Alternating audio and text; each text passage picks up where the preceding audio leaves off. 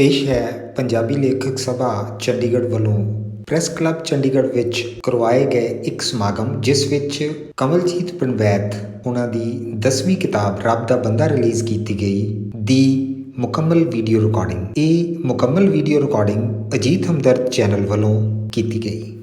ਇਸ ਕਿਤਾਬ ਦੇ ਰਾਹੀਂ ਸਾਨੂੰ ਆਪਣੇ ਆਪ ਨਾਲ ਬਾਤ ਪਾਉਣ ਦੀ, ਆਪਣੇ ਆਪ ਨਾਲ ਝਾਤ ਮਾਰਨ ਦੀ, ਆਪਣੀ ਗੱਲ ਸੁਣਨ ਦੀ ਜਾਂ ਆਪਣੇ ਆਪ ਨੂੰ ਹੀ ਪਰਖਣ ਦੀ ਇੱਕ ਰਵਾਇਤ ਤੋੜਨ ਜਾ ਰਹੇ ਨੇ ਕਮਲਜੀਤ ਪਨਵੈਦ ਜੀ, ਜਿਨ੍ਹਾਂ ਦੀ ਅੱਜ ਅਸੀਂ ਕਿਤਾਬ ਲੋਕ ਅਰਪਣ ਸਮਾਗਮ ਦੇ ਵਿੱਚ ਇਕੱਤਰ ਹੋਏ ਹਾਂ। ਸੋ ਸਭ ਤੋਂ ਪਹਿਲਾਂ ਸਾਡੇ ਵਿਚਕਾਰ ਪਹੁੰਚੇ ਮਹਿਮਾਨਾਂ ਦਾ ਸਵਾਗਤ ਅਸੀਂ ਫੁੱਲਾਂ ਨਾਲ ਕਰਨਾ ਚਾਹਾਂਗੇ। ਪੰਜਾਬੀ ਲੇਖਕ ਸਭਾ ਵੱਲੋਂ ਉਲੀਕੇ ਗਏ ਸਮਾਗਮ ਦੇ ਵਿੱਚ ਸਾਡੇ ਵਿਚਕਾਰ ਸੰਤ ਬਲਬੀਰ ਸਿੰਘ ਜੀ ਸਿੰਚੇਵਾਲ ਸਾਹਿਬ ਪਹੁੰਚੇ ਨੇ। ਸੋ ਮੈਂ ਸਭਾ ਦੇ ਪ੍ਰਧਾਨ ਬਲਕਾਰ ਜੀ ਨੂੰ, ਕਮਲਜੀਤ ਪਨਵੈਦ ਜੀ ਨੂੰ ਬੇਨਤੀ ਕਰਾਂਗਾ ਕਿ ਉਹ ਬਾਬਾ ਜੀ ਦਾ ਸਵਾਗਤ ਕਰਨ ਫੁੱਲਾਂ ਨਾਲ।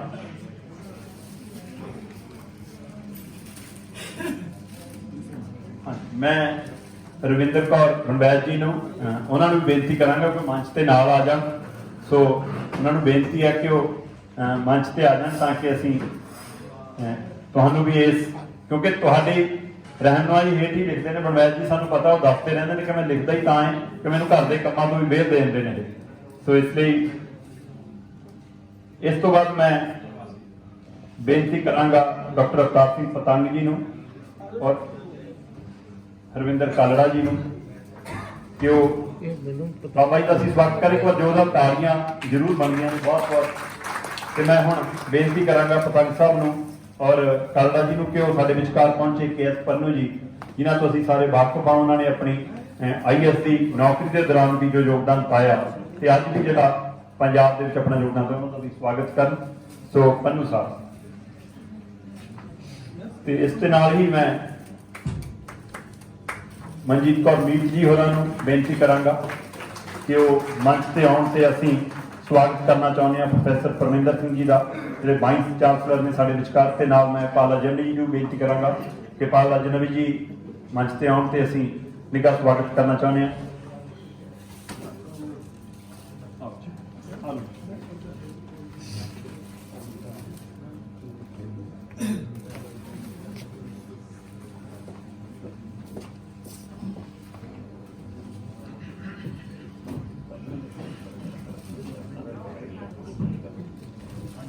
ਮੈਂ ਇਸ ਦੇ ਨਾਲ ਹੀ ਸਿਮਰਜੀਤ ਕੌਰ ਗਰੇਵਾਲ ਜੀ ਨੂੰ ਬੇਨਤੀ ਕਰਾਂਗਾ ਕਿ ਉਹ ਮੰਚ ਦੇ ਨੇੜੇ ਆ ਜਾਣ। ਅਸੀਂ ਇਸ ਕਿਤਾਬ ਤੇ ਜਿਹੜੇ 2 ਪਰਚੇ ਪੜ੍ਹ ਹੋਣੇ ਨੇ ਉਹਨਾਂ ਦੋਨਾਂ ਦਾ ਸਵਾਗਤ ਕਰਾਉਣਾ ਚਾਹਾਂਗੇ। ਨਾਲ ਮੈਂ ਰਵਿੰਦਰ ਕੌਰ ਜੀ ਪਨਵੈਦ ਜੀ ਹੋਰਾਂ ਨੂੰ ਬੇਨਤੀ ਕਰਾਂਗਾ ਕਿ ਉਹ ਸਭ ਤੋਂ ਪਹਿਲਾਂ ਮਨਮੋਹਨ ਸਿੰਘ ਦਾਊ ਜੀ ਹੋਰਾਂ ਨੂੰ ਤੇ ਫਿਰ ਜਗਦੀਪ ਕੌਰ ਨੂਰਾਨੀ ਜੀ ਹੋਰਾਂ ਦਾ ਸਵਾਗਤ ਕਰਨ। ਮੈਂ ਹੋਰਾਂ ਨੂੰ ਬੇਨਤੀ ਕਰਾਂਗਾ ਔਰ ਨਾਲ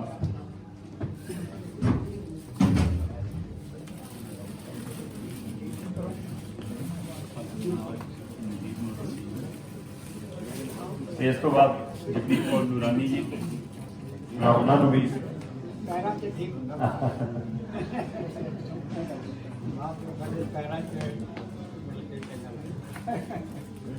ਇਸੇ ਤਰ੍ਹਾਂ ਮੈਂ ਹੋਰਾਂ ਨੂੰ ਬੇਨਤੀ, ਆਜੋ ਨਾਲ ਇਕੱਠੇ ਆਜੋ, ਆਓ ਆਓ ਆਓ। ਸੋ ਇਹ 2 ਜਿਹੜੇ ਪਰਚੇ ਅੱਜ ਬੇਸ਼ੱਕ ਕਲਸੀ ਜੀ ਨੇ ਪਰਚਾ ਪੜ੍ਹਨਾ ਸੀਗਾ ਪਰ ਉਹ ਨਹੀਂ ਪਹੁੰਚ ਸਕੇ, ਸੋ ਇਸ ਲਈ ਇਹ ਜ਼ਿੰਮੇਵਾਰੀ ਹੁਣ ਜਗਦੀਪ ਕੌਰ ਨੂਰਾਨੀ ਜੀ ਨੂੰ ਸੰਭਾਲੀ ਗਈ ਆ। ਬਹੁਤ ਬਹੁਤ ਧੰਨਵਾਦ। ਲਓ, ਇਸ ਤੋਂ ਖੁੱਲ੍ਹਾ ਤੋਂ ਬਾਅਦ ਮੈਂ ਸ਼ਬਦਾਂ ਨਾਲ ਸਵਾਗਤ ਕਰਨ ਲਈ ਪੰਜਾਬੀ ਲੇਖਕ ਸਭਾ ਦੇ ਪ੍ਰਧਾਨ ਬਲਕਾਰ ਸਿੱਧੂ ਜੀ ਨੂੰ ਸੱਦ ਰਿਹਾ। ਮੈਨੂੰ ਪਤਾ ਹੈ ਮੇਰੇ ਭਾਈਚਾਰੇ ਨੂੰ ਕਾਹਲ ਹੈ, ਇਸ ਲਈ ਬਲਕਾਰ ਜੀ ਤੁਸੀਂ ਜਿਨੇ ਥੋੜੇ ਸ਼ਬਦਾਂ 'ਚ ਨਿੱਘਾ ਸਵਾਗਤ ਕਰੋਗੇ, ਉਸ ਤੋਂ ਬਾਅਦ ਅਸੀਂ ਤੁਰੰਤ ਕਿਤਾਬ ਲੋਕ ਅਰਪਣ ਕਰਨੀ ਹੈ। ਬਲਕਾਰ ਸਿੱਧੂ ਜੀ। ਮਿਹਰਬਾਨੀ।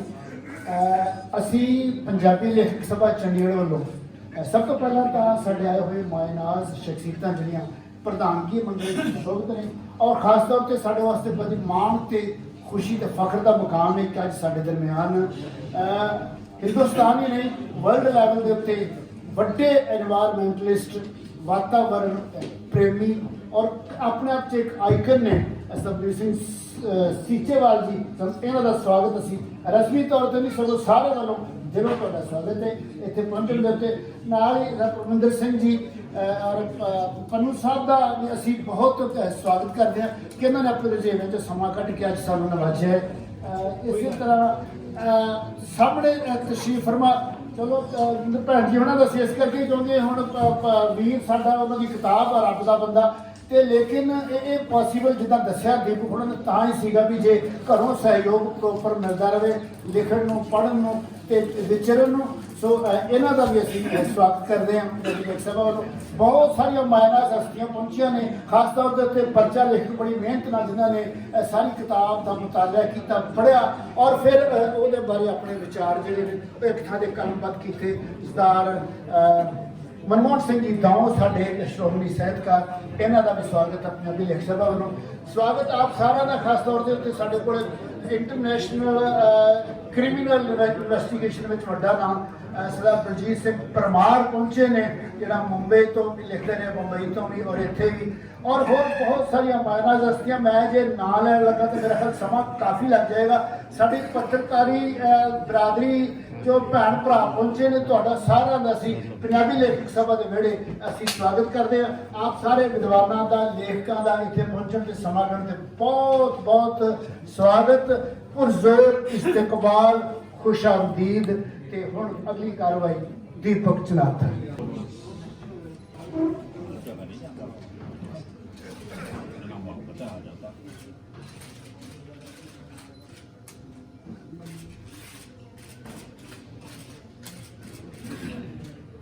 ਸਾਹਿਤਕਾਰ ਮਨਮੋਹਨ ਸਿੰਘ ਦਾਊ ਜੀ ਉਹਨਾਂ ਨੂੰ ਸੱਦਾ ਦੇਵਾਂਗਾ ਕਿ ਮਨਮੋਹਨ ਸਿੰਘ ਦਾਊ ਜੀ ਆਓ ਇਸ ਕਿਤਾਬ ਤੇ ਚਰਚਾ ਸ਼ੁਰੂ ਕਰੋ। ਮਨਮੋਹਨ ਸਿੰਘ ਦਾਊ ਜੀ।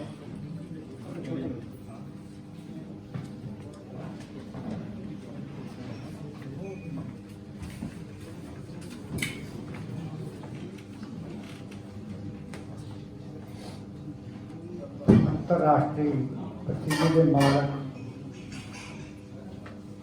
कुदरत प्रेमी महापुरुष संत बाबा सीतेवाल जीओ, बहुत ही सत्कार कर्नल साहब, डॉक्टर परविंदर सिंह जी, सभा के प्रधान प्रकाश सिद्धू जी, बेटा रविंदर कौर, करनाथल जी, प्यारे बगैर जी, इस खूबसूरत समागम के दूरों नेड़ों पुजे हुए बहुत ही मेरे आदरयोग पंजाबी प्यारे। सब तो पहला तो मैं परवैद जी को रब का बंदा पुस्तक की रचना करने बधाई दिंदा हाँ। अज इस पुस्तक के माध्यम राही सानू इत्थे प्रेस क्लब के विच बैठने का जिहड़ा मौका दिता है, ये भी एक यादगारी है। इन्हां समियां च बड़ा थोड़ा समा हर एक दे कोल ते आपां एक दूजे नूं मिलण लई बड़े तांग रहे हाँ। समय इदां दा हो गया है, पर असीं खुश नसीब हाँ कि बाबा जी की सरप्रस्ती थले जिहड़ा समागम हो रहा है, मेरा ख्याल है इस प्रेस क्लब के एक यादगारी होएगा। क्योंकि किसी भी समागम के अजिही शख्सियत का आना साडे लई बहुत गौरवमयी गल है। पुस्तक बारे तो तुसीं सारे पढ़ के जान ही सकते हो, बहुत कुछ पुस्तक के विच है, पर सारा कुछ परचे नहीं कहा जा सकता। मेरा इस बरमैत परिवार नाल बड़ा देर तो बड़ा डूंगा रिश्ता भी है, प्यार भी है। मैं बरमैत नूं बेनती भी करी सी कि किसी होर तो परचा लिखा लिया जाए, क्योंकि मैं इन्हां दिनां च कई क्रियावां करके काफ़ी रुझिया होया सी, पर जदों कोई मुहब्बत की हाक मारदा फिर उसनूं जवाब नहीं दिया जा सकता। मैं यतन किया है, समा थोड़ा सी मेरे को, पर मैनूं बाबा जी की होंद विच इत्थे बोलण दे विच अपने आप बड़ी खुशी महसूस हो रही है, क्योंकि बाबा जी नाल साडा बहुत पुराना रिश्ता है। थानू मैनू ये दसवीं खुशी है कि सब तो पहली नज़र मेरी घरवाली ने दलजीत कौर दाऊ ने बाबा जी उत्ते सब तो पहला उन्होंने नज़र ली। जदों असीं इन्हां नूं मेले से इन्हां दे दर्शन किए सी, उस नज़र नूं अंग्रेजी ते हिंदी के भी रखिया ते असीं इन्हां नूं भेटा करने की खुशी लगी। तो इन्हां महापुरखों के कोल तां उहदे प्रकाश जिहड़ा हुंदा ना, उसकी अपनी महिमा होती। तो सानू सारे अज इन्हों के शुक्रगुजार होना चाहिए ਕਿ ਜਿਹੀ ਸ਼ਖਸੀਅਤ ਜਦੋਂ ਸਮਾਂ ਬਦਲ ਗਿਆ ਤੇ ਪ੍ਰਕਾਸ਼ਵਾਨ ਜਿਹੜੇ ਨੇ ਜਦੋਂ ਤੁਰਦੇ ਨੇ ਤਾਂ ਰਾਹ ਜਿਹੜੇ ਨੇ ਛਾ ਜਾਂਦੇ ਨੇ।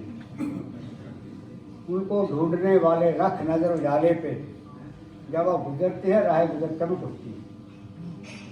तो बाबा जी की आज्ञा नाल मैं जो मैं लिखा है और पेश करने खुशी ले रहा हाँ। रब दा बंदा मनुखी फितरत की अजोकी झलक, मैं ये हैडिंग दिता है इसनूं, रब दा बंदा मनुखी फितरत की अजोकी झलक।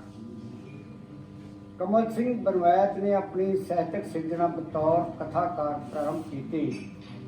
उसके दो कहानी संग्रह जमदियां सूड़ा ते कोई के मर चुका है छपे ते कहानी ते चंगा प्रभाव पाया। वो विदेश भी गया ते मुड़ आके कमिस्ट के तौर पर दुकानदारी की। गल रास न आई, पत्रकारी के विच कुद पिया, पैर जमन लगे।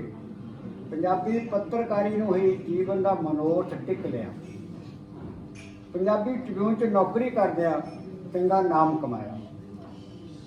वाकफियत का घेरा विकसित होया।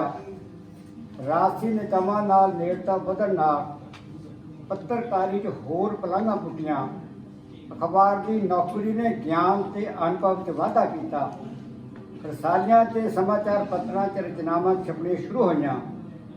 अखबार ਦੀਆਂ ਖਬਰਾਂ ਦੇ ਆਧਾਰ ਤੇ ਅਤੇ ਆਪਣੇ ਜੀਵਨ ਦੀਆਂ ਘਟਨਾਵਾਂ ਨੂੰ ਮਿਡਲ ਵਿਧਾ ਦਾ ਰੂਪ ਦੇਣ ਕਾਰਨ ਆਪ ਨੇ ਨਿਬੰਧਕਾਰੀ ਦਾ ਪੱਲਾ ਫੜ ਲਿਆ, ਜਿਸ ਦੇ ਫਲਸਰੂਪ ਆਪ ਦੀਆਂ ਵਾਰਤਕ ਪੁਸਤਕਾਂ MLA ਨਹੀਂ ਡਾਕੀਆ, ਕਾਲ ਕੋਠੜੇ ਦਾ ਸਰਨਾਮਾ, ਬੇਬੇ ਤੂੰ ਭੁੱਲਦੀ ਨਹੀਂ, ਇੱਕ ਬੰਦਾ ਹੁੰਦਾ ਸੀ ਅਤੇ ਰੱਬ ਦਾ ਬੰਦਾ ਉੱਪਰੋਂ ਥਲੀ ਛਪ ਗਈ।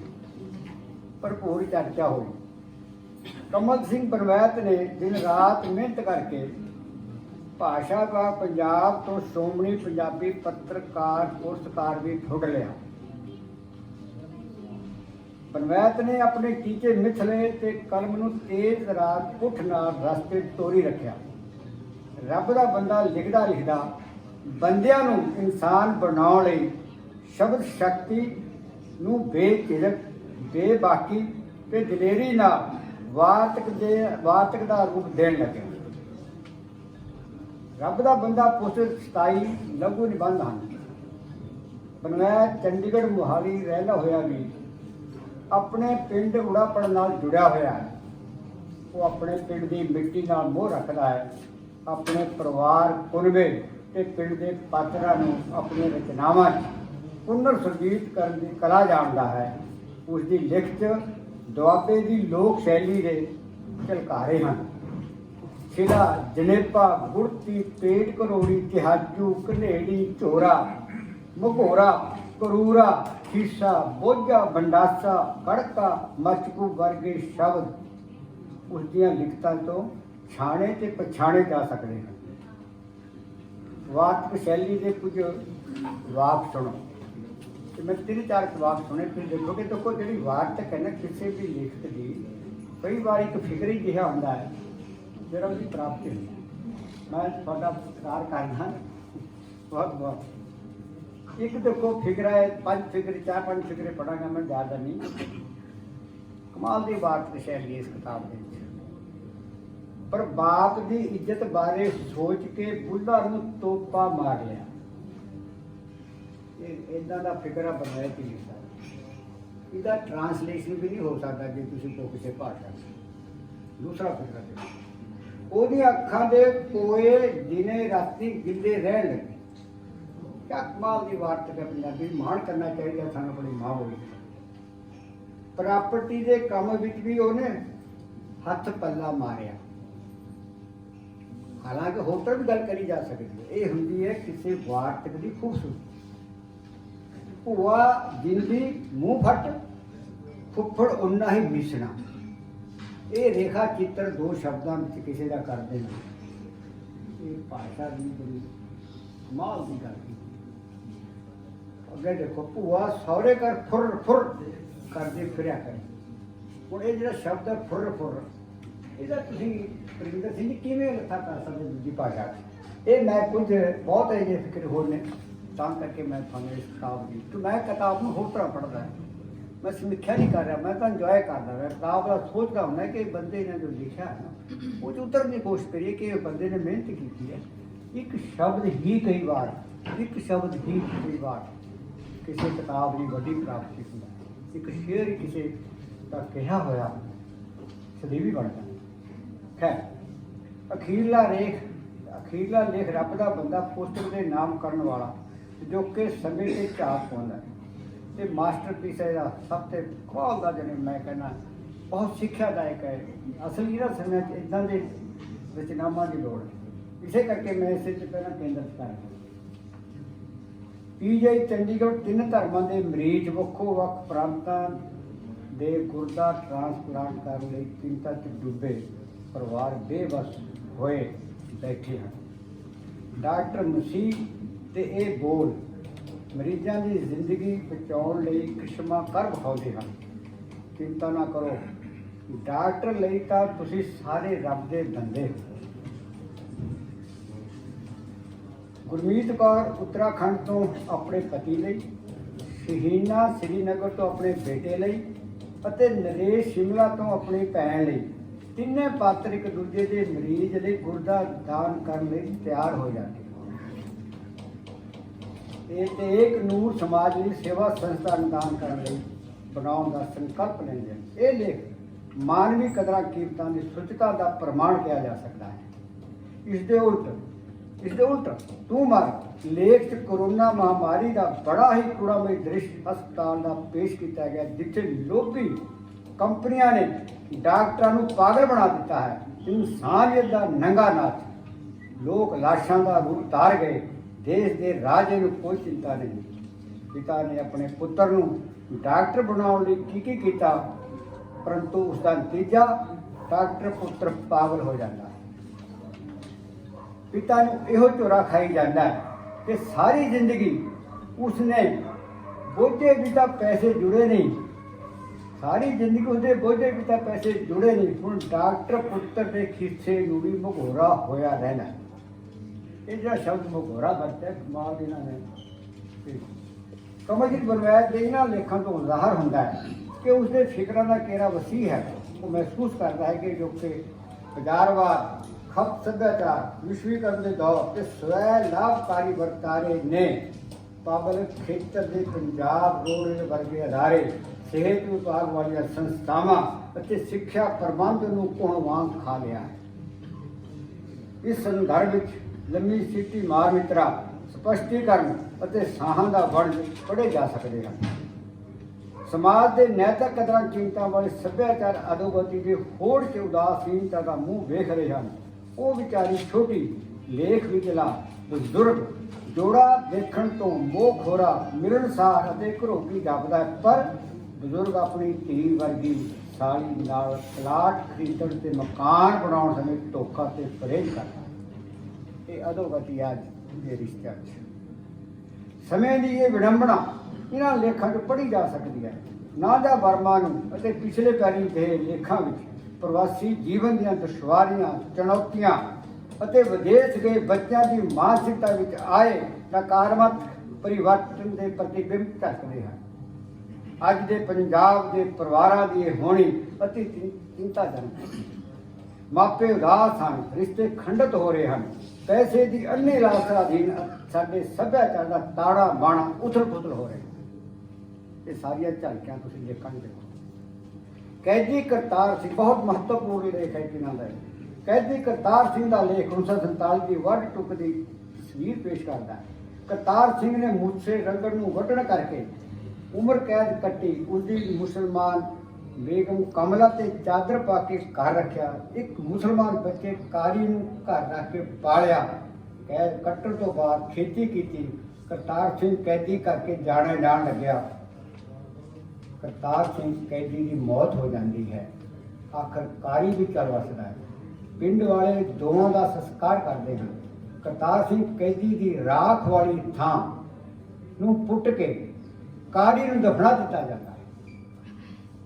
ਇਹ ਕਰੁਣਾਮਈ ਦ੍ਰਿਸ਼ ਪਾਠ ਨੂੰ ਸੋਚਣ ਲਈ ਮਜਬੂਰ ਕਰ ਦਿੰਦਾ ਹੈ। ਕਮਲਾ ਦੇ ਇਹ ਸ਼ਬਦ कमला दे सदके मेरी जायदाद चो मेरे जोगे पैसे रख के बाकी सारे सांझे काम ते ला दिओ, जिहदे नाल भारत पाकिस्तान एक दूजे पासे नूं भरा भरा दे खून दे रिश्ते दा सुझिया जांदा।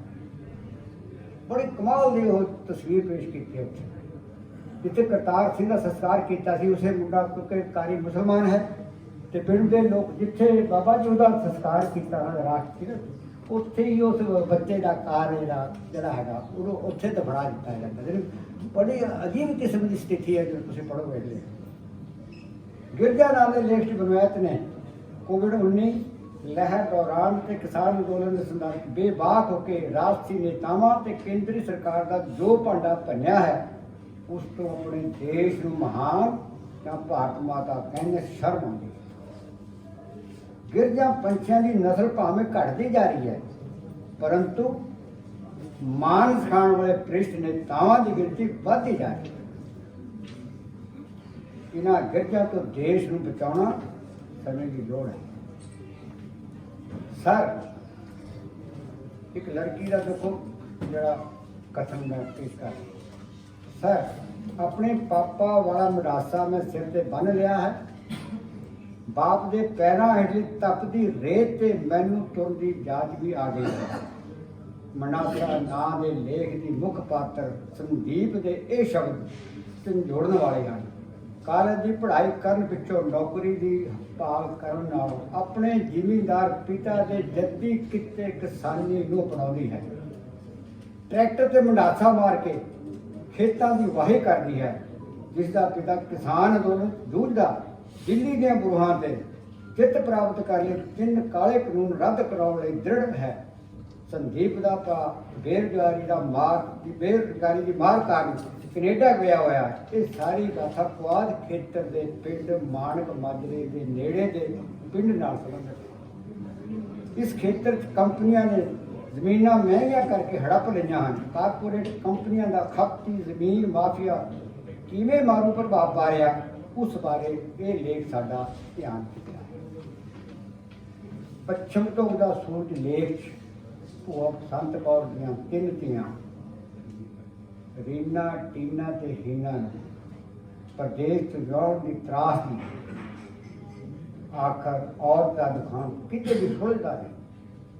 जलीलता ते कुटमार खान औरत का जीवन नरक बन जाता है। इस दुखान चों निकलण लई हीना अपना फैसला करके पति तो छुटकारा लैंदी है ते कहती है अज तो सूरज पश्चिम वालों उगण लगा है। मर्द प्रधान समाज लई ये वंगार औरत की सुरक्षा ते समानता की मंग है।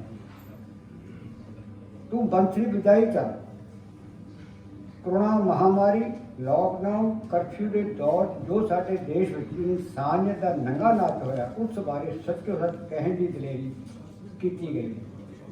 इहो जिहे सिस्टम नूं ठुड्डा ते लोकतंत्र नूं लानत।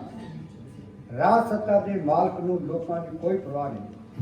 उसने मूँह ते चादर ताल लई, रोम चाहे सड़ी जावे, बस नीरो दी वगदी रहनी चाहिए है बंसरी। ये व्यंग ते कटाक्षी शब्द बहुत कुछ कह जाते हैं। बनवैत नूं पेंडू जीवन के रिश्ते नात्यां दा अलजबरा भी अजारे पूरी जानकारी है। ये ताना बना लेखा तो पता लगता है। अंत में मैं एक कहा जा सकता है कि पुस्तक हड बीती ते जग बीती का तबसरा कोई ओला नहीं। भाषा सौखी ते स्पष्ट है। रचनावां दे तथ्य ते सच ते आधारित हैं। सादगी ते सच वार्तक की रूह होंगी। वृतांत कहानी रस वर्गा लहजा है। कई रचनावां अखबार दी खबरों का ही रूप जापदियां हैं, जिन्हां खिलाफतां की गिनती पाउणी जरूरी है। निके निके वाकियात नूं वार्तक के रूप पेश करना हुनर सलाहयोग है। भाषा पक्षों लोक मुहावरे वाली बोली की पकड़ चंगी है। रचनावां का अंत तुणकामई है। जिथे लेख खत्म होता ना एक फिक्रे नाल ही जो ये गल करदा ना बनवैत वो कमाल दी। रचनावां का अंत तुणकामई है। संजमी शैली ते रंग बिना भूमिका विषय के केंद्रित रहता है। ਯਥਾਰਥ ਕਲਪਕਾਰੀ ਕਾਰਨ ਰੌਚਤਾ ਬੜੀ ਰਹਿੰਦੀ ਹੈ। ਰੱਬ ਦਾ ਬੰਦਾ ਲਈ ਰਵਾਇਤ ਨੂੰ ਬਹੁਤ ਬਹੁਤ ਮੁਬਾਰਕ। ਇੱਕ ਗੱਲ ਮੈਂ ਇੱਥੇ ਜ਼ਰੂਰ ਕਹਿਣੀ ਹੈ ਕਿ ਜ਼ਿੰਦਗੀ ਵਿੱਚ ਕਾਲਾ ਤੋੜਨ ਲਈ ਸੁਚੇਤ ਹੋਣ ਦੀ ਲੋੜ ਹੁੰਦੀ ਹੈ, ਪਰ ਸਾਹਿਤ ਦੇ ਖੇਤਰ ਵਿੱਚ ਬਹੁਤ ਸਮੇਂ ਤੇ ਸਹਿਜ ਨਾਲ ਤੋੜਨ ਦੀ ਲੋੜ ਹੁੰਦੀ ਹੈ। ਮੈਂ ਆਸ ਕਰਦਾ ਕਿ ਰਵਾਇਤ ਦੀ ਜਿਹੜੀ ਅਗਲੀ ਰਚਨਾ ਆਏਗੀ ਉਹ ਸਾਡੇ ਲਈ ਹੋਰ ਵੀ ਮਾਣਮੱਤੀ ਹੋਏਗੀ, ਕਿਉਂਕਿ ਮੈਂ ਇਹਨੂੰ ਕਹਿ ਸਕਦਾ ਮੇਰਾ ਬਹੁਤ ਪਿਆਰਾ ਹੈ। ਤੇ ਇਸ ਲਈ ਮੈਂ ਰਵਾਇਤ ਨੂੰ ਯਾਦ ਕਰਦਾ ਕਿ ਹੁਣ ਠਹਿਰ ਸੰਜਮ ਤੇ ਸਹਿਜ ਨਾਲ, ਕਿਉਂਕਿ ਬਹੁਤ ਕਾਲੀ ਕਾਲੀ ਕਿਤਾਬ ਇਹਨੇ ਲਿਖੀ ਹੈ। ਸੋ ਮੈਂ ਇਹ ਗੱਲ ਕਹਿਣ ਦੀ ਖੁਸ਼ੀ ਵੀ ਲੈਂਦਾ ਹਾਂ ਅਤੇ ਮੈਨੂੰ ਅਧਿਕਾਰ ਵੀ ਹੈ ਕਿ ਬਨਵੈਤ ਜੀ ਅਗਲੀ ਪੁਸਤਕ ਜਦੋਂ ਆਏਗੀ ਨਾ ਤਾਂ ਮੈਂ ਹੋਰ ਵੀ ਵਧੀਆ ਲਿਖ ਸਕੂੰਗਾ। ਧੰਨਵਾਦ। ਬਹੁਤ ਬਹੁਤ ਸ਼ੁਕਰੀਆ ਡਾਕਟਰ ਮਨਮੋਹਨ ਸਿੰਘ ਦਾਊ ਜੀ। ਤੁਸੀਂ ਬੜਾ ਵਿਸਤਾਰ ਪਰਚਾ ਇਸ ਕਿਤਾਬ ਦੇ ਉੱਤੇ ਪੜ੍ਹਦੇ ਹਾਂ, ਹਰ ਪਹਿਲੂ ਨੂੰ ਛੂਹਿਆ, ਉਸ ਸ਼ਬਦਾਂ ਦੇ ਵਿੱਚ ਕੀ ਦਰਦ ਹੈ, ਕੀ ਸੱਚਾਈ ਹੈ, ਉਸ ਨੂੰ ਵਿਖਿਆਨ ਕੀਤਾ। ਇਹ 'ਚ ਕੋਈ ਸ਼ੱਕ ਨਹੀਂ ਗਾ ਕਿ 10ਵੀਂ ਲਿਖਤ ਹੈ ਲੇਖਕ ਦੀ, ਔਰ ਇਸ ਦੇ ਵਿੱਚ 27 ਲੇਖ ਨਾਲ ਤੁਸੀਂ ਜ਼ਿਕਰ ਕੀਤਾ। ਪਰ ਇਹ ਜਦੋਂ ਪਹਿਲੀਆਂ ਨਿਬੰਧਾਂ ਵਾਲੀਆਂ ਕਿਤਾਬਾਂ ਆਉਂਦੀਆਂ ਨੇ ਬਲਵੈਤ ਹੋਰਾਂ ਦੀਆਂ, ਜਿਹਦੇ ਵਿੱਚੋਂ ਅਖਬਾਰ 'ਚ ਪ੍ਰਕਾਸ਼ਿਤ ਲੇਖਾਂ ਨੂੰ ਵੀ ਕੁਝ ਕਿਤਾਬ 'ਚ ਲੈ ਕੇ ਆਉਂਦੇ ਨੇ, ਉਸ ਮੌਕੇ ਉਹ ਅਖਬਾਰੀ ਲੇਖ ਨੂੰ ਕਿਤਾਬੀ ਰੂਪ ਦਿੱਤਾ ਗਿਆ। ਫਿਰ ਕਹਾਣੀ ਸੰਗ੍ਰਹਿ ਸੀ, ਉਹ ਨਿਰੋਲ ਕਹਾਣੀ ਸੰਗ੍ਰਹਿ ਸੀ। ਪਰ ਇਹ ਕਿਤਾਬ ਇੱਕ ਬਿਲਕੁਲ ਵੱਖਰੀ ਵਿਧਾ ਦੇ ਵਿੱਚ ਹੈ, ਜਿਹਦਾ ਜ਼ਿਕਰ ਦਾਊ ਸਾਹਿਬ ਵੀ ਕਰਕੇ ਗਏ ਨੇ ਕਿ ਇਹ ਮਿਕਸ ਇੱਕ ਵੈਜੀਟੇਬਲ ਦੇ ਵਾਂਗ ਹਰ ਤਰ੍ਹਾਂ ਦੀ ਮਹਿਕ ਦੇ ਵਿੱਚ ਤੁਹਾਨੂੰ ਕਹਾਣੀ ਦੀ ਖੁਸ਼ਬੂ ਵੀ ਆਏਗੀ, ਇਹ 'ਚੋਂ ਕਵਿਤਾ ਦਾ ਰੰਗ ਵੀ ਮਿਲੇਗਾ, ਇਹਦੇ ਵਿੱਚੋਂ ਵਾਰਤਕ ਵੀ ਮਿਲੇਗੀ, ਤੇ ਇਹਦੇ ਵਿੱਚੋਂ ਕਿਤੇ ਨਾ ਕਿਤੇ ਲੇਖ ਵਾਲਾ ਉਹ ਤਿੱਖੀ ਪੱਤਰਕਾਰੀ ਵਾਲੀ ਕਲਮ ਵੀ ਝਲਕੇਗੀ। ਸੋ ਇਹ ਕਮਾਲ ਦੀ ਇੱਕ ਲਿਖਤ ਕਿਤਾਬ ਲੈ ਕੇ ਆਏ ਨੇ। ਤੋਂ ਜਿਹੜੀ ਗੱਲ ਵੱਲ ਇਸ਼ਾਰਾ ਕੀਤਾ ਉਸ ਦੇ ਉੱਤੇ ਬਿਲਕੁਲ ਕਿ ਥੋੜਾ ਸਮਾਂ ਪਾ ਕੇ ਜਦੋਂ ਚੀਜ਼ ਆਉਂਦੀ ਹੈ ਤਾਂ ਸ਼ਾਇਦ ਉਹਦਾ ਰੰਗ ਹੋਰ ਤਰ੍ਹਾਂ ਦਾ ਹੁੰਦਾ। ਸੋ ਇਸ ਲਈ ਦਾਊ ਸਾਹਿਬ ਤੁਹਾਡੀ ਗੱਲ ਤੇ ਅਸੀਂ ਸਾਰੇ ਲੇਖਕ ਗੌਰ ਕਰਾਂਗੇ। ਬਹੁਤ ਬਹੁਤ ਧੰਨਵਾਦ।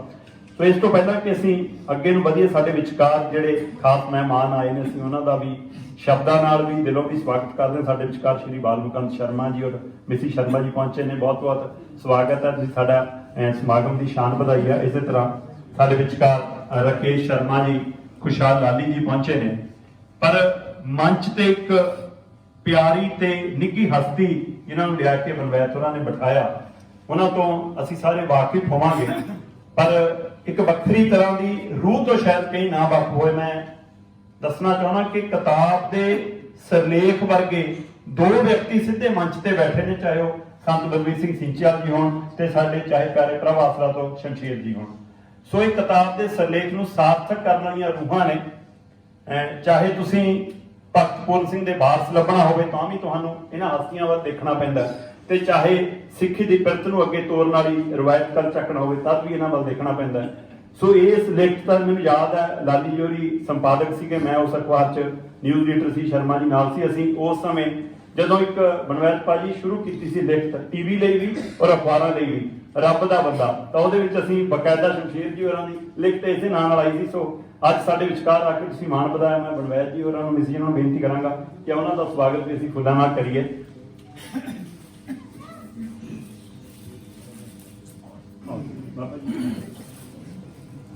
ਸ਼ਮਸ਼ੇਰ ਸਿੰਘ ਜੀ ਪ੍ਰਭ ਆਸਰਾ ਤੋਂ ਸੇਵਾ ਨਿਭਾਉਂਦੇ ਨੇ, ਸੋ ਉਹਨਾਂ ਦੀ ਸੇਵਾ ਨੂੰ ਅਸੀਂ ਨਿੱਘਾ ਮਾਣ ਦਿੰਦੇ ਹਾਂ, ਸਵਾਗਤ ਕਰ ਰਹੇ ਹਾਂ। ਬਹੁਤ ਬਹੁਤ ਧੰਨਵਾਦ। ਸੋ ਕਿਤਾਬ ਦੇ ਉੱਤੇ ਚਰਚਾ ਅਸੀਂ ਉਸੇ ਤਰ੍ਹਾਂ ਕਾਇਮ ਰੱਖਦੇ ਹੋਏ ਤੇ ਇਸ ਤੋਂ ਪਹਿਲਾਂ ਕਿ ਅਗਲਾ ਪਰਚਾ ਪੜਾਈਏ, ਬਨਵੈਤ ਭਾਜੀ ਹੋਰਾਂ ਨੇ ਮੇਰੀ ਜਾਣਕਾਰੀ 'ਚ ਵਾਧਾ ਕੀਤਾ ਕਿ ਸਾਡੇ ਨੌਜਵਾਨ ਪੱਤਰਕਾਰਤਾ ਦੇ ਖੇਤਰ ਦੇ ਵਿੱਚੋਂ ਤੇ ਉਸ ਰਵਾਇਤ ਨੂੰ ਅੱਗੇ ਤੋਰਦਿਆਂ ਹੋਇਆਂ ਪੂਰਾ ਚੈਨਲ ਖੁਦ ਚਲਾ ਰਹੇ ਨੇ। ਖਾਲਸ ਟੀਵੀ ਦੀ ਲੀਡ ਕਰਨ ਵਾਲੀ ਸਾਡੀ ਭੈਣ ਹਰਸ਼ਰਨ ਕੌਰ ਹੋਣੀ ਸਾਡੇ ਵਿਚਕਾਰ ਨੇ। ਅਸੀਂ ਉਹਨਾਂ ਦਾ ਸਵਾਗਤ ਵੀ ਫੁੱਲਾਂ ਨਾਲ ਕਰਨਾ ਚਾਹੁੰਦੇ ਹਾਂ। ਸੋ ਉਹਨਾਂ ਨੂੰ ਬੇਨਤੀ ਹੈ ਕਿ ਉਹ ਮੰਚ ਦੇ ਨੇੜੇ ਆਉਣ। ਮੈਂ ਬਲਵੈਤ ਜੀ ਹੋਰਾਂ ਨੂੰ ਉਹਨਾਂ ਨੂੰ ਬੇਨਤੀ ਕਰਾਂਗਾ, ਨਾਲ ਬਲਕਾਰ ਜੀ ਨੂੰ ਬੇਨਤੀ ਕਰਾਂਗਾ ਕਿ ਆਉਣ। ਹਰਸ਼ਰਨ ਕੌਰ ਜੀ ਹੋਰਾਂ ਦਾ ਵੀ ਅਸੀਂ ਸਵਾਗਤ, ਖਾਲਸ ਟੀਵੀ ਦੇ ਡਾਇਰੈਕਟਰ ਨੇ, ਲੀਡ ਕਰਦੇ ਨੇ ਉਹਨੂੰ, ਸੋ ਉਹਨਾਂ ਦਾ ਸਵਾਗਤ ਵੀ ਅਸੀਂ ਫੁੱਲਾਂ ਨਾਲ ਕਰਨਾ ਚਾਹੁੰਦੇ ਹਾਂ। ਬਹੁਤ ਬਹੁਤ ਸਵਾਗਤ। ਆ ਜਾਓ।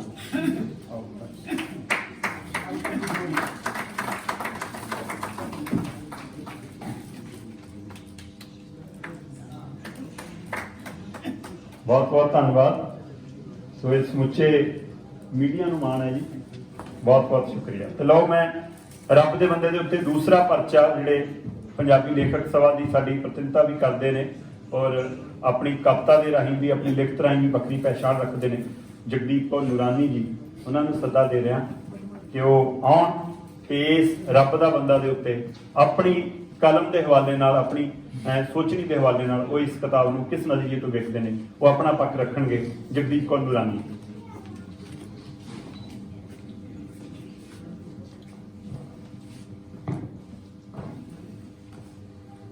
ਬਹੁਤ ਹੀ ਸਤਿਕਾਰਤ ਪ੍ਰਧਾਨਗੀ ਮੰਡਲ ਅਤੇ ਹਾਜ਼ਰੀਨ ਦੋਸਤੋ, ਸਤਿ ਸ਼੍ਰੀ ਅਕਾਲ। ਕਿਤਾਬ ਰੱਬ ਦਾ ਬੰਦਾ, ਲੇਖਕ ਕਮਲਜੀਤ ਸਿੰਘ ਬਨਵੈਦ। ਛੋਟਾ ਜਿਹਾ ਤਾਰਫ ਲੇਖਕ ਦਾ ਪਹਿਲਾਂ। ਕਮਲਜੀਤ ਬਨਵੈਦ ਦੀਆਂ ਅਗੜ ਪਿਛੜ 5 ਕਿਤਾਬਾਂ ਆਈਆਂ ਨੇ, ਇੱਕ 2018 ਚ, 19 ਚ, 20 ਚ, 21 ਚ ਤੇ ਹੁਣ 22 ਵਿੱਚ ਰੱਬ ਦਾ ਬੰਦਾ। ਇਸ ਤੋਂ ਪਹਿਲਾਂ ਕਹਾਣੀ ਸੰਗ੍ਰਹਿ ਜੰਮਦੀਆਂ 16 1970 ਵਿੱਚ ਅਤੇ ਗੋਇਟੇ ਮਰ ਚੁੱਕਾ ਹੈ 1984 ਵਿੱਚ ਆਈਆਂ। ਇੱਕ ਲੰਬੇ ਵਕਫੇ ਤੋਂ ਬਾਅਦ 5 ਕਿਤਾਬਾਂ ਦਾ ਆਉਣਾ ਵਧੀਆ ਲੱਗਿਆ। ਮੇਰੇ ਖਿਆਲ ਵਿੱਚ ਪੱਤਰਕਾਰੀ ਵਿੱਚ ਮਸਰੂਫੀਅਤ ਕਾਰਨ ਏਦਾਂ ਹੋਇਆ ਹੋਣਾ। ਕਮਲਜੀਤ ਬਨਵੈਦ ਦਾ ਪਿਛੋਕੜ ਉੜਾਪੜ ਪਿੰਡ ਦਾ ਹੈ, ਜੋ ਕਿ ਪੰਜਾਬੀ ਨਾਟਕਕਾਰ ਗੁਰਚਰਨ ਸਿੰਘ ਦੇ ਜੱਦੀ ਪਿੰਡ ਵੀ ਹੈ। ਕਮਲਜੀਤ ਬਨਵੈਦ ਸਾਹਿਤਕਾਰ ਪਰਿਵਾਰ ਵਿੱਚੋਂ ਹਨ, ਜਿਨ੍ਹਾਂ ਦੇ 2 ਵੱਡੇ ਭਰਾ ਵੀ ਸਾਹਿਤ ਨੂੰ ਪਰਨਾਏ ਹੋਏ ਨੇ, ਜਿਨ੍ਹਾਂ ਵਿੱਚੋਂ ਪ੍ਰੋਫੈਸਰ ਮਹਿੰਦਰ ਸਿੰਘ ਨੇ 2 ਨਾਵਲ ਲਿਖੇ ਅਤੇ ਦੂਸਰੇ ਭਰਾ ਕਹਾਣੀਕਾਰ ਨੇ।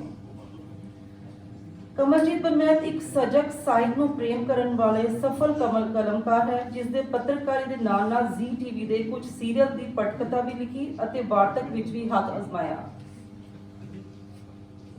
ਰੱਬ ਦਾ ਬੰਦਾ ਲੇਖ ਸੰਗ੍ਰਹਿ ਵਿੱਚ ਬੜੀ ਸਪਸ਼ਟ ਸੰਜਮੀ ਭਾਸ਼ਾ ਵਿੱਚ ਲਿਖੇ 26 ਲੇਖ ਹਨ, ਜੋ ਕਿ 112 ਵਰਗਿਆਂ ਵਿੱਚ ਸਮੇਟੇ ਗਏ ਹਨ, ਜਿਸ ਵਿੱਚ ਉਸ ਦੀਆਂ ਯਾਦਾਂ, ਆਪ ਹੰਡਾਏ ਅਨੁਭਵ, ਕੌਮਾਂਤਰੀ ਪੱਧਰ ਤੇ ਵਾਪਰੀਆਂ ਘਟਨਾਵਾਂ, ਕਰੋਨਾ ਮਹਾਮਾਰੀ, ਕਿਸਾਨ ਅੰਦੋਲਨ ਅਤੇ ਪੰਜਾਬ ਵਿੱਚ ਤੇਜ਼ੀ ਨਾਲ ਹੋ ਰਹੇ ਸੱਭਿਆਚਾਰ ਰੂਪਾਂਤਰ ਦਾ ਤਬਸਰਾ ਕੀਤਾ ਗਿਆ ਹੈ। ਇਹਨਾਂ ਲੇਖਾਂ ਵਿੱਚੋਂ ਉਸ ਦੇ ਅੰਦਰਲੇ ਪੱਤਰਕਾਰ ਅਤੇ ਸਮਾਜਿਕ ਫਿਕਰਮੰਦ ਵਾਲੇ ਚੇਤਨ ਲੇਖਕ ਦਾ ਝਲਕਾਰਾ ਪੈਂਦਾ ਹੈ। ਇਹਨਾਂ ਲੇਖਕ ਨੂੰ ਪੜ੍ਹ ਕੇ ਤੁਸੀਂ ਜਾਣ ਸਕੋਗੇ ਕਿ ਲੇਖਕ ਦਾ ਫਿਕਰਾਂ ਦਾ ਘੇਰਾ ਕਿੰਨਾ ਵੱਡਾ ਤੇ ਵਿਸ਼ਾਲ ਹੈ। ਉਹ ਸਮਝਦਾ ਹੈ ਕਿ ਅੱਜ ਦੇ ਬਾਜ਼ਾਰਵਾਦ ਨੇ ਪੰਜਾਬ ਦੇ ਰੋਡਵੇਜ਼ ਵਰਗੇ ਅਦਾਰੇ, ਸਿਹਤ ਸਹੂਲਤਾਂ ਪ੍ਰਦਾਨ ਕਰਨ ਵਾਲੀਆਂ ਸੰਸਥਾਵਾਂ ਅਤੇ ਸਮੁੱਚੇ ਸਿੱਖਿਆ ਪ੍ਰਬੰਧ ਨੂੰ ਭੁਣ ਵਾਂਗ ਖਾ ਲਿਆ ਹੈ। ਲੇਖ ਲੰਬੀ ਸਿਟੀ ਦਾ ਮਾਰ ਮਿੱਤਰਾ, ਸਪਸ਼ਟੀਕਰਨ ਅਤੇ ਸਾਹਾਂ ਦਾ ਵਰਣਨ ਇਸ ਗੱਲ ਦੀ ਸ਼ਾਦੀ ਭਰਦਾ ਹੈ। ਰੱਬ ਦਾ ਬੰਦਾ ਲੇਖ ਵਿੱਚ ਇੱਕ ਪਿਤਾ ਏਕਸ ਕੇ ਹਮ ਬਾਰਕ ਦਾ ਸੁਨੇਹਾ ਬਾਖੂਬੀ ਪਾਠਕ ਦੇ ਮਨ ਵਿੱਚੋਂ ਨਿਕਲਦਾ ਹੈ। ਇਸ ਵਿੱਚ ਦੱਸਿਆ ਗਿਆ ਹੈ ਕਿ ਪੀਜੀਆਈ ਵਿੱਚ ਦਾਖਲ 3 ਅਲੱਗ-ਅਲੱਗ ਧਰਮਾਂ ਦੇ ਮਰੀਜ਼ ਅਤੇ ਉਹਨਾਂ ਦੇ ਰਿਸ਼ਤੇਦਾਰ ਜਦੋਂ ਗੁਰਦਾ ਬਦਲਾਉਣ ਵਿੱਚ ਸਫਲ ਨਹੀਂ ਹੋ ਪਾਉਂਦੇ ਤਾਂ ਉਹਨਾਂ ਦੇ ਕਿਉਂਕਿ ਉਹਨਾਂ ਦੇ ਖੂਨ ਦੇ ਟੈਸਟ ਆਪਸ ਵਿੱਚ ਮੇਲ ਨਹੀਂ ਖਾਂਦੇ ਅਤੇ ਫਿਰ ਅਚੰਭੇ ਦੀ ਗੱਲ ਇਹ ਹੁੰਦੀ ਹੈ ਕਿ ਇੱਕ ਦੂਸਰੇ ਦੇ ਮਰੀਜ਼ ਨਾਲ ਮੇਲ ਖਾ ਜਾਂਦੇ ਹਨ। ਇਸ ਕਰਕੇ ਜੋ ਈਸਾਈ ਡਾਕਟਰ ਸੀ, ਉਹਨਾਂ ਦੇ ਕਹਿਣ ਉੱਤੇ ਕਿ ਅਸੀਂ ਸਭ ਰੱਬ ਦੇ ਬੰਦੇ ਹਾਂ ਅਤੇ ਇੱਕ ਦੂਜੇ ਦੀ ਮਦਦ ਕਰਨਾ ਹੀ ਇਨਸਾਨੀਅਤ ਹੈ, ਇਸ ਤਰ੍ਹਾਂ ਇੱਕ ਦੂਜੇ ਦੇ ਮਰੀਜ਼ ਦੀ ਰਿਸ਼ਤੇਦਾਰ ਮਦਦ ਨਾਲ ਆਪਣੇ ਮਰੀਜ਼ ਦਾ ਗੁਰਦਾ ਬਦਲਾਉਣ ਵਿੱਚ ਸਫਲ ਹੋ ਜਾਂਦੇ ਨੇ। ਉਹ ਵਿਚਾਰੀ ਛੋਟੀ ਵਿਚਲਾ ਬਜ਼ੁਰਗ ਮਿਲਨਸਾਰ ਅਤੇ ਅਸੂਲੀ ਜਾਪਦਾ ਹੈ, ਪਰ ਬਜ਼ੁਰਗ ਆਪਣੀ ਧੀ ਵਰਗੀ ਸਾਲੀ ਨਾਲ ਪਲਾਟ ਖਰੀਦਣ ਤੇ ਮਕਾਨ ਬਣਾਉਣ ਸਮੇਂ ਧੋਖਾ ਕਰਦਾ ਹੈ। ਨੈਤਿਕਤਾ ਵੱਲੋਂ, ਗਿਰਦੀ ਮਨੁੱਖਤਾ ਵੱਲੋਂ ਲੇਖਕ ਫਿਕਰਮੰਦ ਜਾਪਦਾ ਹੈ। ਇਸ ਲੇਖ ਦੇ ਵਿੱਚ ਪੰਜਾਬੀ ਭਾਈਚਾਰਾ ਆਰਥਿਕ, ਰਾਜਨੀਤਿਕ ਅਤੇ ਸੱਭਿਆਚਾਰ ਵੱਲੋਂ ਨਿਗਾਰ ਦੇ ਰਾਹ ਤੇ ਪਿਆ ਪੱਛਮੀ ਮੁਲਕਾਂ ਵੱਲ ਪ੍ਰਵਾਸ ਨੂੰ ਹੀ ਆਪਣਾ ਖੁਸ਼ਹਾਲੀ ਵਜੋਂ ਵੇਖਦਾ ਹੈ। ਉਹ ਵਿਚਾਰੀ ਛੋਟੀ ਨਾ ਜਾਂ ਬਰਮਾ ਨੂੰ ਅਤੇ ਪਿਛਲੇ ਪੈਰੀ ਲੇਖ ਵਿੱਚ ਪ੍ਰਵਾਸੀ ਜੀਵਨ ਦੀਆਂ ਮੁਸ਼ਕਲਾਂ ਅਤੇ ਵਿਦੇਸ਼ਾਂ ਵਿੱਚ ਕੇ ਬੱਚਿਆਂ ਦੀ ਨਕਾਰਾਤਮਕ ਮਾਨਸਿਕਤਾ ਵੱਲ ਇਸ਼ਾਰੇ ਕੀਤੇ ਗਏ ਹਨ। ਇਸ ਵਿੱਚ ਬੱਚੇ ਆਪਣੇ ਮਾਪਿਆਂ ਨਾਲ, ਰਿਸ਼ਤੇ ਨਾਤਿਆਂ ਨਾਲ ਅਤੇ ਸੱਭਿਆਚਾਰ ਪ੍ਰਤੀ ਅਸੰਵੇਦਨਸ਼ੀਲ ਹੋ ਜਾਂਦੇ ਹਨ। 4 ਚੂੜੀਆਂ ਵਾਲੀ, ਮੁੰਡਾਸਾ, ਤਮਾ, ਬੋਹੜ ਅਤੇ ਦੁਪਹਿਰ ਖੜੀ ਨਾ ਜਾਂ ਬਰਮਾ ਨੂੰ ਲੇਖ ਦੱਸਦੇ ਹਨ ਕਿ ਅਜੋਕੇ ਬਾਜ਼ਾਰਵਾਦ ਦੀਆਂ ਅਲਾਮਤਾਂ ਸਥਾਨਕ ਭਾਈਚਾਰੇ ਉੱਤੇ ਕਿਵੇਂ ਪਾਰੂ ਹੋ ਰਹੀਆਂ ਨੇ। ਜਿਵੇਂ ਸਾਰੀ ਉਮਰ ਬਲਦ ਵਾਂਗ ਕਮਾਈ ਕਰਨ ਵਾਲੇ ਸ਼ਖਸ ਨੂੰ ਉਸਦੀ ਔਲਾਦ ਪੁਰਾਣਾ ਸਾਈਕਲ ਠੀਕ ਕਰਾਉਣ ਦੀ ਸਲਾਹ ਦਿੰਦੀ ਹੈ, ਆਪਣੇ ਲਈ ਆਡੀ ਕਾਰ ਮੰਗਦੀ ਹੈ ਅਤੇ ਛੋਟੇ ਬੱਚੇ ਲਈ ਨਵੀਂ ਤਰ੍ਹਾਂ ਦਾ ਮਹਿੰਗਾ ਸਾਈਕਲ ਖਰੀਦਣਾ ਚਾਹੁੰਦੀ ਹੈ। अपॉर्चुनिटी, मंडासा, हम एक है ਅਤੇ ਸਾਹਾਂ ਦਾ ਵਣਜ ਵਿਅੰਗਾਤਮਕ ਸ਼ੈਲੀ ਵਿੱਚ ਲਿਖੇ ਲੇਖ ਹਨ। ਲੇਖਕ ਹਮ ਇੱਕ ਹੈ ਅਤੇ ਕੈਦੀ ਕਰਤਾਰ ਸਿੰਘ ਵਿੱਚ ਸਾਡੀ ਅਮੀਰ ਰਾਸ਼ਟਰਵਾਦੀ ਸਿਆਸਤ ਅਤੇ ਹਿੰਦੂਤਵਾਦੀ ਰਾਸ਼ਟਰਵਾਦ ਉੱਪਰ ਤਿੱਖੀਆਂ ਟਿੱਪਣੀਆਂ ਅਤੇ ਕਟਾਕਸ਼ ਕਰਦਾ ਹੈ। ਕੈਦੀ ਕਰਤਾਰ ਸਿੰਘ ਲੇਖ ਨਾਲੋਂ ਵੱਧ ਰੇਖਾ ਚਿੱਤਰ ਜਾਂ ਕਹਿ ਲਓ ਕਿ ਸੰਸਕਰਣ ਵਧੇਰੇ ਜਾਪਦਾ ਹੈ। ਕਮਲਜੀਤ ਬਨਵੈਦ ਨੂੰ ਪੱਤਰਕਾਰੀ ਨੇ ਪਰਦੇ ਪਿਛਲੇ ਸੱਚ ਨੂੰ ਦੇਖਣ ਵਾਲੀ ਨੀਚ ਅਤੇ ਦ੍ਰਿਸ਼ਟੀ ਵੀ ਦਿੱਤੀ ਹੈ ਅਤੇ ਗੱਲ ਨੂੰ ਸਪਸ਼ਟ ਸੰਖੇਪ ਰੂਪ ਵਿੱਚ ਕਹਿਣ ਦੀ ਜਾਂਚ ਵੀ। ਭਾਸ਼ਾ ਠੇਠ ਦੁਆਬੀ ਰੰਗ ਵਾਲੀ ਹੈ, ਜਿਸ ਵਿੱਚ ਸਾਡੇ ਚੇਤਿਆਂ ਚੋਂ ਵਿਸਰਦੇ ਜਾਂਦੇ ਬਹੁਤ ਸਾਰੇ ਸ਼ਬਦਾਂ ਨੂੰ ਉਸਨੇ ਆਪਣੀਆਂ ਰਚਨਾਵਾਂ ਵਿੱਚ ਸਾਂਭ ਲਿਆ ਹੈ ਤੇ ਸੁਰੱਖਿਅਤ ਕਰ ਲਿਆ ਹੈ। ਰਚਨਾਵਾਂ ਦੀ ਸਪਸ਼ਟ ਸਰਲ ਠੇਠ ਪੰਜਾਬੀ ਰੰਗ ਵਾਲੀ ਭਾਸ਼ਾ ਪਾਠਕਾਂ ਨੂੰ ਆਪਣੇ ਨਾਲ ਜੋੜਨ ਦਾ ਕੰਮ ਕਰਦੀ ਹੈ। ਕਿਤੇ ਵੀ ਕਿਸੇ ਲੇਖ ਬਾਰੇ ਬੇਲੋੜਾ ਖਿੱਚਿਆ ਨਹੀਂ ਗਿਆ। ਲੇਖਕ ਨੂੰ ਆਪਣੀ ਗੱਲ ਨੂੰ ਸੰਖੇਪ ਅਤੇ ਸਪਸ਼ਟ ਕਹਿਣ ਦੀ ਮਹਾਰਤ ਪਾਠਕ ਨੂੰ ਕਿਤੇ ਵੀ ਅਕੇਵਾ ਜਾਂ ਥਕੇਵਾ ਮਹਿਸੂਸ ਨਹੀਂ ਹੋਣ ਦੇਵੇਗੀ।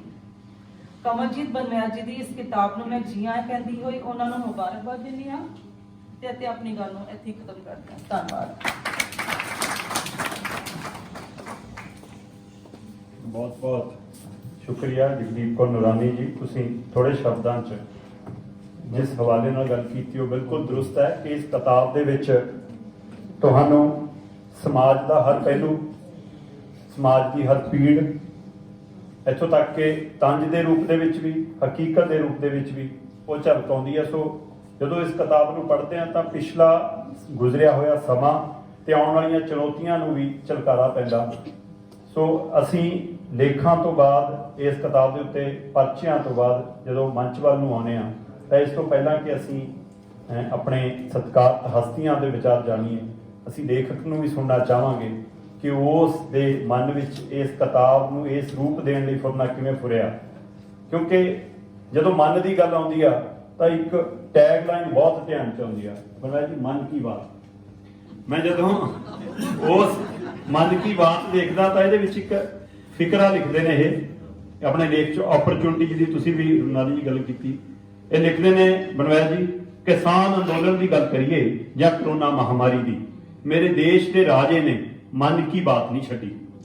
ਉਹ ਆਪਣੀ ਗੱਲ ਕਹਿ ਕੇ ਚੁੱਪ ਕਰ ਜਾਂਦਾ ਹੈ, ਜਿਵੇਂ ਲੋਕਾਂ ਦੀਆਂ ਚੀਖਾਂ, ਬਰਲਾਪ, ਬੈਣ, ਇੱਥੋਂ ਤੱਕ ਕਿ ਲੱਟ-ਲੱਟ ਬਲਦੀਆਂ ਚਿਖਾਵਾਂ ਦਾ ਸੇਕ ਉਹਦੇ ਤਾਈਂ ਨਾ ਪੁੱਜਰਿਆ ਹੋਵੇ।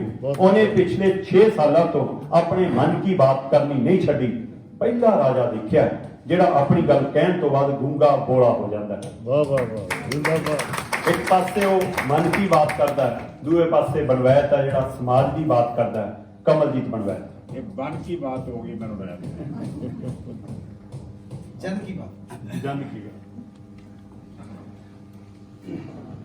ਮੇਰੇ ਦਾਦਾ ਜੀ ਬੜੇ ਤਕੜੇ ਜ਼ਿਮੀਂਦਾਰ ਸੀਗੇ। ਉਹਨਾਂ ਕੋਲੇ 30-35 ਏਕੜਾਂ ਦੀ ਕੋਈ ਜਿਹੜੀ ਜ਼ਮੀਨ ਸੀ ਤੇ ਉਹਨਾਂ ਕੋਲੇ ਉੱਚੀਆਂ ਟੁੱਠਾਂ ਵਾਲੇ ਬੁੱਲ ਵੀ। ਪਰ ਮੇਰੇ ਪਿਤਾ ਜੀ ਨੇ ਖੇਤੀ ਕਰਨੀ ਛੱਡ ਦਿੱਤੀ, ਇਹ ਕਹਿ ਕੇ ਕਿ ਮੈਂ ਆਪਣੇ ਬੱਚੇ ਮਿੱਟੀ 'ਚ ਨਹੀਂ ਰੋਲਣੇ, ਸਗੋਂ ਕਿਸੇ ਪੜ੍ਹਾ ਕੇ ਚੰਗੇ ਥਾਂ ਤੇ ਪਹੁੰਚਾਉਣੇ ਆ। ਦੂਜੇ ਬੰਨੇ ਮੇਰੇ ਮਾਤਾ ਜੀ ਸੀਗੇ ਜਿਹੜੇ ਅੱਖਰਾਂ ਤੋਂ ਆਪਾਂ ਉਹਨੇ ਕਹਿ ਲਈਏ ਰੱਬ ਸਵਾਬ ਇਸ ਤਰ੍ਹਾਂ ਦਾ ਕਿ ਉਹਨਾਂ ਨੂੰ ਛੋਟੇ ਹੁੰਦਿਆਂ ਪੜ੍ਹਨ ਦਾ ਮੌਕਾ ਨਹੀਂ ਮਿਲਿਆ। ਪਰ ਇੱਕ ਪਾਸੇ ਜਿੱਥੇ ਮੇਰੇ ਪਿਤਾ ਜੀ ਚਾਹੁੰਦੇ ਸੀਗੇ ਕਿ ਬੱਚਿਆਂ ਨੂੰ ਚੰਗੀ ਐਜੂਕੇਸ਼ਨ ਦੇ ਕੇ ਮੈਂ ਕਿਸੇ ਥਾਂ ਸਿਰ ਲਾਵਾਂ, ਉੱਥੇ ਮੇਰੇ ਮਾਤਾ ਜੀ ਅਨਪੜ੍ਹ ਹੋਣ ਦੇ ਬਾਵਜੂਦ ਸਾਹਿਤ ਵਿੱਚ ਰੁਚੀ ਰੱਖਦੇ ਸੀਗੇ। ਮੈਨੂੰ ਯਾਦ ਹੈ ਕਿ ਸਾਡੇ ਨਾਨਾ ਜੀ ਮਿਲਟਰੀ ਵਿੱਚ ਸੀਗੇ। ਜਦੋਂ ਉਹਨਾਂ ਨੇ ਮਿਲਟਰੀ ਤੋਂ ਛੁੱਟੀ ਆਉਣਾ ਤਾਂ ਮੇਰੀ ਬੇਬੇ ਜੀ ਨੇ ਸਵਾਹ ਵਿਹੜੇ ਵਿੱਚ ਖਿਲਾਰ ਕੇ ਨਾਨਾ ਜੀ ਕੋਲੋਂ 35 ਲਿਖਣੀ ਸਿੱਖਣੀ। ਤੇ ਬਹੁਤ ਵਾਰੀ ਐਂ ਵੀ ਹੁੰਦਾ ਸੀਗਾ ਕਿ ਜਦੋਂ ਵਿਹੜਾ ਲਿਪਣਾ ਹੁੰਦਾ ਸੀਗਾ, ਕਿਉਂਕਿ ਵਿਹੜੇ ਕੱਚੇ ਹੁੰਦੇ ਸੀਗੇ, ਤਾਂ ਉਹ ਵਿਹੜਾ ਲਿਪਣ ਤੋਂ ਪਹਿਲਾਂ ਗੀਟਿਆਂ ਨਾਲ ਮੇਰੇ ਨਾਨਾ ਜੀ ਕੋਲ 35 ਸਿੱਖਦੇ ਹੁੰਦੇ ਸੀਗੇ। ਸੋ ਮੇਰੇ ਪਿਤਾ ਜੀ ਦੀ ਇਹ ਇੱਛਾ ਕਿ ਬੱਚੇ ਪੜ੍ਹ ਕੇ ਚੰਗੇ ਤੇ ਪਹੁੰਚਣ, ਤੇ ਮੇਰੀ ਬੇਬੇ ਜੀ ਦੀ ਇਹ ਇੱਛਾ ਕਿ ਮੇਰੇ ਬੱਚੇ ਸਾਹਿਤ ਨਾਲ ਜੁੜਨ, ਇਹ ਸਾਰਾ ਕੁਝ ਮੈਂ ਨਾਲ ਨਾਲ ਲੈ ਕੇ ਤੁਰਿਆ। ਤੇ ਮੈਨੂੰ ਇੰਝ ਲੱਗਦਾ ਕਿ ਅੱਜ ਜਦੋਂ ਮੇਰੇ ਮਦਰ ਫਾਦਰ ਇੱਥੇ ਨਹੀਂ ਹੈਗੇ ਤੇ ਜੇ ਉਹ ਉੱਪਰੋਂ ਕਹਿੰਦੇ ਨੇ ਸਾਰਾ ਕੁਝ ਦੇਖਦੇ ਆ, ਜੇ ਉੱਪਰੋਂ ਦੇਖਦੇ ਆ ਤਾਂ ਮੈਨੂੰ ਇੰਝ ਲੱਗਦਾ ਕਿ ਉਹ ਖੁਸ਼ ਹੁੰਦੇ ਹੋਣਗੇ। ਤੇ ਮੇਰੇ ਮਨ 'ਚ ਵੀ ਕਈ ਵਾਰੀ ਇਹ ਸਵਾਲ ਹੁੰਦਾ ਕਿ ਜਦੋਂ ਜੇ ਮੇਰੇ ਪੇਰੈਂਟਸ ਜਾਂ ਮੇਰੇ ਪਿਤਾ ਜੀ ਇਹ ਸੋਚਦੇ ਸੀਗੇ ਕਿ ਬੱਚੇ ਪੜ੍ਹਾ ਕੇ ਕਿਸੇ ਕੰਢੇ ਲਾਉਣੇ ਆ ਤੇ ਬੱਚੇ ਮੇਰੇ ਮਾਤਾ ਜੀ ਕਹਿੰਦੇ ਸੀ ਸੈਂਕੜਾ ਜੁੜਨ, ਤਾਂ ਮੈਨੂੰ ਇਹ ਲੱਗਦਾ ਕਿ ਇਹਦੇ ਕੋਈ ਖਾਸ ਸ਼ੱਕ ਸਕੇ। ਤੇ ਮੇਰੀ ਕੋਸ਼ਿਸ਼ ਰਹੀ ਆ ਸ਼ੁਰੂ ਤੋਂ ਕਿ ਮੈਂ ਆਪਣੇ ਪਿਤਾ ਜੀ ਦੀ ਇੱਛਾ ਮੁਤਾਬਕ ਪੜ੍ਹ ਕੇ ਕਿਸੇ ਚੰਗੇ ਥਾਂ ਲੱਗਿਆ ਤੇ ਬੇਟੇ ਦੀ ਇੱਛਾ ਮੁਤਾਬਕ ਮੈਂ ਜਿਹੜੀ ਉਹ ਸਾਹਿਤ ਦੀ ਰਚਨਾ ਸ਼ੁਰੂ ਕੀਤੀ ਆ। ਅਸਲ 'ਚ ਰੱਬ ਦਾ ਬੰਦਾ ਕਿਤਾਬ ਜਿਹੜੀ ਆ ਇਹ ਕਰੋਨਾ ਦੀ ਦੇਣ ਆ। ਮੇਰੀ ਪਿਛਲੀ ਕਿਤਾਬ ਇਸੇ ਥਾਂ ਤੇ 1 ਮਾਰਚ ਨੂੰ ਰਿਲੀਜ਼ ਹੋਈ ਸੀ ਤੇ ਮੇਰੇ ਮਨ ਵਿੱਚ ਇੱਛਾ ਸੀ ਕਿ ਮੈਂ ਹੁਣ ਲੰਬਾ ਚਿਰ ਲਿਖਣਾ ਨਹੀਂ ਹੈਗਾ ਤੇ ਮੇਰੇ ਮਨ ਦੀ ਇਹ ਵੀ ਇੱਛਾ ਸੀ ਕਿ ਹੁਣ ਮੈਂ ਕੁਝ ਵੱਖਰਾ ਲਿਖਾਂਗਾ। ਕੁਦਰਤੀ ਜੋ ਮੈਂ ਸੋਚਿਆ ਸੀਗਾ ਉਹ ਸ਼ਖਸੀਅਤ ਇੱਥੇ ਬੈਠੇ ਨੇ ਭਾਜੀ ਸ਼ਮਸ਼ੇਰ ਸਿੰਘ ਜੀ ਪਰਵਾਸਰਾ ਵਾਲੇ, ਮੈਂ ਇਹਨਾਂ ਨਾਲ ਗੱਲ ਵੀ ਤੋਰੀ ਪਰ ਕੁਦਰਤੀ ਹੋਇਆ ਹੈ ਕਿ ਕਰੋਨਾ ਆ ਗਿਆ। ਤੇ ਮੈਨੂੰ ਯਾਦ ਹੈ ਕਿ ਗੱਲ ਸ਼ਾਇਦ ਮਈ ਦੀ ਆ, ਮੈਂ ਇੱਕ ਸ਼ਾਮ ਦੀ ਸੈਰ ਕਰਕੇ ਆਇਆ ਤੇ ਮੈਂ ਘਰ ਵੜਦਿਆਂ ਹੀ ਕਿਹਾ, ਮੈਂ ਕਿਹਾ ਵੀ ਮੈਨੂੰ ਇੰਝ ਲੱਗਦਾ ਕਿ ਮੇਰਾ ਵੀ ਪਾਸਾ ਹੋ ਗਿਆ। ਤਾਂ ਮਿਸਰ ਮੈਨੂੰ ਕਹਿੰਦੇ ਤੁਸੀਂ ਐਂ ਕਰੋ ਹੁਣ ਵੱਖਰੇ ਕਮਰੇ ਗੈਸਟ ਰੂਮ 'ਚ ਹੀ ਚੱਲ ਜਾਓ ਸਿੱਧੇ। ਇਹ ਮੇਰਾ ਸਾਜੋ ਸਮਾਨ ਇਕੱਠਾ ਕਰਨ ਲੱਗ ਗਿਆ ਤੇ ਮੈਂ ਮਾਰਕੀਟ ਨੂੰ ਤੁਰ ਗਿਆ। ਘਰ ਦੇ ਕੋਲੇ ਮਾਰਕੀਟ ਹੈ, ਮੈਂ ਮਾਰਕੀਟ ਤੋਂ ਪੈਨ ਲਿਆ ਤੇ ਇੱਕ ਰਜਿਸਟਰ। ਮੈਂ ਇਹ ਸੋਚਿਆ ਕਿ ਉਹਦਾ ਕਰੋਨਾ ਆ ਨਾ ਜੀ, ਇਹ 15-20 ਦਿਨ ਜਿਹੜਾ ਮੈਂ ਕਮਰੇ 'ਚ ਬੈਠਣਾ ਮੈਂ ਕੁਝ ਨਾ ਕੁਝ ਲਿਖ ਦੇਵਾਂ। ਤੇ ਪਹਿਲੀ ਰਾਤ ਦੀ ਜਿਹੜੀ ਕਹਾਣੀ ਤਮਾ ਆ ਮੈਂ ਉਹ ਲਿਖੀ। ਪਰ ਜਦੋਂ ਇਹ ਕਰੋਨਾ ਦਾ ਸੰਕਟ ਮੈਂ ਕੱਟਿਆ ਉਹਨਾਂ ਦਿਨਾਂ ਵਿੱਚ, ਕਿਉਂਕਿ ਕਰੋਨਾ ਨੂੰ ਲੈ ਕੇ ਬੜਾ ਕੁਝ ਵਾਪਰ ਰਿਹਾ ਸੀਗਾ, ਜਿਵੇਂ ਗੱਲਬਾਤ ਕੀਤੀ ਆ ਹਸਪਤਾਲਾਂ ਦੀ ਲੁੱਟ, ਦੂਜੇ ਬੰਦੇ ਜਿਹੜਾ ਕਿਸਾਨ ਅੰਦੋਲਨ ਆ ਉਹ ਵੀ ਸਿਖਰਾਂ ਤੇ ਸੀ। ਕਿਸਾਨਾਂ ਉੱਤੇ ਜੋ ਕੁਝ ਢਹਿ ਢੇਰੀ ਹੋ ਰਿਹਾ ਸੀਗਾ ਉਸ ਸਾਰੇ ਕੁਝ ਨੇ ਮੈਨੂੰ ਜਿਹੜਾ ਆ ਬੜਾ ਬੇਚੈਨ ਕੀਤਾ। ਤੇ ਮੈਨੂੰ ਇੰਝ ਵੀ ਲੱਗਦਾ ਕਿ ਜਿਹੜੇ ਲੇਖਕ ਮਨ ਹੁੰਦੇ ਉਹ ਛੇਤੀ ਬੇਚੈਨ ਵੀ ਹੋ ਜਾਂਦੇ ਆ। ਤੇ ਇਹ ਜਿਹੜੀ ਕਿਤਾਬ ਆ ਉਹ ਕਰੋਨਾ ਦੇ ਜਿਹੜੇ 15 ਦਿਨ ਮੇਰੇ ਸੀਗੇ ਉਹਨਾਂ ਦਿਨਾਂ ਵਿੱਚ, ਜਾਂ ਫਿਰ ਮੇਰੇ ਤੋਂ ਬਾਅਦ ਜਿਹੜਾ ਕਰੋਨਾ ਹੋ ਗਿਆ ਮੈਡਮ ਜੀ ਨੂੰ ਤੇ ਮੇਰੇ ਬੇਟੇ ਨੂੰ, ਸੋ ਉਹ ਜਿਹੜੇ 1.5-2 ਮਹੀਨੇ ਮੈਂ ਘਰੇ ਕੱਟੇ, ਪਹਿਲਾਂ ਆਪ ਸੇਵਾ ਕਰਾ ਕੇ ਤੇ ਮੁੜ ਕੇ ਆਪ ਕੱਚੀਆਂ ਪੱਕੀਆਂ ਪਕਾ ਕੇ ਇਸ ਸਮੇਂ ਦੌਰਾਨ ਜਿਹੜੀ ਮੈਂ ਕਿਤਾਬ ਲਿਖੀ ਆ। ਵੈਸੇ ਬਿਲਕੁਲ ਇਹ ਗੱਲ ਮੰਨਣੀ ਪਊਗੀ, ਇਹ ਕਿਤਾਬ ਜਿਹੜੀ ਆ ਕਾਲ ਵਿੱਚ ਆ। ਮੈਂ ਵੈਸੇ ਮੁੱਖ ਮੰਤਰੀ ਤੇ ਲਿਖਿਆ ਕਿ ਮੇਰੀ ਇਹਦੀ ਕਿਤਾਬ ਜਿਹੜੀ ਆ ਇਹ ਜਿਵੇਂ ਕੋਈ ਅਣਚਾਹਾ ਬੱਚਾ ਕਾਲ ਕਰ ਦਿੰਦਾ ਨਾ ਜੀ, ਇਹ ਉਸ ਤਰ੍ਹਾਂ ਦੀ ਕਿਤਾਬ ਆ। ਪਰ ਇੱਥੇ ਮੈਂ ਫਿਰ ਦੁਬਾਰਾ ਬੇਨਤੀ ਕਰਨਾ ਚਾਹੁੰਦਾ ਕਿ ਇਹ ਇਸ ਕਰਕੇ ਵੀ ਹੋਇਆ ਕਿ ਮੇਰਾ ਮਨ ਕਿਸਾਨ ਅੰਦੋਲਨ ਨੂੰ ਲੈ ਕੇ ਤੇ ਜੋ ਕੁਝ ਕਰੋਨਾ ਕਰਕੇ ਵਾਪਰਿਆ, ਸਿਰਫ ਕਰੋਨਾ ਦਾ ਜੋ ਸੰਕਟ ਹੈ, ਜਿਵੇਂ ਸਾਡੀਆਂ ਗੰਗਾ ਚ ਲਾਸ਼ਾਂ ਰੁੜੀਆਂ, ਸੰਸਕਾਰ ਲਈ ਥਾਂ ਨਹੀਂ ਮਿਲਿਆ, ਜਾਂ ਜਿਵੇਂ ਪ੍ਰਾਈਵੇਟ ਹਸਪਤਾਲਾਂ ਲੁੱਟ ਮਚਾਈ ਆ, ਜਾਂ ਜਿੰਨੇ ਕੁ ਸਰਕਾਰ ਦੇ ਉਹਨੇ ਅਧੂਰੇ ਬੰਦੋਬਸਤ ਸੀਗੇ, ਉਹ ਸਾਰੇ ਕੁਝ ਨੇ ਮੈਨੂੰ ਜਿਹੜਾ ਬੇਚੈਨ ਕੀਤਾ। ਜੋ ਮੇਰੀ ਬੇਚੈਨੀ ਸੀ ਉਹ ਤੁਹਾਡੇ ਹੱਥਾਂ ਵਿੱਚ ਇਸ ਵੇਲੇ। ਤੇ ਹੁਣ ਸੰਤ ਜੀ ਵਾਲਾ, ਸੰਤ ਜੀ ਨਾਲ ਵੈਸੇ ਇਹਨਾਂ ਦੀ ਜਿਹੜੀ ਸ਼ਖਸੀਅਤ ਆ ਉਹਦੇ ਬਾਰੇ ਸ਼ਬਦਾਂ ਵਿੱਚ ਬਣਾਉਣਾ ਔਖਾ ਆ। ਪਰ ਹੋਇਆ ਇੰਝ ਕਿ ਕੋਈ 15 ਦਿਨ ਪਹਿਲਾਂ ਕੇਸ ਪੰਨੂ ਹੋਣੀ IAS ਨੇ, ਇਹ ਮੇਰੇ ਭਰਾਵਾਂ ਵਰਗੇ ਮਿੱਤਰ ਨੇ, ਮੇਰੇ ਖਿਆਲ ਅਸੀਂ 32 ਸਾਲਾਂ ਤੋਂ ਸਾਡੀ ਆਪਸੀ ਸਾਂਝ ਹੈ। ਜਦੋਂ ਇਹ ਰੋਪੜ ਵਿੱਚ AR ਹੁੰਦੇ ਸੀਗੇ ਹਾਂਜੀ, ਤੇ ਇਹਨਾਂ ਨੇ ਮੈਨੂੰ ਕੁਝ ਦਿਨ ਪਹਿਲਾਂ 15 ਦਿਨ ਪਹਿਲਾਂ ਇੱਕ ਮੈਨੂੰ ਕੁਝ ਕਟਿੰਗਸ ਭੇਜੀਆਂ, ਜਿਹੜਾ ਸੰਤ ਸੀਚੇਵਾਲ ਜੀ, ਕੇਸ ਪੰਨੂ ਸਾਹਿਬ ਤੇ ਸੰਤ ਸੇਵਾ ਸਿੰਘ ਜੀ ਰਲ ਕੇ ਇੱਕ ਮੁਹਿੰਮ ਸ਼ੁਰੂ ਕਰ ਰਹੇ ਆ। ਉਹ ਮੈਂ ਜੋ ਮੈਨੂੰ ਲਿਟਰੇਚਰ ਭੇਜਿਆ ਉਹ ਮੈਂ ਪੜ੍ਹ ਕੇ ਇੰਨਾ ਕੁ ਪ੍ਰਭਾਵਿਤ ਹੋਇਆ ਕਿ ਮੈਨੂੰ ਇੰਝ ਲੱਗਾ ਕਿ ਜਿਹੜੀ ਮੇਰੀ ਇਹ ਕਿਤਾਬ ਆ ਉਹ ਸੰਤ ਸੀਚੇਵਾਲ ਜੀ ਦੇ ਘਰ ਕਮਰਾ ਰਾਹੀਂ ਰਿਲੀਜ਼ ਹੋਣੀ ਚਾਹੀਦੀ ਆ। ਤੇ ਮੈਂ ਸੰਤ ਜੀ ਨੂੰ ਬੇਨਤੀ ਕੀਤੀ, ਇਹਨਾਂ ਨੇ ਬੇਨਤੀ ਮੇਰੀ ਕੀਤੀ ਪ੍ਰਵਾਨ। ਬਹੁਤ ਬਹੁਤ ਸ਼ੁਕਰੀਆ, ਧੰਨਵਾਦ।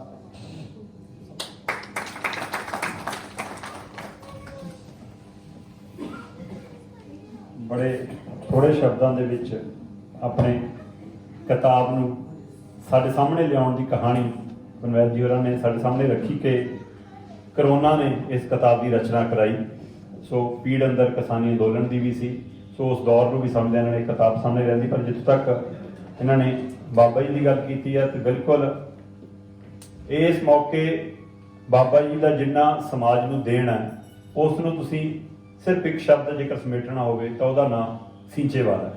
ਬਸ ਉਸ ਸੀਂਚੇਵਾਲ ਸ਼ਬਦ ਦੇ ਵਿੱਚ ਹੀ ਉਹ ਸਾਰੀ ਇਬਾਰਤ ਪਈ ਹੈ ਕਿ ਉਹਨਾਂ ਨੇ ਕੀ ਕੁਛ ਕਾਜ ਕੀਤਾ। ਸੋ ਇਸ ਲਈ ਧੰਨਵਾਦ ਬਲਬੈਲ ਜੀ, ਤੁਸੀਂ ਉਹਨਾਂ ਨੂੰ ਇਸ ਮਹਿਫਲ ਤੱਕ ਲਿਆ ਕੇ ਸਾਡੇ ਸਾਰਿਆਂ ਨਾਲ ਸਾਂਝ ਪਾਈ। ਅਸੀਂ ਉਸ ਚੇਤਨਾ ਲਹਿਰ ਦੇ ਹਿੱਸੇਦਾਰ ਵੀ ਹਾਂ ਜਿਹਦਾ ਉਹ ਜ਼ਿਕਰ ਵੀ ਕਰਨਗੇ ਜਦੋਂ ਸਾਡੇ ਨਾਲ ਆਪਣੀ ਗੱਲ ਸਾਂਝੀ ਕਰਨਗੇ। ਸੋ ਮੈਂ ਗੱਲ ਨੂੰ ਅੱਗੇ ਤੋਰਦਿਆਂ ਹੋਇਆਂ ਇਸ ਕਿਤਾਬ ਦੇ ਉੱਤੇ ਆਪਣੀ ਟਿੱਪਣੀ ਰੱਖਣ ਲਈ ਸਾਡੇ ਵਿਚਕਾਰ ਸਾਬਕਾ ਵਾਈਸ ਚਾਂਸਲਰ ਸਾਹਿਬ ਬੈਠੇ ਨੇ। ਮੈਂ ਹਾਂਜੀ ਆਜੋ ਦੱਸੋ। ਉੱਥੇ ਖੜੋ। ਹਾਂਜੀ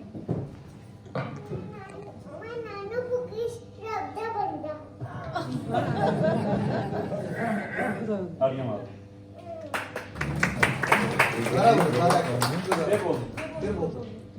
एक बार फिर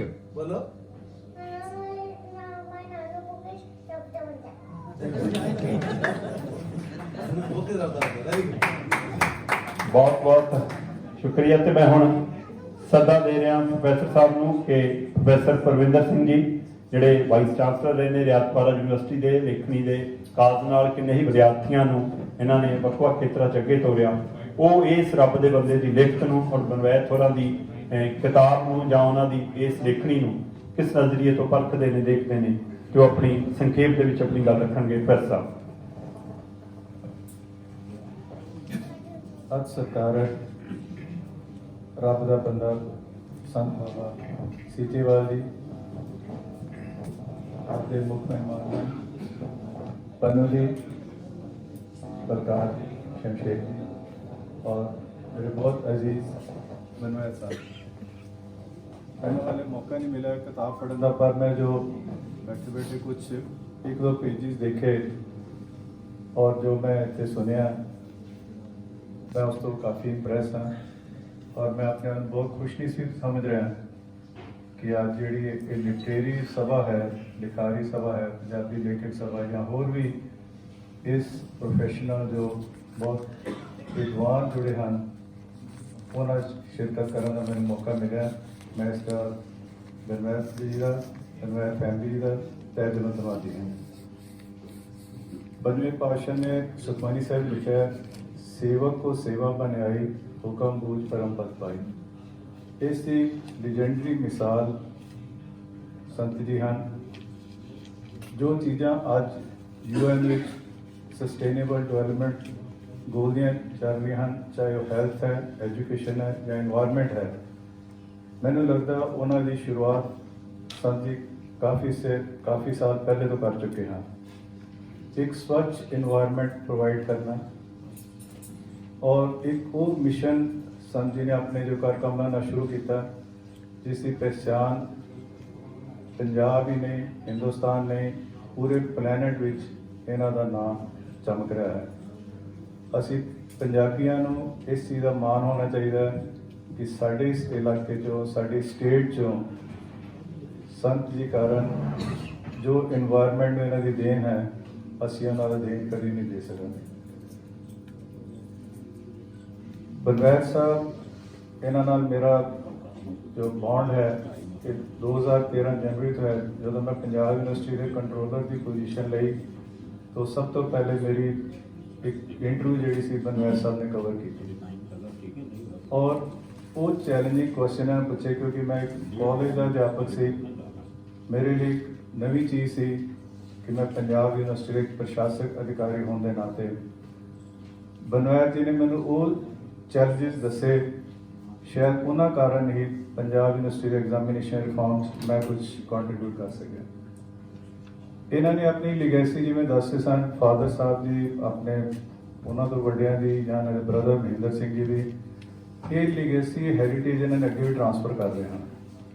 इशरत ने जो ट्रिब्यून ज्वाइन की, सब तो पहले उन्हें मेरे 2 कॉलम की एक न्यूज़ लगाई, शायद इशरत में याद नहीं, 2 कॉलम की इन्हें न्यूज़ लगाई। उस तो बाद इशरत ने फिर एक न्यूज़ कवर की थी, मेरे मुँह मजाक ही निकल गया, मैं कि इस तरह की खबर तो बनवैत जी लाते हैं, कि कहते मेरे पिता ही हैं। So we are very fortunate that the rich heritage of Banwait family will be transferred in the genes of Ishwar, जोड़ा इस वे मास कम्यूनिकेशन की PhD कर रहा है, very talented boy, he is also here. So इतों ये लगता है कि ये फैमिली ही ब्लैस है साहित्य नाल जुड़ना और लोगों के दर्द नूं, लोगों की तकलीफां नूं, होर भी जोड़े इशूज़ हैं, चाहे वो पोलिटिकल हैं, चाहे वो इकोनॉमिकल हैं या सोशल हैं, उन्होंने एक बड़े व्योमबंद तरीके नाल एक्सप्रैस करना है। मैंने लगता उसकी मायता बनवैत जी है। मैं अपने आप को बहुत फॉर्चुनेट समझ रहा, इतने होर भी बड़े लर्नड कुलीग साढ़े मैंटर प्रोफैसर रौनकी राम जी और डॉक्टर प्यारा लाल गर्ग जी भी, बाल मुकंद जी भी विच आए हुए हैं इस महफिल विच। सो इस तो ये लगता है कि हर वर्ग का कोई ना कोई नॉमिनी रिप्रेजेंटेटिव ਬਨਵੈਰ ਜੀ ਨਾਲ ਇਸ ਵੇਲੇ ਜੋ ਇੱਥੇ ਪ੍ਰੈਜ਼ੈਂਟ ਹੈ ਉਹ ਇਸ ਦੀ ਹੁੰਗਾਰਾ ਭਰ ਰਿਹਾ ਹੈ ਕਿ ਜੋ ਇਸ ਵੇਲੇ ਸਮਾਜ ਵਿੱਚ ਈਵਲ ਸਨ, ਕਰਪਸ਼ਨ ਹੈ, ਮਿਸਮੈਨੇਜਮੈਂਟ ਹੈ, ਮਿਸਗਵਰਨੈਂਸ ਹੈ, whether related to the education or health or the other issues. So this is a right platform कि बनवैर जी के जरिए दे बनवैर जी के थ्रू आज जो साड़ी गवर्नमेंट तक पहुँच सके। मन की बात होवे, जन की बात होवे, दर्द जरूर खत्म होना चाहिए। ये जी चीज़ है, ये जो दर्द से जो असी हंडा रहे हैं और असी इमेजिन नहीं कर सकते कि इस प्रेजेंट जनरेशन को कितना नुकसान होया।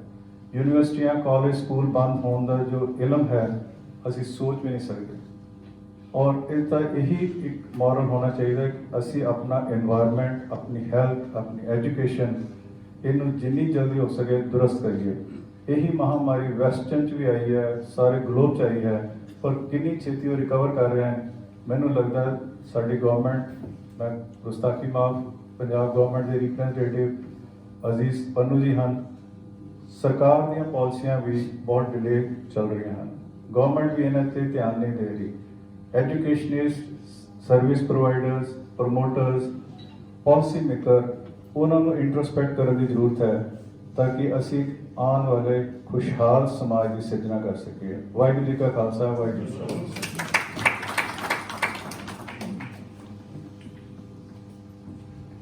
ਬਹੁਤ ਬਹੁਤ ਧੰਨਵਾਦ ਪ੍ਰੋਫੈਸਰ ਸਾਹਿਬ, ਤੁਸੀਂ ਜਿਸ ਹਵਾਲੇ ਨਾਲ ਇਸ ਦਾ ਹੋਇਆ ਤੁਹਾਡਾ ਸ਼ੁਕਰੀਆ।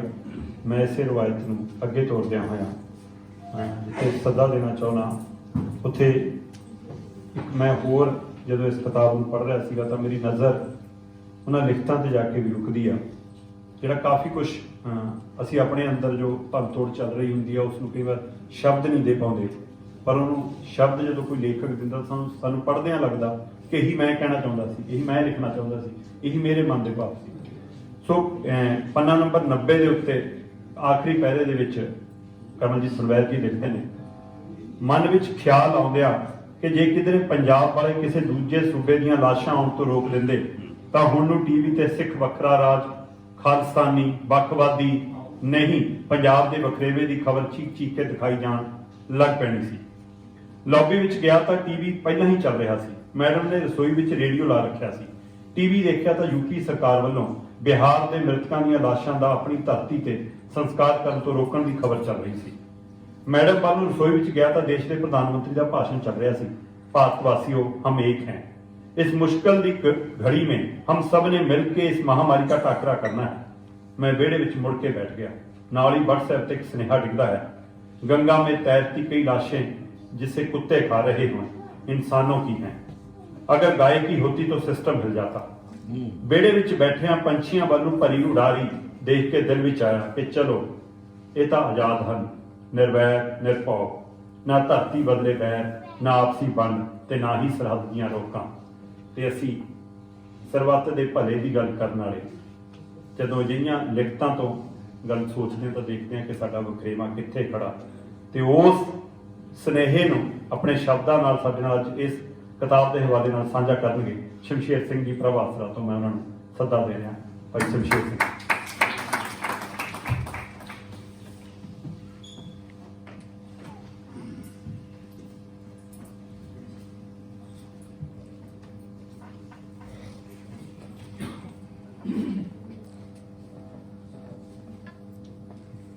ਜਿਵੇਂ ਕੰਡਿਆਂ ਦੇ ਵਿੱਚ ਫੁੱਲ ਆਪਣੀ ਮਹਿਕ ਨੂੰ, ਆਪਣੀ ਸੁਗੰਧ ਨੂੰ ਫੈਲਾਉਂਦੇ ਨੇ, ਐਦਾਂ ਹੀ ਬਨਵੈਰ ਜੀ ਕਿ ਤੂੰ ਰੱਬ ਦਾ ਬੰਦਾ ਹੈ, ਉਹ ਸਾਨੂੰ ਸਾਰਿਆਂ ਨੂੰ ਚੇਤੇ ਕਰਾਉਂਦੇ ਨੇ।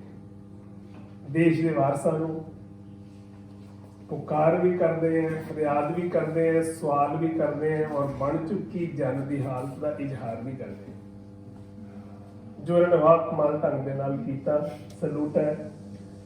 ਇਹਨਾਂ ਨੇ ਸਮਾਜ ਪ੍ਰਤੀ ਦਰਦ ਨੂੰ, ਕਿਉਂਕਿ ਸਿਰਜਣਹਾਰ ਨੇ ਬਹੁਤ ਕੁਝ ਸਿਰਜਿਆ, ਜਿਸ ਦੇ ਵਿੱਚ ਇੱਕ ਬੰਦਾ ਸਿਰਜਿਆ, ਉਸ ਬੰਦੇ ਦਾ ਸਾਡੇ ਅੰਦਰ ਦਾ ਇਨਸਾਨ ਜਿਹੜਾ ਕਮਜ਼ੋਰ ਹੋ ਚੁੱਕਿਆ, ਉਹ ਕਿਸੇ ਤਰੀਕੇ ਨਾਲ ਪਾਵਰਫੁਲ ਹੋ ਸਕੇ, ਕਿਉਂਕਿ ਥੱਲੇ ਹੀ ਉੱਪਰ ਤੱਕ ਸਭ ਕੁਝ ਜਾਂਦਾ ਹੈ। ਸਰਕਾਰਾਂ ਜਿਹੜੀਆਂ ਬਣਦੀਆਂ ਉਹ ਬੰਦਿਆਂ ਦੁਆਰਾ ਹੀ ਬਣਦਾ ਹੈ, ਬੰਦਿਆਂ ਦੀਆਂ ਸਰਕਾਰਾਂ ਹੁੰਦੀਆਂ, ਬੰਦਿਆਂ ਦੁਆਰਾ ਸਰਕਾਰਾਂ ਹੁੰਦੀਆਂ ਤੇ ਬੰਦਿਆਂ ਲਈ ਸਰਕਾਰਾਂ ਹੁੰਦੀਆਂ। ਜਿੱਦਣ ਸਾਡਾ ਅੰਦਰਲਾ ਬੰਦਾ ਸਟਰੋਂਗ ਹੋ ਗਿਆ ਤੇ ਉਸ ਦਿਨ ਸਾਡੀਆਂ ਸਮੱਸਿਆਵਾਂ ਦੇ ਹੱਲ ਨਿਕਲ ਜਾਣਗੇ।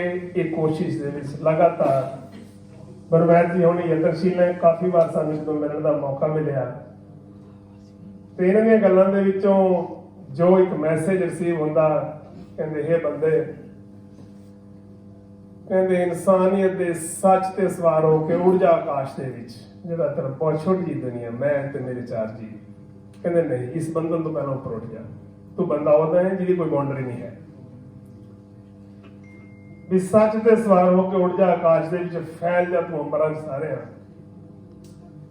ਵੀ ਬ੍ਰਹਿਮੰਡਾਂ ਦੇ ਵਿੱਚ ਆਸਣ ਲਾ ਕੇ ਉਹ ਕੁਦਰਤ ਨੂੰ ਕਸਵੱਟੀ ਬਣਾ ਕੇ, ਪੈਰਾਮੀਟਰ ਜਿਹੜਾ ਨਾ ਉਹ ਕੁਦਰਤ ਦਾ ਰੱਖੀ, ਤੂੰ ਹੋਰ ਨਾ ਕਿਸੇ ਦਾ ਰੱਖੀ। ਸਰਨਾਖਤ ਕੁਦਰਤੀ ਹੈ, ਕਿਉਂ ਕੁਦਰਤ ਦੇ ਵਿੱਚ ਇਕੁਐਲਿਟੀ ਹੈ, ਕੰਟੈਂਟਮੈਂਟ ਹੈ, ਸੱਚ ਹੈ, ਸਮਦ੍ਰਿਸ਼ਟੀ ਹੈ, ਪ੍ਰੇਮ ਵੀ ਹੈ, ਦਇਆ ਵੀ ਹੈ, ਸਭ ਕੁਝ ਤੈਨੂੰ ਮਿਲੇਗਾ। ਟੀਚਰ ਮੰਨ ਲੈ ਤੂੰ ਕੁਦਰਤ ਨੂੰ ਪੜ੍ਹ ਲੈ। ਬ੍ਰਹਿਮੰਡਾਂ 'ਚ ਆਸਣ ਲਾ ਕੇ ਕੁਦਰਤ ਨੂੰ ਕਸਵੱਟੀ ਬਣਾ ਕੇ ਪਰਖ ਲੈ ਵਿਸ਼ਵਾਸਾਂ ਨੂੰ ਸਾਰਿਆਂ। ਫਿਰ ਤੇਰੇ ਅੰਦਰ ਭੇਦ ਭਾਵ ਹੈ, ਜਾਤ ਗੋਤ ਦੇਸ਼ ਪ੍ਰਾਂਤ ਕੌਮ ਮਜ਼ਹਬ, ਜਿਹਨੇ ਸਾਡੇ ਅੰਦਰਲਾ ਬੰਦਾ ਮਾਰ ਦਿੱਤਾ, ਜਿਹਨੇ ਸਾਡੇ ਅੰਦਰਲਾ ਬੰਦਾ ਕਮਜ਼ੋਰ ਕਰ ਦਿੱਤਾ, ਜਿਸ ਕਰਕੇ ਸਾਡੀ ਹਾਲਤ ਜੋ ਦੇਖੀ ਹੈ, ਜੋ ਬਿਆਨ ਕੀਤੀ ਗਈ ਹੈ, ਉਹਦਾ ਕਾਰਨ ਜਿਹੜਾ ਸੀ ਇਹੀ ਹੈ ਕਿ ਸਾਡਾ ਇਨਸਾਨ ਅੰਦਰਲਾ ਜਿਹੜਾ ਨਾ ਬਹੁਤ ਕਮਜ਼ੋਰ ਹੋ ਚੁੱਕਿਆ, ਮਰ ਚੁੱਕਿਆ, ਆਵਾਜ਼ ਨਹੀਂ ਆ ਰਹੀ। ਉਹ ਆਵਾਜ਼ ਦੇਣ ਦੀ ਕੋਸ਼ਿਸ਼ ਇਹਨਾਂ ਦੀ, ਜਿਹਨਾਂ ਨੂੰ ਆਪਾਂ ਸਲੂਟ ਕਰਦੇ ਹਾਂ ਕਿ ਬਸ ਤੂੰ ਥੋੜੀ ਜਿਹੀ ਸੱਚ ਤੇ ਸਵਾਰ ਹੋ ਜਾ। ਹੁਣ ਇਨਸਾਨ ਹੈ, ਇੱਕੋ ਧਰਮ ਦਾ ਜਿਹੜਾ ਸੱਚ ਕੋਈ, ਜੇ ਧਰਮ ਨੂੰ ਸਮਝਣਾ ਹੈ ਤਾਂ ਸੱਚ ਹੀ ਅਲਟੀਮੇਟ ਰਿਐਲਿਟੀ ਜਿਹੜੀ ਆ ਉਹ ਧਰਮ ਹੁੰਦਾ ਹੈ। ਤੇ ਜੇ ਰੱਬ ਦਾ ਬੰਦਾ ਤੂੰ ਹੈ ਤਾਂ ਸਾਰੇ ਹੀ ਰੱਬ ਦੇ ਬੰਦੇ ਆ। ਸਾਇੰਸ ਤਾਂ ਅੱਜ ਵੀ ਕਹਿੰਦੀ ਹੈ, ਸਾਇੰਸ ਨੇ ਬਹੁਤ ਕੁਝ ਸਾਨੂੰ ਦਿੱਤਾ, ਪਰ ਇਹ ਬੰਦਾ ਜਿਹੜਾ ਹੈ ਨਾ ਇਹ ਤਾਂ ਰੱਬ ਦਾ ਹੀ ਹੈ। ਇਹਦੇ ਲਈ ਕਹਿੰਦੀ ਸਾਨੂੰ ਰਿਸਰਚ ਲਈ ਬੋਡੀ ਚਾਹੀਦੀ ਹੈ। ਬਾਰ-ਬਾਰ ਹੁਣ ਤੇ ਕਰਾਉਣ ਵਾਲੀ ਕਿਤਾਬ ਕਿ ਤੂੰ ਰੱਬ ਦਾ ਬੰਦਾ, ਇਹਦਾ ਟਾਈਟਲ ਹੀ ਦੱਸੀ ਜਾਂਦਾ ਤੇ ਬੜੇ ਸਾਡੇ ਅੰਦਰ ਸਵਾਲ ਪੈਦਾ ਕਰ ਦਿੰਦਾ ਹੈਗਾ ਉੱਪਰਲਾ ਟਾਈਟਲ ਪੜ੍ਹ ਕੇ ਕਿ ਬੰਦਾ ਜਿਹੜਾ ਤੂੰ ਰੱਬ ਦਾ ਹੈ, ਤੂੰ ਮੈਂ ਬੰਦਾ ਬੈਗ ਖਰੀਦ। ਗੁਰੂ ਸਾਹਿਬ ਕਹਿੰਦੇ ਮੈਂ ਬੰਦਾ ਬੈਗ ਖਰੀਦ ਸੱਚ ਸਹਿਮ ਹੈ। ਇਸ ਕਰਕੇ ਜਿਹੜੀ ਗੱਲ ਮੰਨਣੀ ਹੈ, ਸੁਣਨੀ ਸਾਰਿਆਂ ਨੇ, ਜਿਹੜੀ ਗੱਲ ਮੰਨਣੀ ਹੈ ਉਹੀ ਮੰਨਣੀ ਹੈ ਜਿਹੜੀ ਸਾਡਾ ਅੰਦਰਲਾ ਇਨਸਾਨ, ਸਾਡੀ ਜ਼ਮੀਰ, ਸਾਡੀ ਆਤਮਾ। ਜਿਵੇਂ ਇੰਸਟਰਕਸ਼ਨ ਮੈਨੂਅਲ ਗੱਡੀ ਦੇ ਨਾਲ ਲਿਖਿਆ ਹੁੰਦਾ, ਜੇ ਉਹਦੇ ਮੁਤਾਬਕ ਉਹਨੂੰ ਮੰਨ ਕੇ ਚਲਾਈਏ ਗੱਡੀ ਮੰਜ਼ਿਲ ਤੇ ਪਹੁੰਚਾ ਦਿੰਦੀ ਹੈ। ਇਸੇ ਤਰੀਕੇ ਨਾਲ ਜਿਹੜੀ ਅੰਦਰੋਂ ਆਵਾਜ਼ ਆ ਰਹੀ ਹੈ, ਜੇਕਰ ਉਸ ਨੂੰ ਮੰਨ ਲਈਏ ਤੇ ਉਹ ਸਾਨੂੰ ਬੰਦਾ ਬਣਾ ਦਿੰਦੀ ਹੈ। ਕਹਿੰਦੇ ਹੁਕਮ ਪਛਾਣਾ ਹੈ, ਜੋ ਸੱਚ ਨੂੰ ਪਛਾਣਾ ਹੈ, ਹੁਕਮ ਪਛਾਣਾ ਹੈ, ਸੋ ਇੱਕੋ ਜਾਣਾ ਹੈ, ਬੰਦਾ ਕਿ ਸੋਈ। ਤੇ ਬਾਕੀ ਉਹ ਬੰਦਾ ਬਣਾਉਣ ਦੀ ਜਿਹੜੀ ਕੋਸ਼ਿਸ਼, ਤੇ ਮੈਂ ਪ੍ਰਮਾਤਮਾ ਅੱਗੇ ਅਰਦਾਸ ਕਰਦਾ ਸਾਡੇ ਬਹੁਤ ਹੀ ਸਤਿਕਾਰਯੋਗ ਸ਼ਖਸੀਅਤਾਂ ਜਿਵੇਂ ਬਾਬਾ ਜੀ ਹੋਣੀ ਬਹੁਤ ਵਾਰ ਮਿਲਣ ਦਾ ਮੌਕਾ ਮਿਲਦਾ ਤੇ ਸੰਸਾਰ ਦੀ ਖੇਡ ਚੱਲ ਰਹੀ ਹੈ, ਜਿਹਦੇ ਵਿੱਚ ਇਹਨਾਂ ਦਾ ਬਹੁਤ ਵੱਡਾ ਰੋਲ, ਸਾਡਾ ਸਾਰਿਆਂ ਦਾ ਬੀਇੰਗ ਬੰਦਾ, ਸਾਡਾ ਸਾਰਿਆਂ ਦਾ ਰੋਲ, ਸਾਡਾ ਫਰਜ਼ ਬੀਇੰਗ ਇਨਸਾਨ। ਕਿਉਂਕਿ ਜੀਣ ਲਈ ਤਾਂ ਦੁਨੀਆ ਤੇ ਪਸ਼ੂ ਪੰਛੀ ਕੀ ਬਹੁਤ ਸਾਰੇ ਜੀਵ ਜੀਂਦੇ हैं। पेट भर के तो अपना सारे ही सौंदे हैं, बच्चों का भी रहने लिए आलने भी बना लेंगे हैं, अपने दुखों में रौला सारे ही पा लेंगे हैं, पर किसी को बंदा बनाना, इंसान बनाना असल च एक महान इंसान को होते हैं। इस करके जो संसार की खेड है जिहदे पाउण जिहड़ी हैगी है वो गुरु का दर्जा दिता गुरु महाराज ने, गुरु नानक देव जी ने। पानी को पिता का ते धरती को मां का, ते दिन रात आप सारे पढ़ते हैं विद्या दाई बन के संसार की खेड चल रही है। खेड के उत्ते हुण बहुत बड़ा सवाल ये चिंता लग रहा, ये खेड चलेगी किवें जे पवन को ते पानी को भी पोल्यूट कर दिता। साडे अंदरला पोल्यूशन इन्ना रिफ्लैक्ट हो गया बाहर, इन्ना कुछ असीं पोल्यूट करता जिस उत्ते बाबा जी ने जीवन ही लगाया होया। साडियां बहुत महान शख्सियतां जिहड़ियां बैठियां पल्लू साहब होने ते ये सारे रल मिल के जो कोशिश कर रहे हैं, लाइक गल है भी वो बंदे के आधार पर बहुत पहला सरदार मनमोहन सिंह दाऊ जी होना दी संगत मिली, इन्होंने आके उत्थे बड़ी इस गल की प्रेरणा ते उत्साह कि आप समाज में एक बेहतर समाज जी तख्तां ते ताजां लई तां सारे लड़ते हैं, सारे कोशिश करते हैं, पैसे पदार्थ लिए कोशिश सारे करते हैं, एक बेहतर समाज के लिए जिहड़ी कोशिश है उस दे लई सारियां सारिਆਂ ਦੇ ਵਿੱਚ रल मिल के इन्नियां इन्नियां लिखतां कोशिश कर रहे हैं। तो मैं परमात्मा अगे अरदास करदा हां कि इन्हां नूं होर शक्ति बख्शे ताकि समाज दे विच जिस तरीके नाल यतनशील है ते सदा यतनशील रहन ते जिहड़ी इजहार बार-बार समाज का इजहार करते हैं बन चुकी समाज की हालत दा, क्योंकि इन्हां दे अजे मैं किताब ते नहीं पढ़ सकिया ते मैनूं लगदा जिन्ना भी मैं किताब दे बारे हुण सुनिया है ते मैनूं लगदा साडे अंदरला इंसान जगा के किन्ने ही भाई ਕਿ ਵਾਕਈ ਹੀ ਜੋ ਸਮਾਜ ਦੀ ਜੋ ਸਾਡੀ ਹਾਲਤ ਬਣ ਚੁੱਕੀ ਹੈ, ਜਿਹੜੀ ਬਿਆਨ ਕਰਨੀ ਬਹੁਤ ਔਖੀ ਹੈ, ਜਿਹਦੇ ਵਿੱਚ ਸਾਡੇ ਸਾਹਮਣੇ ਬਹੁਤ ਵੱਡੇ ਸਵਾਲ ਸੀ ਕਿ ਅਸੀਂ ਬਚਾਈਏ ਕਿੱਦਾਂ। ਹਸਪੀਟਲਾਂ ਨੇ ਖੜੇ ਕਰ ਦਿੱਤੇ। ਚੰਡੀਗੜ੍ਹ ਦਾ ਪ੍ਰਸ਼ਾਸਨ ਕਹਿੰਦੇ ਨਹੀਂ ਅਸੀਂ ਐਡਮਿਸ਼ਨ ਦੇ ਸਕਦੇ। ਉਹਨਾਂ ਨੇ ਸਾਨੂੰ ਵੀ ਮਜਬੂਰ ਕਰ ਦਿੱਤਾ ਵੀ ਜੇਕਰ ਇਸ ਤਰ੍ਹਾਂ ਡਿਪਰੈਸ਼ਨ, ਡਿਮੈਂਸ਼ੀਆ, ਕੋਈ intellectual disability, tragedy, injustice torture ਕਰਕੇ ਨਾਗਰਿਕ ਬੇਵਸ ਤੇ ਲਾਚਾਰ ਹੋ ਕੇ ਆਪਣੀਆਂ ਕੋਠੀਆਂ ਦੇ ਵਿੱਚ ਐਂਬੂਲੈਂਸ ਨੂੰ ਤਰਸ ਰਿਹਾ ਤੇ ਹਸਪੀਟਲ ਦੀ ਐਡਮਿਸ਼ਨ ਨੂੰ ਤਰਸ ਰਿਹਾ, ਰੀਹੈਬਿਲਿਟੇਸ਼ਨ ਦੇ ਮੌਕੇ ਨੂੰ ਤਰਸ ਰਿਹਾ। ਪਰ ਹਸਪੀਟਲ ਕਹਿੰਦੇ ਨਹੀਂ, ਸਾਡੇ ਕੋਲ ਕੋਈ ਬੈੱਡ ਖਾਲੀ ਨਹੀਂ ਹੈਗਾ, ਸਾਡੇ ਕੋਲ ਕਰੋਨਾ ਵਾਰਡ ਜਿਹੜੇ ਹੈਗੇ ਆ ਉਹਨਾਂ ਦੇ ਵਿੱਚ ਨਹੀਂ ਪਾਇਆ ਜਾ ਸਕਦਾ। ਡਾਇਰੈਕਟਰ ਸਾਰਿਆਂ ਨਾਲ ਮੇਰੀ ਗੱਲ ਹੋਈ, ਉਸ ਤੋਂ ਬਾਅਦ ਬੜਾ ਸਟਰੋਂਗਲੀ ਫੀਲ ਹੋਇਆ, ਪਰ ਇਹਨਾਂ ਨੇ ਬਿਆਨ ਕਰ ਦਿੱਤਾ, ਸਭ ਤੋਂ ਬਿਆਨ ਨਹੀਂ ਹੋਇਆ ਕਿ ਨਹੀਂ ਤੁਸੀਂ ਦੇਸ਼ ਵਿੱਚ ਲਵਾਰਸ। ਬੜਾ ਸਟਰੋਂਗਲੀ ਫੀਲ ਹੋਇਆ। ਫਿਰ ਭਾਵੇਂ ਚਲੋ ਕੋਸ਼ਿਸ਼ਾਂ ਕੀਤੀਆਂ ਤੇ ਮੈਂ ਸਲੂਟ ਕਰਦਾ ਇਹੋ ਜਿਹੀਆਂ ਮਹਾਨ ਸ਼ਖਸੀਅਤਾਂ ਸਾਰੀਆਂ ਜੋ ਸਾਡੇ ਸਤਿਕਾਰਯੋਗ ਸਾਰੇ ਸ਼ਖਸੀਅਤਾਂ ਬੈਠੀਆਂ ਤੇ ਤੁਸੀਂ ਸਾਰੇ ਜੋ ਅਲੱਗ-ਅਲੱਗ ਖੇਤਰਾਂ ਦੇ ਵਿੱਚ ਸੇਵਾ ਨਿਭਾ ਰਹੇ ਹੈ। ਆਪਾਂ ਸਾਰੇ ਰਲ ਮਿਲ ਕੇ ਇਸ ਤਰੀਕੇ ਨਾਲ ਜੋ ਉਪਰਾਲੇ ਕਰਾਂਗੇ ਤਾਂ ਉਹ ਦਿਨ ਦੂਰ ਨਹੀਂ ਹੈ ਜਿਸ ਦਿਨ ਇੱਕ ਤਖਤਾਂ ਤੇ ਤਾਜਾਂ ਦੇ ਇਸ ਵਹਿਣ ਦੇ ਵਿੱਚ ਬਹਿਣ ਵਾਲੇ ਦਾ ਬਹੁਤ ਹੈ, ਪਰ ਬਿਹਤਰ ਸਮਾਜ, ਇੱਕ ਉਸ ਨੂੰ ਇਨਸਾਨ ਤੇ ਇੱਕ ਬੰਦਾ ਜਿਹਦੀ ਗੱਲ ਕਰਦੇ ਆ, ਇੱਕ ਸੱਚ ਨੂੰ ਪਛਾਣਨ ਵਾਲਾ, ਜਿਹਨੂੰ ਅਸੀਂ ਕਹਿੰਦੇ ਆ ਕਿ ਹੁਕਮ ਨੂੰ ਪਛਾਣ ਲੈ, ਸੱਚ ਨੂੰ ਪਛਾਣ ਲੈ, ਤੂੰ ਬੰਦਾ ਕੌਣ ਦਾ ਹੱਕਦਾਰ, ਉਦੋਂ ਹੀ ਹੈ ਵੀ ਉਹ ਸਮਾਜ ਦੇ ਦਿਨ ਦੂਰ ਨਹੀਂ ਜਿਸ ਦਿਨ ਸਾਡੇ ਹਾਲਾਤ ਬਦਲ ਜਾਣਗੇ। ਪ੍ਰਮਾਤਮਾ ਸ਼ਕਤੀ ਬਖਸ਼ੇ ਬਲਵੈਦ ਜੀ ਨੂੰ ਜਿਹੜੇ ਸਦਾ ਹੀ ਉਪਰਾਲਾ ਕਰਦੇ, ਤੇ ਬਾਬਾ ਜੀ ਹੁਣਾਂ ਨੂੰ ਸਦਾ ਹੀ ਸਾਰੇ ਜਿਹੜੇ ਸਾਡੀਆਂ ਬਹੁਤ ਮਹਾਨ ਸ਼ਖਸੀਅਤਾਂ ਕੋਸ਼ਿਸ਼ ਕਰ ਰਹੀਆਂ ਤੇ ਤੁਸੀਂ ਸਾਰਿਆਂ ਨੇ ਆਪਣਾ ਕੀਮਤੀ ਸਮਾਂ ਕੱਢਿਆ। ਤੁਸੀਂ ਸਾਰੇ ਇੰਨਾ ਪਿਆਰ ਕਰਦੇ ਹੋ ਕਿ ਇਹ ਕੋਈ ਪੈਸੇ, ਪਦਾਰਥ, ਤਖਤਾਂ, ਤਾਜਾਂ ਲਈ ਨਹੀਂ, ਇੱਕ ਬਿਹਤਰ ਸਮਾਜ ਦੇ ਲਈ ਇਹ ਪ੍ਰੋਗਰਾਮ ਹੈ। ਤੁਸੀਂ ਸਾਰੇ ਹੀ ਸਾਨੂੰ ਸਾਰਿਆਂ ਦੇ ਭਾਵਨਾਵਾਂ ਨੂੰ ਸਲੂਟ ਕਰਦਾ ਤੇ ਪ੍ਰਮਾਤਮਾ ਹੋਰ ਸ਼ਕਤੀ ਬਖਸ਼ੇ ਤਾਂ ਤੋਂ ਇੱਕ ਬਿਹਤਰ ਸਮਾਜ ਦਾ ਨਿਰਮਾਣ ਹੋਰ ਜਲਦੀ ਹੋ ਸਕੇ। ਵਾਹਿਗੁਰੂ ਜੀ ਕਾ ਖਾਲਸਾ, ਵਾਹਿਗੁਰੂ ਜੀ ਕੀ ਫਤਿਹ।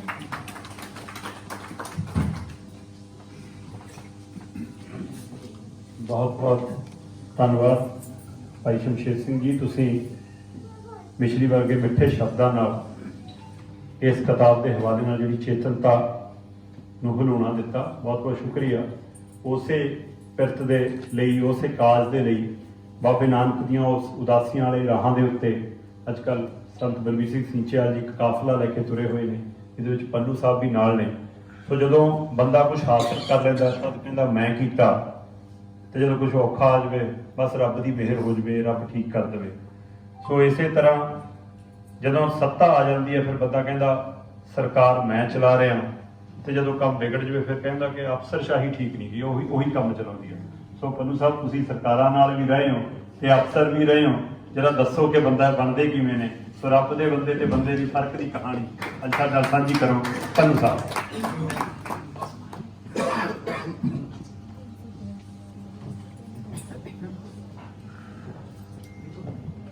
मंच पे सुशोभित मोअज़्ज़ज़ शख़्सियतां, बहुत ही प्यारे दोस्तों,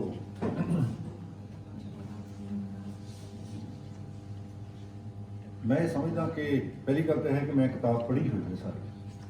पहले क्या भी नहीं पढ़ी अजे क्योंकि अज रिलीज़ हुई है। मैंने भी पहला कमलजीत होरां ने दित्ती सी ते पढ़ी है सारी।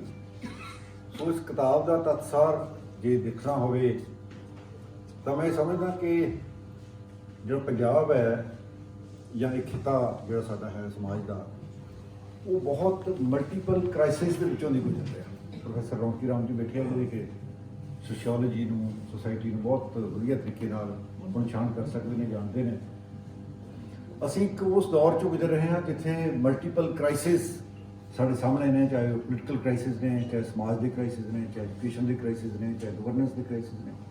कई बार ये कहा जाता कि क्राइसिस इन गवर्नेंस है, गवर्नेंस इन क्राइसिस है। सो वो जो क्राइसिस ने वो समाज के विच एडे वड्डे भारू होए है साडे सामने कि एक फराज का शेर है, वो कहता कि एक ही जख्म नहीं पूरा बदन ही जख्मी है फराज, दर्द परेशान है कि उठूं तो कहाँ से उठूं। वाह। सो साडे सामने जिहड़े क्राइसिस ने अजकल पोलिटिकल क्राइसिस, अजकल पॉलिटिक्स विच होण करके, इलैक्शनां दा दौर होण करके हर एक बंदा ही इहदे वास्ते कंटैंपलेट करदा है, सोचदा है मसला की है। सो इन्ने ज़्यादा जिहड़े क्राइसिस ने उन्हां क्राइसिस ਦਾ ਮੈਂ ਇਹ ਸਮਝਦਾ ਕਿ ਸਮਾਜ ਸਾਹਮਣੇ ਜਿਹੜੀ ਦਰਪੇਸ਼ ਸਮੱਸਿਆਵਾਂ ਨੇ, ਇਹ ਕਿਤਾਬ ਉਹਨਾਂ ਦਾ ਇੱਕ ਬਿੰਬ ਹੈ ਤੇ ਇੱਕ ਪ੍ਰਤੀਬਿੰਬ। ਉੱਥੇ ਸਮਾਜ ਦੇ ਵਿੱਚ ਹਰ ਇੱਕ ਘਰ ਦੇ ਵਿੱਚ ਜਿਹੜੀਆਂ ਸਮੱਸਿਆਵਾਂ ਆ ਰਹੀਆਂ ਨੇ, ਚਾਹੇ ਉਹ ਕਰੋਨਾ ਕਰਕੇ ਵਾਪਰੀਆਂ, ਚਾਹੇ ਉਹ ਅੱਜ ਕੱਲ੍ਹ ਜੋ ਗਵਰਨੈਂਸ ਦਾ ਕ੍ਰਾਈਸਿਸ ਹੈ, ਜੋ ਪੋਲੀਟੀਕਲ ਕ੍ਰਾਈਸਿਸ ਹੈ, ਉਸ ਕਰਕੇ ਵਾਪਰੀ। ਸੋ ਜੋ ਸਮੱਸਿਆਵਾਂ ਵਾਪਰ ਰਹੀਆਂ ਨੇ, ਇਹ ਕਿਤਾਬ ਉਹਨਾਂ ਦੀ ਨਿਸ਼ਾਨਦੇਹੀ ਵੀ ਕਰਦੀ ਹੈ, ਉਹਨਾਂ ਨੂੰ ਉਭਾਰਦੀ ਹੈ ਤੇ ਆਸ ਕਰਦੀ ਹੈ ਆਮ ਸਮਾਜ ਤੋਂ, ਆਮ ਲੋਕਾਂ ਤੋਂ, ਕਿ ਉਹਨਾਂ ਦੇ ਉੱਤੇ ਕੋਈ ਨਾ ਕੋਈ ਉਹਨਾਂ ਦਾ ਹੱਲ ਕੱਢਿਆ ਜਾਵੇ। ਫੈਜ਼ ਨੇ ਬਾਬਾ ਜੀ ਬੜਾ ਵਧੀਆ ਲਿਖਿਆ ਹੈ ਇਹਨਾਂ ਸਮੱਸਿਆਵਾਂ ਦੇ ਬਾਰੇ ਕਿ ਕਿਉਂ ਹੈ ਤੇ ਕਿਵੇਂ ਹੈ। ਕਈ ਵਾਰੀ ਇੱਕ ਛੋਟੀ ਜਿਹੀ ਗੱਲ ਕਿਸੇ ਦੀ ਲਿਖੀ ਹੋਈ ਉਹ ਬੜੀ ਵੱਡੀ ਗੱਲ ਨੂੰ ਦੱਸ ਦਿੰਦੀ ਹੈ। ਉਹ ਕਹਿੰਦਾ, ਹਰ चारागर को चारागरी से गुरेज था, वरना जो हमारे दुख थे वो लादवाना थे। कि ਜਿਹੜੇ ਚਾਰਾਗਰ ਨੇ, ਜਿਨ੍ਹਾਂ ਨੇ ਸਾਡੀਆਂ ਸਮੱਸਿਆਵਾਂ ਦੂਰ ਕਰਨੀਆਂ ਨੇ, ਉਹਨਾਂ ਨੂੰ ਸਮੱਸਿਆਵਾਂ ਦੂਰ ਕਰਨ ਦਾ ਨਾ ਸਮਾਂ ਤੇ ਨਾ ਸੋਚ ਹੈ। ਵਰਨਾ ਇਹ ਸਮੱਸਿਆਵਾਂ ਕੋਈ ਸਟੇਟ ਵਾਸਤੇ, ਕੋਈ ਲੋਕਾਂ ਵਾਸਤੇ, ਕੋਈ ਸਮਾਜ ਵਾਸਤੇ, ਜਿੱਥੇ ਸਾਡੇ ਕੋਲ ਇੰਨੀਆਂ ਸਿੱਧਾਂ ਗੁਰੂ ਗ੍ਰੰਥ ਸਾਹਿਬ 'ਚ ਪਈਆਂ ਨੇ, ਅਸੀਂ ਤਾਂ ਹਜ਼ਾਰਾਂ ਸਾਲਾਂ ਦੀ ਸੱਭਿਅਤਾ ਹੈ, ਜਿਹੜਾ ਸਾਰਾ ਕੁਝ ਸਾਡੇ ਸਾਹਮਣੇ ਸਾਡੀ ਸਿਹਤ ਵਾਸਤੇ ਸਾਡੇ ਕੋਲ ਅਵੇਲੇਬਲ ਹੈ। ਬਾਬਾ ਜੀ ਜਿਸ ਤਰ੍ਹਾਂ ਲੱਗੇ ਹੋਏ ਨੇ ਪੌਣ ਗੁਰੂ ਪਾਣੀ ਪਿਤਾ, ਬਾਬਾ ਨਾਨਕ ਨੇ 550 ਸਾਲ ਪਹਿਲਾਂ ਕਿੰਨੀਆਂ ਵੱਡੀਆਂ ਗੱਲਾਂ ਕੀਤੀਆਂ ਸੀ, ਜਦੋਂ ਪੌਣ ਤੇ ਪਾਣੀ ਦਾ ਕੋਈ ਮਸਲਾ ਹੀ ਨਹੀਂ ਸੀ। ਸੋ ਉਹ ਸਾਡੇ ਵਾਸਤੇ ਸਮੱਸਿਆਵਾਂ ਕਿੰਨੀਆਂ ਸਾਹਮਣੇ ਆ ਗਈਆਂ ਨੇ। ਸੋ ਉਹਨਾਂ ਸਮੱਸਿਆਵਾਂ ਦੀ ਨਿਸ਼ਾਨਦੇਹੀ ਇਹ ਕਿਤਾਬ ਕਰਦੀ ਹੈ। ਛੋਟੀਆਂ ਘਰਾਂ ਦੇ ਵਿੱਚ ਵਾਪਰ ਰਹੀਆਂ ਸਮੱਸਿਆਵਾਂ, ਚਾਹੇ ਸਮਾਜਿਕ ਪੱਧਰ ਦੀਆਂ ਨੇ, ਪਰਿਵਾਰਕ ਪੱਧਰ ਦੀਆਂ ਨੇ, ਬਿਮਾਰੀਆਂ ਦੀਆਂ ਨੇ, ਹਰ ਕਿਸਮ ਦੀਆਂ ਸਮੱਸਿਆਵਾਂ ਦਾ ਇਹ ਉਲੰਘਣ ਕਰਦੀ ਹੈ, ਉਲੇਖਣ ਕਰਦੀ ਹੈ ਤੇ ਸਮਾਜ ਤੋਂ ਆਸ ਕਰਦੀ ਹੈ ਕਿ ਇਹਨਾਂ ਸਮੱਸਿਆਵਾਂ ਨੂੰ ਆਪਾਂ ਇਕੱਠੇ ਹੋ ਕੇ ਕੋਈ ਨਾ ਕੋਈ ਇਸ ਤਰ੍ਹਾਂ ਦਾ ਪਰਮਾਤਮਾ ਹੀ ਬਲ ਬੁੱਧੀ ਬਖਸ਼ੇ। ਹੁਣ ਤਾਂ ਹਾਲਾਤ ਇਹ ਹੋਏ ਪਏ ਨੇ ਕਿ ਇਹਨਾਂ ਦਾ ਕੀ ਚਾਰਾਗਰੀ ਹੋਏਗੀ ਕਿ ਨਹੀਂ ਹੋਏਗੀ। ਅੱਜ ਸਮਾਜ ਦੇ ਵਿੱਚ ਬਾਹਰਲੇ ਮੁਲਕਾਂ ਚਾਹੇ ਸਾਡਾ ਡਾਇਸਪੋਰਾ ਬਸਦਾ ਹੈ, ਚਾਹੇ ਇੱਥੇ ਬਸਦਾ ਹੈ, ਉਹ ਹਰ ਇੱਕ ਦੇ ਵਿੱਚ ਇਹ ਆਇਆ ਹੋਇਆ ਕਿ ਇਹ ਬਣੇਗਾ ਕੀ ਇਹਦਾ। ਜਿਸ ਤਰ੍ਹਾਂ ਕਿਹਾ ਜਾਂਦਾ ਕਿ ਜਦੋਂ ਕੋਈ ਜਹਾਜ਼ ਜਾਂ ਕਿਸ਼ਤੀ ਡੁੱਬਦੀ ਹੋ ਰਹੀ ਹੋਵੇ, ਡੁੱਬਦੀ ਜਾਂਦੀ ਹੈ, ਤਾਂ ਸਭ ਤੋਂ ਇੰਟੈਲੀਜੈਂਟ ਜਿਹੜਾ ਉਹਦੇ 'ਚ ਕੋਈ ਪਸ਼ੂ, ਕੋਈ ਪੰਛੀ ਹੁੰਦਾ, ਸਭ ਤੋਂ ਪਹਿਲਾਂ ਛਾਲ ਮਾਰਦਾ। ਤਾਂ ਸਾਡੇ ਬੱਚੇ ਲੱਖਾਂ ਦੀ ਤਾਦਾਦ 'ਚ ਇੱਥੋਂ ਛਾਲਾਂ ਮਾਰ ਕੇ ਜਾ ਰਹੇ ਨੇ। ਤਾਂ ਉੱਥੋਂ ਇਹੀ ਹੈ ਕਿ ਸ਼ਾਇਦ ਕੋਈ ਚਾਰਾਗਰੀ ਕਰਨ ਦੀ ਸੋਚ ਦੇ ਵਿੱਚ ਨਹੀਂ ਹੈ। ਇਹ ਚਾਰਾਗਰੀ ਦਾ ਕਾਰਨ ਇੱਕ ਜੋ ਮੈਂ ਕਈ ਵਾਰੀ ਮਹਿਸੂਸ ਕਰਦਾ ਕਿ ਅਸੀਂ ਇੱਕ ਡੈਮੋਕ੍ਰੈਟਿਕ ਕੰਟਰੀ 'ਚ ਰਹਿੰਦੇ ਹਾਂ, ਅਸੀਂ ਇੱਕ ਡੈਮੋਕ੍ਰੇਸੀ ਹੈ, ਸਾਡਾ ਇੱਕ ਕਨਸਟੀਟਿਊਸ਼ਨ ਹੈ, ਸਾਡੇ ਕਨਸਟੀਟਿਊਸ਼ਨ ਦੀਆਂ ਵੈਲਿਊਜ਼ ਨੇ, ਸਾਡੇ ਕਨਸਟੀਟਿਊਸ਼ਨ ਦੇ ਨੋਰਮਸ ਨੇ, ਤੇ ਸਾਡੀਆਂ ਇੱਕ ਦੂਸਰੇ ਪਾਸੇ ਸਾਡੀਆਂ ਫਿਊਡਲ ਵੈਲਿਊਜ਼ ਨੇ। ਸਾਡੀ ਜਿਹੜੀ ਰਾਜ ਕਰਨ ਵਾਲੀ ਜਮਾਤ ਹੈ ਉਹ ਅਜੇ ਫਿਊਡਲ ਵੈਲਿਊਜ਼ ਤੋਂ ਸ਼ਿਫਟ ਹੋ ਕੇ ਕਨਸਟੀਟਿਊਸ਼ਨਲ ਵੈਲਿਊ ਤੱਕ ਪਹੁੰਚੀ ਹੋਈ। ਕਿਉਂਕਿ ਫਿਊਡਲ ਵੈਲਿਊ ਜਿਹੜੀ ਹੈ ਉਹ ਬੰਦੇ ਦੇ ਮੁਖਾਰਬਿੰਦ ਤੋਂ ਨਿਕਲੇ ਹੋਏ ਸ਼ਬਦ ਜਾਂ ਪਾਵਰ, ਉਸ ਦੇ ਉੱਤੇ ਕੰਸੈਂਟਰੇਟ ਕਰਦੀ ਹੈ। ਜਿਹੜੀ ਸਾਡੀ ਕਨਸਟੀਟਿਊਸ਼ਨਲ ਵੈਲਿਊਜ਼ ਨੇ ਉਹ ਇੰਸਟੀਟਿਊਸ਼ਨਸ ਬਿਲਡ ਕਰਦੇ, ਬੰਦੇ ਬਿਲਡ ਨਹੀਂ ਕਰਦੇ। ਅੱਜ ਪੰਜਾਬ ਦੇ ਵਿੱਚ ਵੀ ਜੋ ਇਲੈਕਸ਼ਨ ਦਾ ਨੋਰਮ ਚੱਲ ਰਿਹਾ, ਜੋ ਸਾਰਾ ਕੁਝ ਚੱਲ ਰਿਹਾ, ਉਹ ਮੈਂ ਦਾ ਚੱਲ ਰਿਹਾ, ਜਿਹੜੀ ਕਿ ਬਹੁਤ ਹੀ ਬੇਸਿਕ ਇੱਕ ਫਿਊਡਲ ਵੈਲਿਊ ਹੈ। ਜਿਹੜੀ ਕੋਈ ਦੂਸਰੀਆਂ ਵੈਲਿਊਜ਼ ਨੇ, ਮਾਡਰਨ ਵੈਲਿਊਜ਼ ਨੇ, ਉਹ ਮੈਂ ਤੇ ਆਧਾਰਿਤ ਨਹੀਂ ਹੈ, ਉਹ ਇੰਸਟੀਟਿਊਸ਼ਨਾਂ ਦੇ ਆਧਾਰਿਤ ਨੇ। ਇਸੇ ਕਰਕੇ ਹੁਣੇ ਆਪਾਂ ਗੱਲਾਂ ਕੀਤੀਆਂ ਨੇ ਕਿ ਜੀ ਮਨ ਦੀ ਬਾਤ, ਦੂਜੀ ਬਾਤ ਉਹ ਕਦੋਂ ਹੋ ਰਹੀ ਹੈ? ਜਦੋਂ ਸਾਡੀਆਂ ਇੰਸਟੀਟਿਊਸ਼ਨਸ ਖਤਮ ਹੋ ਰਹੀਆਂ ਨੇ। ਚਾਹੇ ਇੰਸਟੀਟਿਊਸ਼ਨ ਜਸਟਿਸ ਦੀ ਹੋਵੇ, ਚਾਹੇ ਇੰਸਟੀਟਿਊਸ਼ਨ ਸਾਡੀ ਅਸੈਂਬਲੀ ਦੀ ਹੋਵੇ, ਚਾਹੇ ਸਾਡੀ ਪਾਰਲੀਮੈਂਟ ਦੀ ਹੋਵੇ, ਚਾਹੇ ਸਾਡੀਆਂ ਯੂਨੀਵਰਸਿਟੀਆਂ ਹੋਣ। ਦਿਨ ਪਰ ਦਿਨ ਸਾਡੀਆਂ ਸੰਸਥਾਵਾਂ ਜਿਹੜੀਆਂ ਥੱਲੇ ਜਾ ਰਹੀਆਂ ਨੇ ਤੇ ਜਿਹੜੀਆਂ ਫਿਊਡਲ ਚੀਜ਼ਾਂ ਨੇ ਉੱਤੇ ਜਾ ਰਹੀਆਂ ਨੇ। ਜੇ ਤੁਸੀਂ ਕਿਸੇ ਨੇ ਮਾਈ ਫਿਊਡਲ ਲਾਰਡ ਪੜ੍ਹਿਆ ਹੋਵੇ ਜਾਂ ਕੁਛ ਇਸ ਤਰ੍ਹਾਂ ਦੀਆਂ ਪੁਰਾਣੀਆਂ ਕਿਤਾਬਾਂ ਪੜ੍ਹੀਆਂ ਹੋਣ, ਜਿਨ੍ਹਾਂ ਦੇ ਵਿੱਚ ਉਹ ਜਗੀਰਦਾਰ ਆਪਣੇ ਏਰੀਏ ਦੇ ਵਿੱਚ ਇਹ ਕਹਿੰਦਾ ਹੈਗਾ ਕਿ ਮੇਰੇ ਏਰੀਏ ਦੇ ਵਿੱਚ ਮੈਥੋਂ ਪੁੱਛੇ ਬਿਨਾ ਕੋਈ ਪੰਛੀ ਵੀ ਪਰ ਨਹੀਂ ਮਾਰ ਸਕਦਾ। ਸੋ ਉਸ ਤਰ੍ਹਾਂ ਦੀਆਂ ਕੁਝ ਸਾਡੀਆਂ ਵੈਲਿਊਜ਼ ਚੱਲ ਰਹੀਆਂ ਨੇ। ਤਾਂ ਮੈਨੂੰ ਆਸ ਹੈ ਕਿ ਇਸ ਤਰ੍ਹਾਂ ਦੀਆਂ ਕਿਤਾਬਾਂ ਜਦੋਂ ਸਮਾਜ ਸਾਹਮਣੇ ਹੋਰ ਆਪਣੇ ਵਰਤਾਰੇ ਦੱਸਣਗੀਆਂ ਤੇ ਲੋਕਾਂ ਦੇ ਵਿੱਚ ਹੋਰ ਜਾਗਰਤੀ ਆਏਗੀ।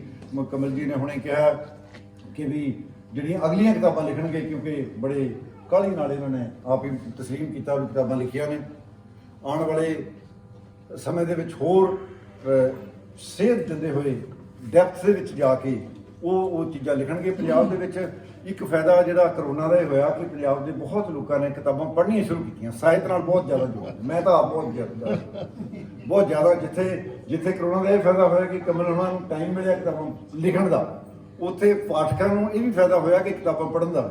ਸੋ ਪੰਜਾਬੀ ਦੇ ਵਿੱਚ ਬਹੁਤ ਵਧੀਆ ਜੋ ਕਹਾਣੀਆਂ ਨੇ, ਕੋਈ ਲੇਖ ਨੇ, ਕੋਈ ਕਿਤਾਬਾਂ ਨੇ, ਕੋਈ ਕਵਿਤਾਵਾਂ ਨੇ, ਬਹੁਤ ਵਧੀਆ ਲਿਖੀਆਂ ਜਾ ਰਹੀਆਂ ਨੇ।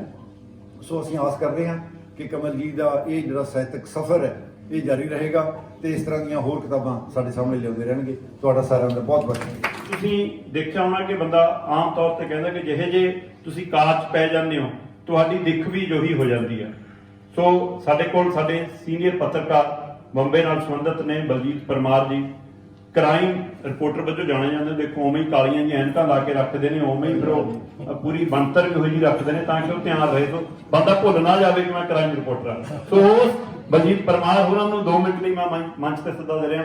ਪਰਮਾਰ ਜੀ ਇਸ ਕਿਤਾਬ ਦੇ ਹਵਾਲੇ ਨਾਲ ਤੁਹਾਡੇ ਲਈ 2 ਮਿੰਟ ਲਈ ਗੱਲ ਸਾਂਝੀ ਕਰਨੀ ਚਾਹਣਗੇ। ਉਸ ਤੋਂ ਬਾਅਦ ਸਾਡੇ ਸਤਿਕਾਰ ਸ਼੍ਰੀ ਬਾਬੂਕੰਦ ਸ਼ਰਮਾ ਜੀ ਤੇ ਫਿਰ ਅਸੀਂ ਬਾਬਾ ਜੀ ਦੇ ਵਿਚਾਰ ਸੁਣਾਂਗੇ। ਬਲਜੀਤ ਪਰਮਾਰ।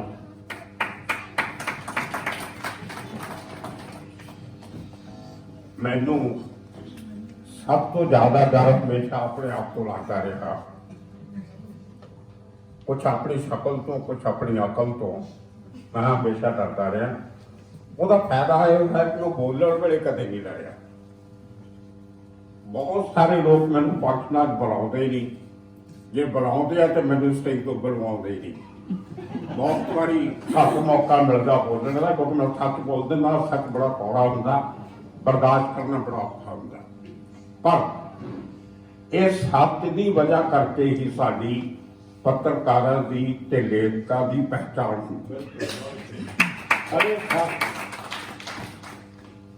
ਬਲਵਾ ਇਹਦੇ ਤੋਂ ਸੁਮੇਲ ਹੈ ਪੱਤਰਕਾਰਤਾ ਦਾ ਔਰ ਲਿਟਰੇਚਰ ਦਾ। ਪੰਜਾਬੀ ਦਾ ਤਾਂ ਮੈਨੂੰ ਪਤਾ ਨਹੀਂ, ਅਸੀਂ ਅੰਗਰੇਜ਼ੀ ਸੀ ਜਦੋਂ ਆਪਣੀਆਂ ਟਾਈਪ ਕਰਕੇ ਮੂੰਹ ਪਰ ਰਿਪੋਰਟ ਕਹਿ ਦਿੰਦੇ ਆ, ਉਹ ਜਦੋਂ ਡੈਸਕ ਤੇ ਭੇਜੀ ਦੀ ਸੀ ਸਬ ਐਡੀਟਰਸ ਕੋਲੇ ਜਾਂ ਨਿਊਜ਼ ਐਡੀਟਰ ਕੋਲੇ, ਤਾਂ ਅਸੀਂ ਸਟੋਰੀ ਕਹਿੰਦੇ ਹੁੰਦੇ ਸੀ, ਨਿਊਜ਼ ਰਿਪੋਰਟ ਨਹੀਂ ਸੀ ਕਹਿੰਦੇ ਅੰਗਰੇਜ਼ੀ ਦੇ ਅਖਬਾਰਾਂ 'ਚ। ਐਡੀਟਰ ਦਾ ਦੂਰੋਂ ਆਵਾਜ਼ ਮਾਰਨੀ, ਉਹਦੇ ਇੰਟਰਕਮ ਦੇ ਦਫ਼ਤਰ ਹੁੰਦੇ ਸੀ, ਯਾਰ Baljeet where your story, shout ਕਰਕੇ ਕਰਨਾ, ਯਾਰ Kamal where your story. Story ਹੁੰਦੀ ਸੀ, ਕਹਾਣੀ। ਕਹਾਣੀ ਕੀ ਹੈ? ਲਿਟਰੇਚਰ ਦਾ ਇੱਕ ਹਿੱਸਾ ਹੈ।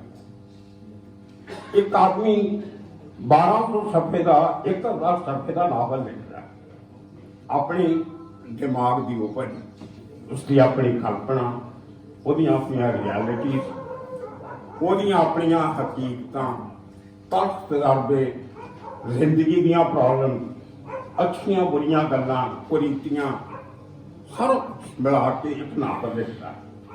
ਉਹਦੀ ਜਦੋਂ ਅਖਬਾਰ 'ਚ ਰਿਪੋਰਟ ਛਪਦੀ ਆ 1200 ਵਰਡ ਦੀ ਵੀ ਨਹੀਂ ਹੁੰਦੀ। ਇਹ ਫਰਕ ਹੈ ਅਖਬਾਰ ਦਾ ਤੇ ਲਿਟਰੇਚਰ ਦਾ। ਇੱਕ ਲਿਖਾਰੀ ਜਦੋਂ ਪੱਤਰਕਾਰ ਬਣਦਾ ਉਹ ਬਹੁਤ ਵਧੀਆ ਗੱਲ ਹੁੰਦੀ ਹੈ। ਮੈਂ ਜਿੰਨੇ ਲਿਖਾਰੀ ਪੱਤਰਕਾਰ ਬਣਦੇ ਦੇਖੇ ਆ ਉਹਨਾਂ ਨੇ ਕਮਾਲ ਕੀਤੀ। ਉਹ ਭਾਵੇਂ ਖਵਾਜਾ ਅਹਿਮਦ ਆਬਾਦ ਹੋਣ, ਚਾਹੇ ਖੁਸ਼ਵੰਤ ਸਿੰਘ ਹੋਣ, ਚਾਹੇ ਮੁਲਕ ਰਾਜ ਆਨੰਦ ਹੋਣ, ਜਾਂ ਇਸ ਕਿਸਮ ਦੇ ਸੈਂਕੜੋਂ ਦੁਨੀਆ ਭਰ 'ਚ ਜਿਹੜੇ ਲਿਖਾਰੀ ਲੇਖਕ ਜਦੋਂ ਪੱਤਰਕਾਰ ਬਣਦੇ ਆ, ਉਹਨਾਂ ਦੀ ਪੱਤਰਕਾਰਤਾ 'ਚ ਸਹਿਜ ਭਾਵਨਾ ਦਾ ਇੱਕ ਡਿਟੇਲ ਆਉਂਦੀ ਆ, ਉਹਦੇ 'ਚ ਇੱਕ ਸੱਚਾਈ ਆਉਂਦੀ ਆ, ਉਹਦੇ 'ਚ ਇੱਕ ਲਿਖਣ ਦਾ ਤਰੀਕਾ ਆਉਂਦਾ। ਇਹ ਜਿਹੜੇ ਗੁਣ ਨੇ ਲਿਟਰੇਚਰ ਦੇ, ਇਹ ਉਸ ਪੱਤਰਕਾਰਤਾ ਵਿੱਚ ਆ ਜਾਂਦੇ ਆ। ਪਰ ਇਸ ਦੇ ਬਿਲਕੁਲ ਉਲਟ, ਜਦੋਂ ਇੱਕ ਪੱਤਰਕਾਰ ਲਿਖਾਰੀ ਬਣ ਜਾਵੇ ਫਿਰ ਬਹੁਤ ਗੜਬੜ ਆ। ਉਹ ਫਿਰ ਉਹ ਲਿਖਤ ਨਹੀਂ ਰਹਿੰਦੀ, ਉਹ ਪੱਤਰਕਾਰਤਾ ਹੀ ਰਹਿ ਜਾਂਦੀ ਹੈ।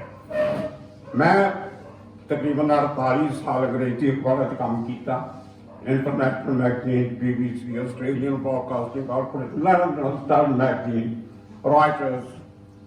ਲੇਕਿਨ ਮੈਨੂੰ ਕਦੇ ਵੀ ਇੰਨਾ ਸਕੂਨ ਨਹੀਂ ਮਿਲਿਆ ਪੱਤਰਕਾਰਤਾ ਕਰਦੇ ਹੋਏ ਨਾਮ ਮਿਲਿਆ, ਪੈਸਾ ਕਮਾਇਆ, ਸ਼ੋਹਰਤ ਹੋਈ, ਬੱਚੇ ਪੜ੍ਹ ਗਏ, ਪੜ੍ਹਾ ਲਏ, ਪਰ ਸਭ ਤੋਂ ਜ਼ਿਆਦਾ ਤਸੱਲੀ ਇੱਕ ਕਿਤਾਬ ਲਿਖ ਕੇ ਹੁੰਦੀ ਹੈ। ਬਨਵੈਤ ਨੇ ਦੱਸਿਆ ਕਿ ਕਰੋਨਾ ਦੇ ਦਿਨਾਂ 'ਚ ਉਹਨੂੰ ਇੱਕ ਕਿਤਾਬ ਲਿਖਣ ਦਾ ਖਿਆਲ ਆਇਆ। ਪਿਛਲੀ ਕਿਤਾਬ ਜਦੋਂ ਇਹਨਾਂ ਦੀ ਰਿਲੀਜ਼ ਹੋਈ ਸੀ ਮੈਂ ਉਦੋਂ ਮੌਕੇ 'ਚ ਆਇਆ ਹੋਇਆ, ਮੈਂ ਇੱਥੇ ਫਸ ਗਿਆ ਕਿ ਕਰੋਨਾ ਦੇ ਚੱਕਰ 'ਚ ਕੀ ਕਰਾਂ, ਪੱਤਰਕਾਰਤਾ ਤੋਂ ਰਿਟਾਇਰਡ, ਕੰਮ ਕਰ ਨਹੀਂ ਸਕਦੇ, ਫਿਜ਼ੀਕਲ ਪ੍ਰੋਬਲਮ। ਮੈਂ ਕਿਹਾ ਚਲੋ ਸ਼ਾਇਰੀ ਕਰੋ। ਮੈਂ 33 ਦਿਨਾਂ 'ਚ 33 ਡੇਜ਼ ਇੱਕ ਪੰਜਾਬੀ ਕਵਿਤਾ ਦੀ ਕਿਤਾਬ ਛਪਵਾ ਕੇ ਦਿੱਤੀ, ਕਵਿਤਾਵਾਂ ਲਿਖ ਕੇ। ਸੁਰਗ ਸਮੇਂ ਦਾ ਸੂਰਜ ਗੁਲਾਟੀ ਭਗਤ ਨੇ ਛਾਪੀ ਹੈ, ਉਹ ਬਲਕਾਰ ਸਿੱਧੂ ਉਹਨਾਂ ਨੂੰ ਪਤਾ। ਤੋ ਇਸ ਕੋਰੋਨਾ ਨੇ ਸਾਡੇ ਕੋਲੋਂ ਲਿਆ ਵੀ ਬਹੁਤ ਕੁਛ ਹੈ ਤੇ ਸਾਨੂੰ ਦਿੱਤਾ ਵੀ ਬਹੁਤ ਕੁਛ ਹੈ। ਆਖਰੀ ਗੱਲ, ਬਨਵੈਤ ਦੀ ਪਿਛਲੀ ਕਿਤਾਬ ਇੱਕ ਤਾਂ ਮੈਂ ਪੜ੍ਹੀ ਨਹੀਂ, 2-4 ਦਿਨ ਪਹਿਲਾਂ ਦੇ ਦਿੱਤੇ ਤਾਂ ਮੈਂ ਪੜ੍ਹ ਕੇ ਸ਼ਾਇਦ ਉੱਥੇ ਗੱਲ ਕਰਦਾ। ਇੱਕ ਪਹਿਲੀ ਕਿਤਾਬ ਇਹਨਾਂ ਦੀ ਇੱਕ ਬੰਦਾ ਹੁੰਦਾ ਸੀ, ਉਹ ਮੈਂ ਪੜ੍ਹੀ। ਜਦੋਂ ਮੈਂ ਕਿਤਾਬ ਪੜ੍ਹਦੇ ਕਈ ਵਾਰੀ ਮੈਂ ਕਿਤਾਬ ਬੰਦ ਕਰ ਦੇਣੀ, ਉਹਦਾ ਫਿਰ ਟਾਈਟਲ ਪੜ੍ਹਨਾ ਵੀ ਇਹ ਕਿਤਾਬ ਲਿਖੀ ਕਿਹਨੇ ਹੈ, ਫਿਰ ਦੇਖਣਾ ਕਮਲਜੀਤ ਸਿੰਘ ਬਨਵੈਤ। ਤੇ ਮੈਂ ਕਈ ਵਾਰੀ ਸੋਚਾਂ ਕਿ ਇਸ ਨਾਮ ਦੇ ਉੱਤੇ ਮੈਂ ਚੇਪੀ ਲਾ ਲਿਆ, ਉਹ ਤੇ ਲਿਖਾ ਲੇਖਕ ਬਲਜੀਤ ਪਰਮਾਰ, ਕਿਉਂਕਿ ਕਹਾਣੀ ਮੇਰੀ ਸੀ।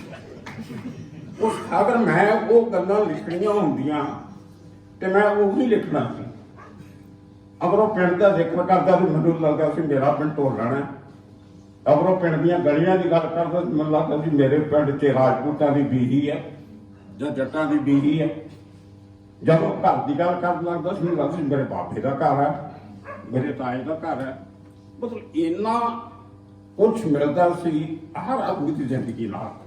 ਅਸੀਂ ਸਾਰੇ ਮਿਡਲ ਕਲਾਸ ਦੇ ਲੋਕ ਇੱਕੋ ਜਿਹੇ ਮਾਹੌਲ 'ਚੋਂ ਨਿਕਲ ਕੇ ਆਏ ਹਾਂ, ਇੱਕੋ ਜਿਹੀਆਂ ਤਕਲੀਫਾਂ ਦੇਖੀਆਂ, ਲੇਕਿਨ ਉਹਨਾਂ ਨੂੰ ਕਲਮਬੰਦ ਕਰਨਾ ਇੱਕ ਸਹਿਯੋਗ ਤਰੀਕੇ ਨਾਲ, ਇੱਕ ਲੈਚ ਨੂੰ ਕਲਮਬੰਦ ਕਰਨਾ, ਇਹ ਇੱਕ ਅੱਲਾ ਦਾ ਖਾਲੀ ਨਹੀਂ ਹੈ। ਚੰਦਰ ਸ਼ਾਇਰ ਵੀ ਉਹਨੂੰ ਪਤਾ ਨਹੀਂ ਕਵਿਤਾ ਲਿਖਦਾ ਕਿ ਨਹੀਂ ਲਿਖਦਾ, ਪਰ ਇਹਦੀਆਂ ਵਾਰਤਕ ਜਿਹੜੀ ਹੈ, ਪ੍ਰੋਜ਼ ਜੋ ਹੈ, ਉਹਦੇ 'ਚ ਰਿਦਮ ਹੈ, ਜਿਹੜਾ ਸ਼ਾਇਰ ਦਾ ਰਿਦਮ ਹੁੰਦਾ, ਉਹ ਹਰ ਆਦਮੀ ਨੂੰ ਨਹੀਂ ਆ ਸਕਦਾ।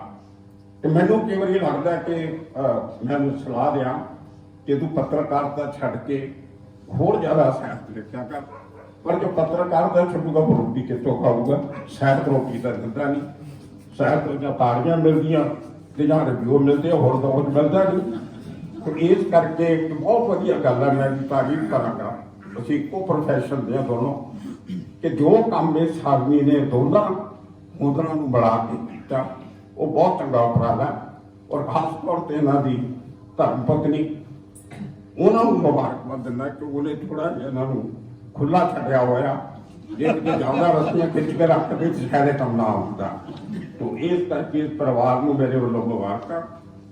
ਬਾਬਾ ਜੀ ਦੇ ਦਰਸ਼ਨ ਕਰਕੇ ਅੱਜ ਬਹੁਤ ਖੁਸ਼ੀ ਹੋਈ, ਬਹੁਤ ਚੰਗਾ ਲੱਗਿਆ। ਸੰਤ ਫਤਿਹ ਸਿੰਘ ਮੇਰੇ ਪਿੰਡ ਦੇ ਹੁੰਦੇ ਸੀ, ਬੜੇ ਸਿੰਪਲ ਆਦਮੀ ਸੀ, ਬਹੁਤ ਕੰਮ ਕੀਤੇ ਉਹਨਾਂ ਨੇ, ਤੇ ਉਹਨਾਂ ਦੀ ਯਾਦ ਆ ਜਿਹਨਾਂ ਨੂੰ ਦੇਖ ਕੇ ਮੈਨੂੰ ਤਾਜ਼ਾ ਹੋ ਗਈ।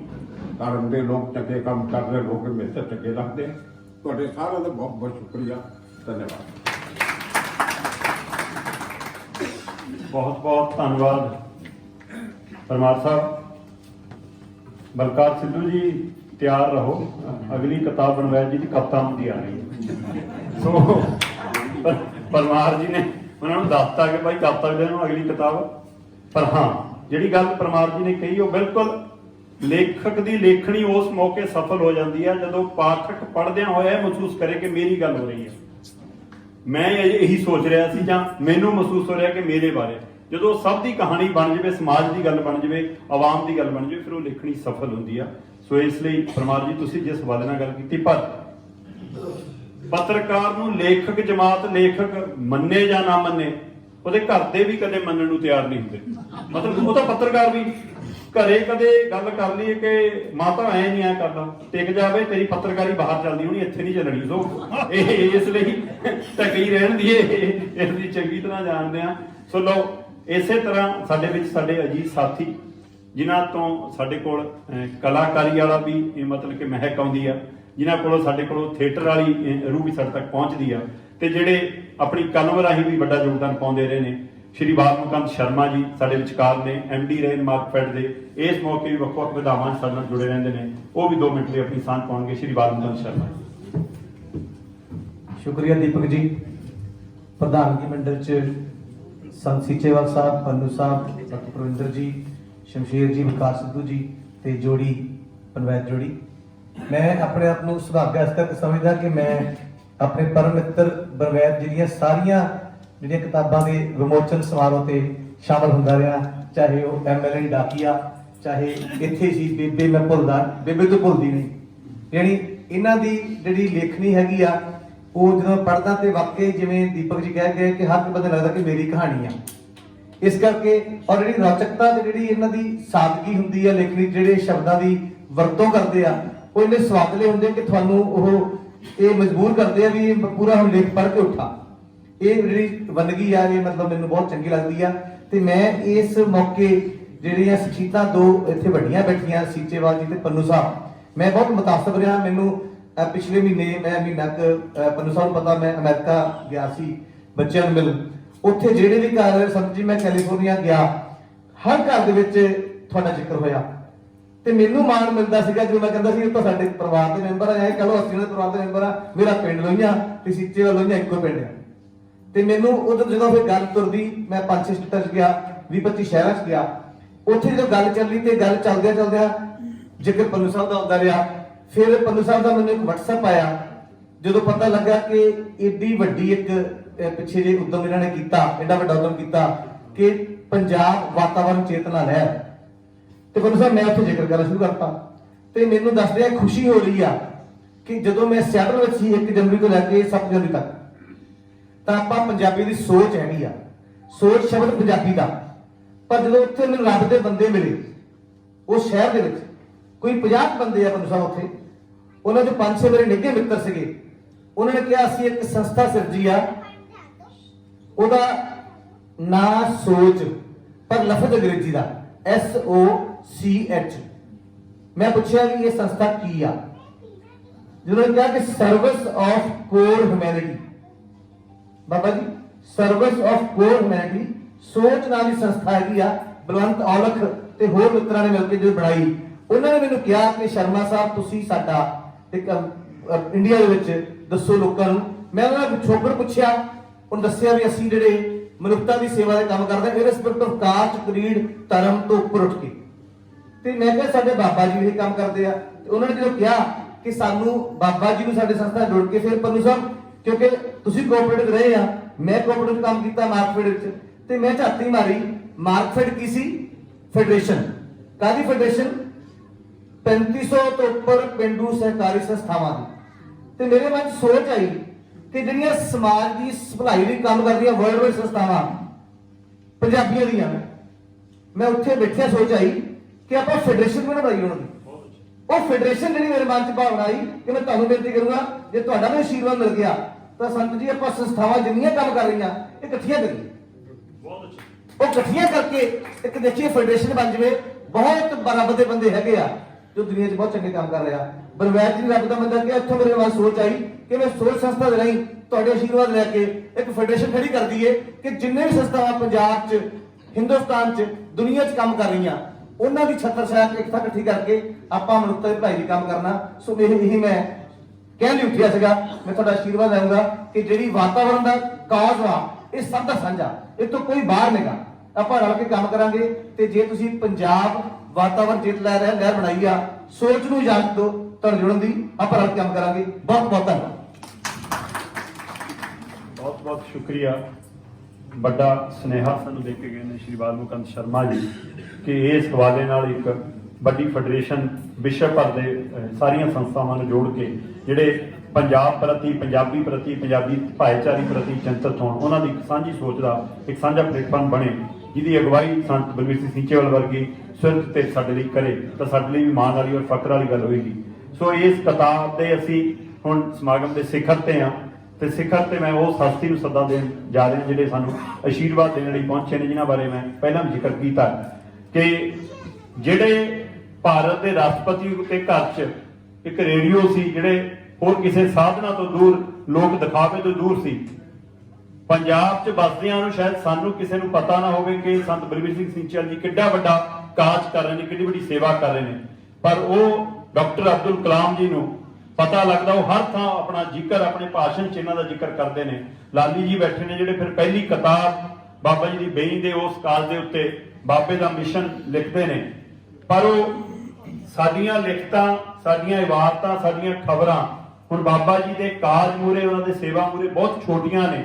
ਜਿਹੜੀਆਂ ਪਿਰਤਾਂ ਉਹਨਾਂ ਨੇ ਪਾਈਆਂ ਨੂੰ ਉਹਨਾਂ ਦੇ ਉੱਤੇ ਤੁਰਨ ਦਾ ਵੇਲਾ ਹੈ, ਇਸ ਲਈ ਕੋਈ ਨਵੀਂ ਪਿਰਤ ਜਿਹੜੀ ਪਾ ਰਹੇ ਨੇ ਉਸ ਦੇ ਉੱਤੇ ਗੌਰ ਕਰਨ ਦੀ ਲੋੜ ਹੈ। ਇਹ ਸਮਾਂ ਸਿਰਫ 2022 ਲਈ ਸਵਾਲ ਨਹੀਂ ਹੈ, ਇਹ ਹਮੇਸ਼ਾ ਸਾਡੇ ਮੂਰੇ ਸਵਾਲ ਆਉਂਦਾ ਰਹਿਣਾ ਹੈ। ਸੋ ਰੱਬ ਦੇ ਬੰਦੇ ਦੀ ਕਿਤਾਬ ਦੇ ਹਵਾਲੇ ਨਾਲ ਸੰਤ ਬਲਬੀਰ ਸਿੰਘ ਸਿੰਚਲ ਜੀ ਆਪਣੀ ਚੇਤਨਾ ਰਹਿਤ ਦਾ ਸੁਨੇਹਾ ਵੀ ਸਾਡੇ ਨਾਲ ਸਾਂਝੇ ਕਰਨਗੇ। ਸੰਤ ਬਲਬੀਰ ਸਿੰਘ ਸਿੰਚਲ ਜ਼ੋਰਦਾਰ ਤਾੜੀਆਂ ਦੇ ਵਿੱਚ ਸਾਡੀ ਆਵਾਜ਼ ਬਣ ਜਾ ਰਹੇ ਨੇ। ਬਾਬਾ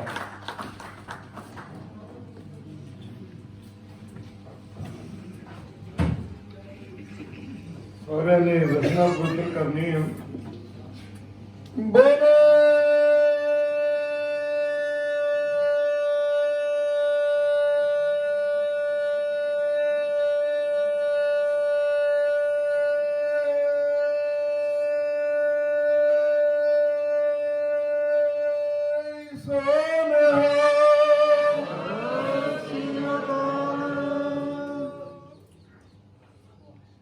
ਬਹੁਤ ਗੁਰੂ ਨੇ ਕਿਰਪਾ ਕੀਤੀ, ਆਪ ਰੱਬ ਵਰਗੀਆਂ ਸੰਗਤਾਂ ਦੇ ਦਰਸ਼ਨ ਕਰ ਰਹੇ ਹਨ। ਤੁਸੀਂ ਸਾਰੇ ਪੜ੍ਹਿਆ ਲਿਖਿਆ ਵਰਗ ਬੈਠਾ, ਬਹੁਤ ਹੀ ਸਤਿਕਾਰਯੋਗ, ਸਨਮਾਨਯੋਗ, ਜਿਨ੍ਹਾਂ ਨੇ ਆਪਣਾ ਜੀਵਨ ਕਲਮ ਦੇ ਨਾਲ, ਕੈਮਰੇ ਦੇ ਨਾਲ ਹਰ ਤਰ੍ਹਾਂ ਸਮਾਜ ਨੂੰ ਤਰਾਸ਼ਣ ਵਾਸਤੇ, ਸਮਾਜ ਨੂੰ ਸੇਧ ਦੇਣ ਵਾਸਤੇ, ਸਮਾਜ ਨੂੰ ਚੰਗੀ ਦਿਸ਼ਾ ਦੇਣ ਵਾਸਤੇ ਹਰ ਇੱਕ ਨੇ ਯਤਨ ਕੀਤੇ। ਮਹਾਂਪੁਰਸ਼ ਬੈਠੇ, ਸਾਡੇ ਪੰਨੂ ਸਾਹਿਬ ਬੈਠੇ ਸੀ, ਰੱਬ ਦਾ ਬੰਦਾ ਦੇ ਲੇਖਕ ਕਮਲਜੀਤ ਸਿੰਘ ਬਨਵੈਦ, ਜਿਨ੍ਹਾਂ ਨੇ ਤੁਹਾਨੂੰ ਸਾਰਿਆਂ ਦੇ ਨਾਲ ਬੈਠ ਕੇ ਵਿਚਾਰ ਕਰਨ ਦਾ ਤੇ ਇਹਨਾਂ ਨੂੰ ਮੁਬਾਰਕਾਂ ਦੇਣ ਦਾ ਸੁਭਾਗ ਬਖਸ਼ਿਆ। ਅਸੀਂ ਇਹਦੇ ਵਾਸਤੇ ਇਹਨਾਂ ਨੂੰ ਵਧਾਈ ਦਿੰਦੇ ਹਾਂ, ਬਹੁਤ ਬਹੁਤ ਇਹਨਾਂ ਦਾ ਧੰਨਵਾਦ ਕਰਦੇ ਹਾਂ। ਸਾਰੇ ਜਿਸ ਤਰ੍ਹਾਂ ਸਾਰਿਆਂ ਨੇ ਆਪਾਂ ਕਵਿਤਾ, ਕਿਉਂਕਿ ਹਜੇ ਕਿਤਾਬ ਅਸੀਂ ਪੜ੍ਹੀ ਨਹੀਂ ਤੇ ਅਸੀਂ ਇਹ ਵੀ ਨਹੀਂ ਦਾਅਵਾ ਕਰਦੇ ਕਿ ਅਸੀਂ ਪੜ੍ਹਾਂਗੇ,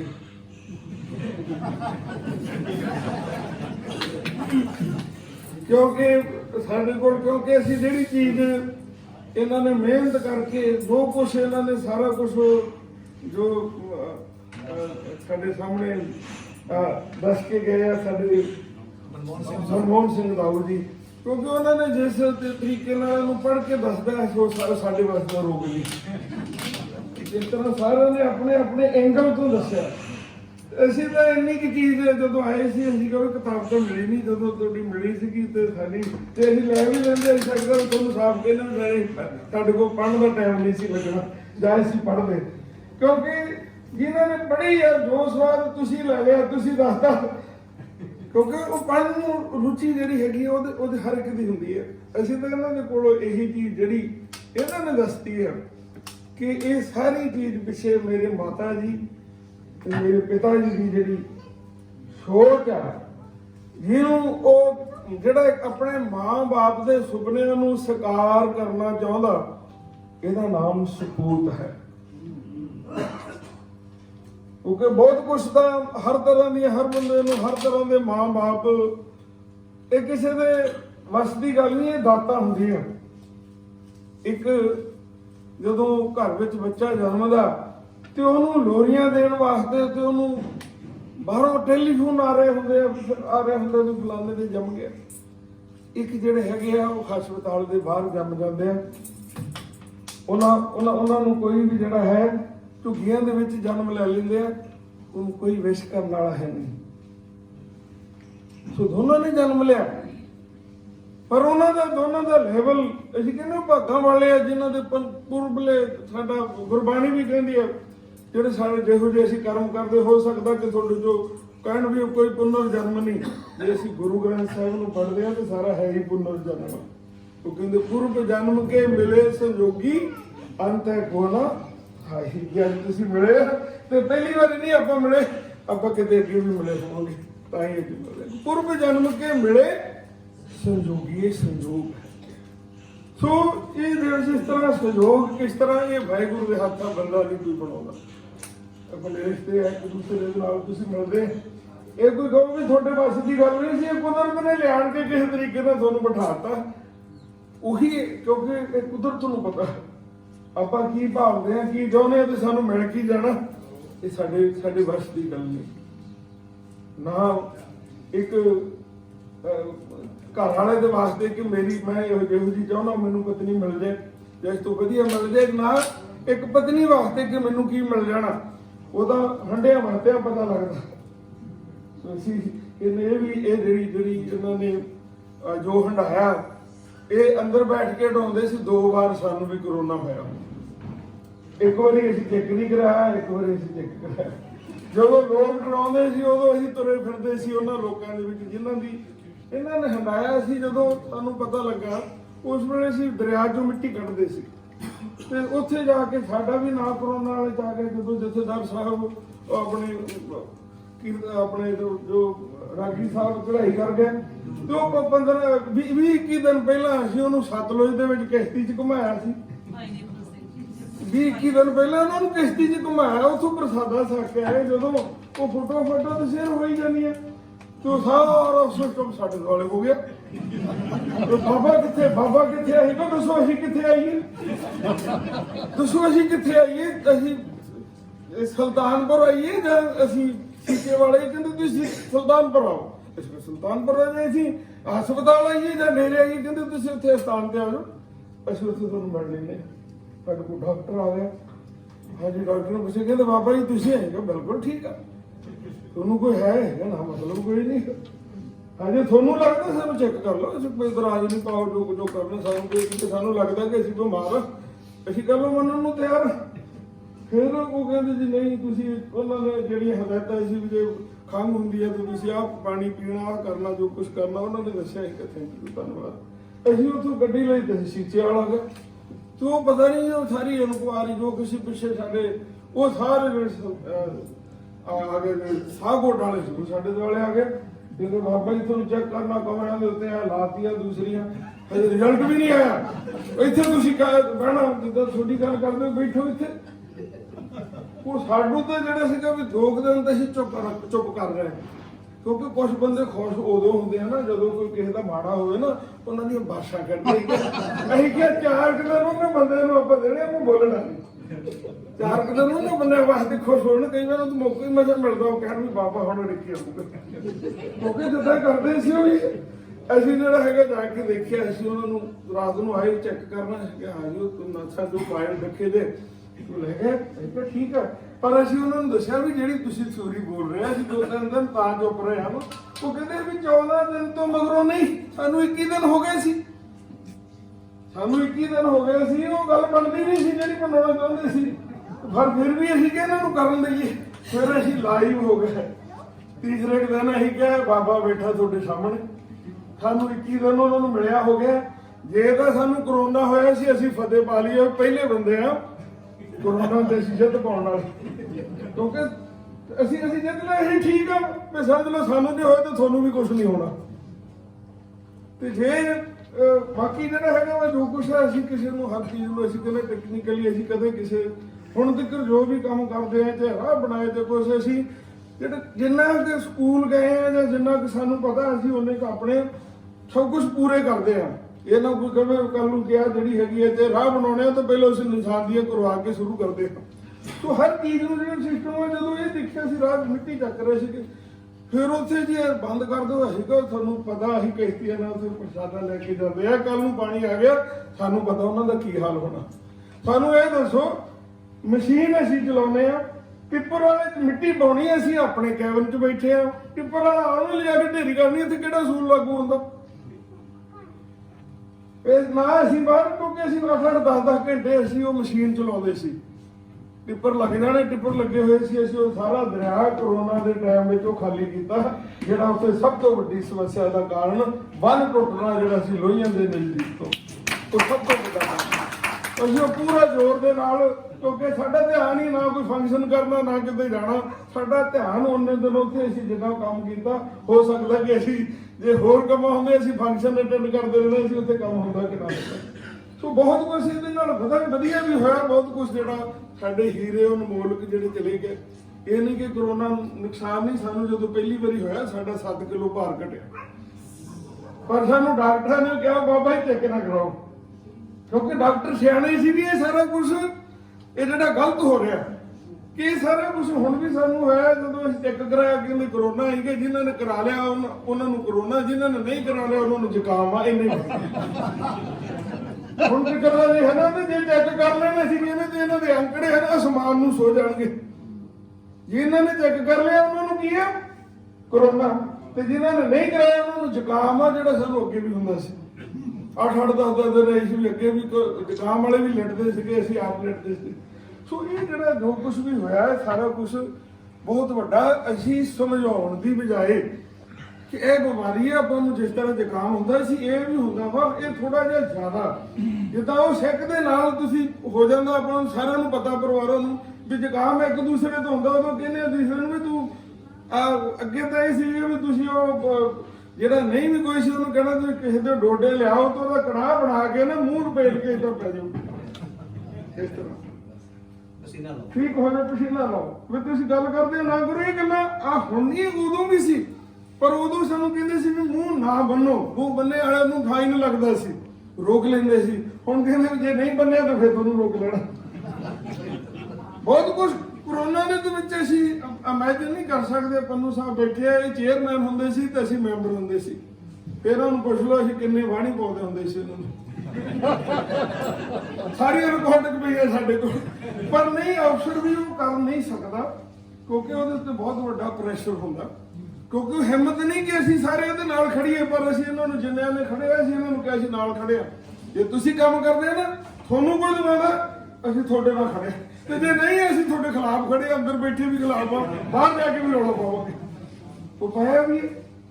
ਸੋ ਕਹਿਣ ਦਾ ਭਾਵ ਆ ਕਿ ਬਹੁਤ ਕੁਝ ਜਿਹੜਾ ਹੈਗਾ ਸਾਨੂੰ ਲੋੜ ਆ, ਅਸੀਂ ਸਮੇਂ ਤੇ ਚੋਟ ਨਹੀਂ ਮਾਰਦੇ। ਕਈ ਵਾਰ ਐਵੇਂ ਅਸੀਂ ਦੇਖਿਆ, ਤੁਸੀਂ ਕਿੰਨੇ ਮਜ਼ਾਰੇ ਹੁੰਦੇ ਆ, ਕਿੰਨੀਆਂ ਡਾਂਗਾਂ ਫਿਰਦੀਆਂ ਦੇਖੇ ਨਾ ਟੀਚਰ, ਕਿੰਨੇ ਇੱਥੇ ਜਿਹੜੇ ਹੈਗੇ ਆਪਣੇ ਮੰਗਾਂ ਵਾਸਤੇ ਜੋ ਕੁਝ ਦੇਖਿਆ ਤੁਸੀਂ 5-4 ਮਹੀਨੇ ਤੋਂ ਦੇਖਿਆ ਨਾ, ਖਾਸ ਕਰਕੇ ਚੰਡੀਗੜ੍ਹੀਆਂ ਨੇ ਤਾਂ ਦੇਖਿਆ। ਹੋ ਸਕਦਾ ਪਿੰਡਾਂ 'ਚ ਨਾ ਹੋਵੇ ਕਿਉਂਕਿ ਤੁਹਾਡੇ ਸਾਹਮਣੇ ਡਾਂਗਾਂ ਪੈਂਦੀਆਂ ਸੀ। ਸੋ ਅੱਜ ਹੋ ਕੀ ਰਿਹਾ ਕਿ ਅਸੀਂ ਹੁਣ ਤੱਕ ਤੁਹਾਨੂੰ ਦੱਸੀਏ ਨਾ ਕਿ ਜਿਹੜੀ 2022 ਦੀ ਅਸੀਂ ਗੱਲ ਜ਼ਰੂਰ ਕਰਾਂਗੇ ਕਿ ਉਹ ਤੁਹਾਡੇ ਨਾਲ ਸਾਡੇ ਨਾਲ ਰਿਲੇਟਡ ਆ। ਜੇ ਅਸੀਂ ਨਾ ਅੱਜ ਵੀ ਨਾ ਜਾਗੇ ਨਾ, ਅੱਜ ਵੀ ਨਾ ਇਹ ਗੱਲ ਨੂੰ ਸੁਣਿਆ, ਤੇ ਫਿਰ ਜਦੋਂ ਅਸੀਂ ਮੈਥ ਬਣਾ ਲਈਏ ਇੱਥੇ ਕੁਝ ਨਹੀਂ ਹੋਣਾ, ਫਿਰ ਇੱਥੇ ਕੁਝ ਨਹੀਂ ਹੋਣਾ। ਇਹ ਅੱਜ ਸਾਡੀ ਗੱਲ ਨੂੰ ਸੁਣ ਕੇ ਤੁਸੀਂ ਪੜ੍ਹੇ ਲਿਖੇ ਆ, ਤੁਹਾਨੂੰ ਅਸੀਂ ਗੁਰਾਹੇ ਪਾਵਾਂਗੇ, ਤੁਸੀਂ ਦੱਸ ਦਿਓ ਬਾਬਾ ਜੀ ਅਸੀਂ ਤੁਹਾਡੇ ਮਗਰ ਨਹੀਂ ਲੱਗਣਾ। ਪਰ ਜੇ ਕੰਮ ਦੀ ਗੱਲ ਹੈ ਤੇ ਤੁਹਾਨੂੰ ਸਮਝਣ ਦੀ ਵੀ ਲੋੜ ਆ। ਜੇ ਅਸੀਂ ਕਹਿੰਦੇ ਉਹ ਗੱਲ ਨੂੰ ਸਮਝੋ, ਤੁਸੀਂ ਸਮਝ ਲਿਓ। ਅੱਜ ਅਸੀਂ ਇਦੋਂ ਮਗਰੋਂ ਚੋਣ ਕਮਿਸ਼ਨ ਦੇ ਕੋਲ ਜਾਣਾ, ਜੇ ਤੁਸੀਂ ਉਸ ਗੱਲ ਨੂੰ ਸਮਝੋ ਵੀ ਉਹ ਦਰਦ ਕੀ ਆ ਸਾਡੇ ਅੰਦਰ, ਉਹ ਦਰਦ ਆ, ਚਾਹੇ ਉਹ ਪਾਣੀ ਖਰਾਬ ਹੋ ਰਿਹਾ, ਚਾਹੇ ਉਹ ਧਰਤੀ ਖਰਾਬ ਹੋ ਰਹੀ ਹੈ, ਚਾਹੇ ਸਾਡੇ ਬੱਚੇ ਜਿਹੜੇ ਹੈਗੇ ਆ ਬਿਮਾਰੀਆਂ ਨਾਲ, ਸਾਡੇ ਵੀਰ ਭੈਣਾਂ ਭਰਾ ਜਦੋਂ ਦੇਖਦੇ ਆ ਕੈਂਸਰ ਬੈਲਟ ਵਿੱਚ ਜਾ ਕੇ, ਜਦੋਂ ਦੇਖਦੇ ਆ ਜਾ ਕੇ ਰਾਜਸਥਾਨ ਦਾ ਹਸਪੀਟਲ ਜਿੱਥੇ ਕਹਿੰਦੇ ਜੀ ਸਾਰੇ ਕੈਂਸਰ ਦੇ ਮਰੀਜ਼ ਆ, ਇਹਨਾਂ ਵਿੱਚ ਹੋਰ ਕੋਈ ਨਹੀਂ, ਆ ਕੈਂਸਰ ਹੀ ਹੈ ਸਾਰੇ, ਸਾਡੇ 5000 ਭਰਤੀ ਹੈ। ਉਦੋਂ ਦੇਖਦੇ ਆ ਵੀ ਇਹਦਾ ਜ਼ਿੰਮੇਵਾਰ ਕੌਣ ਆ। ਤੁਸੀਂ ਸਾਰੇ ਪੜ੍ਹੇ ਲਿਖੇ ਆ, ਪੰਨੂ ਸਾਹਿਬ ਜਾਣਦੇ ਆ, ਜਦੋਂ ਮਰਜ਼ੀ ਕਢਵਾ ਲਿਓ। 1985 ਤੱਕ ਸਾਇਲੈਂਟ ਵੈਲਿਡ ਸੀ, 1985 ਤੱਕ ਇਲੈਕਟ੍ਰੋਪਲੇਟਿੰਗ ਇੰਡਸਟਰੀ ਸਾਇਲੈਂਟ ਵਰਤਦੀ ਸੀ। ਤੇ ਅਜੇ ਵੀ ਕਹਿੰਦੇ ਪੰਨੂ ਸਾਹਿਬ ਨੂੰ ਪੁੱਛ ਲਿਓ, ਸਾਡੇ ਜਿਹੜੇ ਹੈਗੇ ਆ ਜਿਹੜੇ ਰਿਪੋਰਟ ਆਉਂਦੀ ਆ ਦਿੰਦੇ ਆ ਜਿਹੜੀ ਲੈਬ ਆ, ਹਜੇ ਵੀ ਕ੍ਰੋਮੀਅਮ ਨਿਕਲ ਪਾਣੀ ਦੇ ਵਿੱਚ ਆ ਰਿਹਾ। ਤੇ ਉਦੋਂ ਇਥੋਂ ਇਹਨੂੰ ਟ੍ਰੀਟ ਕੌਣ ਕਰਦਾ ਸੀ? ਇਹ ਗੱਲ ਅਸੀਂ ਜਾ ਕੇ ਨੈਸ਼ਨਲ ਗ੍ਰੀਨ ਟ੍ਰਿਬਿਊਨਲ ਦੇ ਵਿੱਚ ਵੀ ਕਹੀ ਹੈ।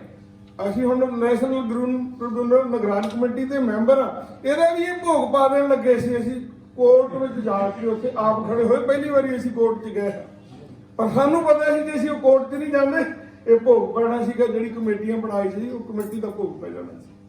ਸੋ ਉਹਨਾਂ ਦੇ ਨਾਲ ਵੱਡਾ ਜਿਹੜਾ ਹੈਗਾ ਬਹੁਤ ਪਰਿਵਰਤਨ এনवायरमेंट ਤੇ ਆ ਰਿਹਾ। ਡਿਸਟ੍ਰਿਕਟ এনवायरमेंट ਪਲਾਨ ਬਣ ਗਿਆ, ਕੋਰਟ 'ਚ ਪੇਸ਼ ਕਰ ਦਿੱਤੇ ਆ ਜਿਹਨੇ ਜਿਹੜਾ ਉਹ ਕੇਸ ਉਹਨਾਂ ਅਫਸਰਾਂ ਤੇ ਹੋ ਸਕਦਾ ਜਿਹਨੂੰ ਕਹਿੰਦੇ ਆ ਜਿਹੜੀ ਸਾਡੀ ਅਦਾਲਤ ਦੀ ਹੱਤਿਆ ਦਾ ਹੱਤਕ ਦਾ ਕੇਸ। ਹਾਂ, ਉਹ ਇਹ ਕੇਸ ਹੁਣ ਹਰ ਸੁਪਰੀਮ ਕੋਰਟ ਤੋਂ ਲੈ ਕੇ ਸਾਰੇ ਜਿੱਤੇ ਜਾ ਚੁੱਕੇ ਆ। ਕਾਂਜ ਪੰਨੂ ਸਾਹਿਬ ਬੈਠੇ ਆ। ਸਾਡੀ 31 ਤਰੀਕ ਨੂੰ ਚੀਫ ਸੈਕਟਰੀ ਦੇ ਨਾਲ ਫਿਰ ਮੀਟਿੰਗ ਆ ਇਸ ਵਿਸ਼ੇ ਦੇ ਉੱਤੇ।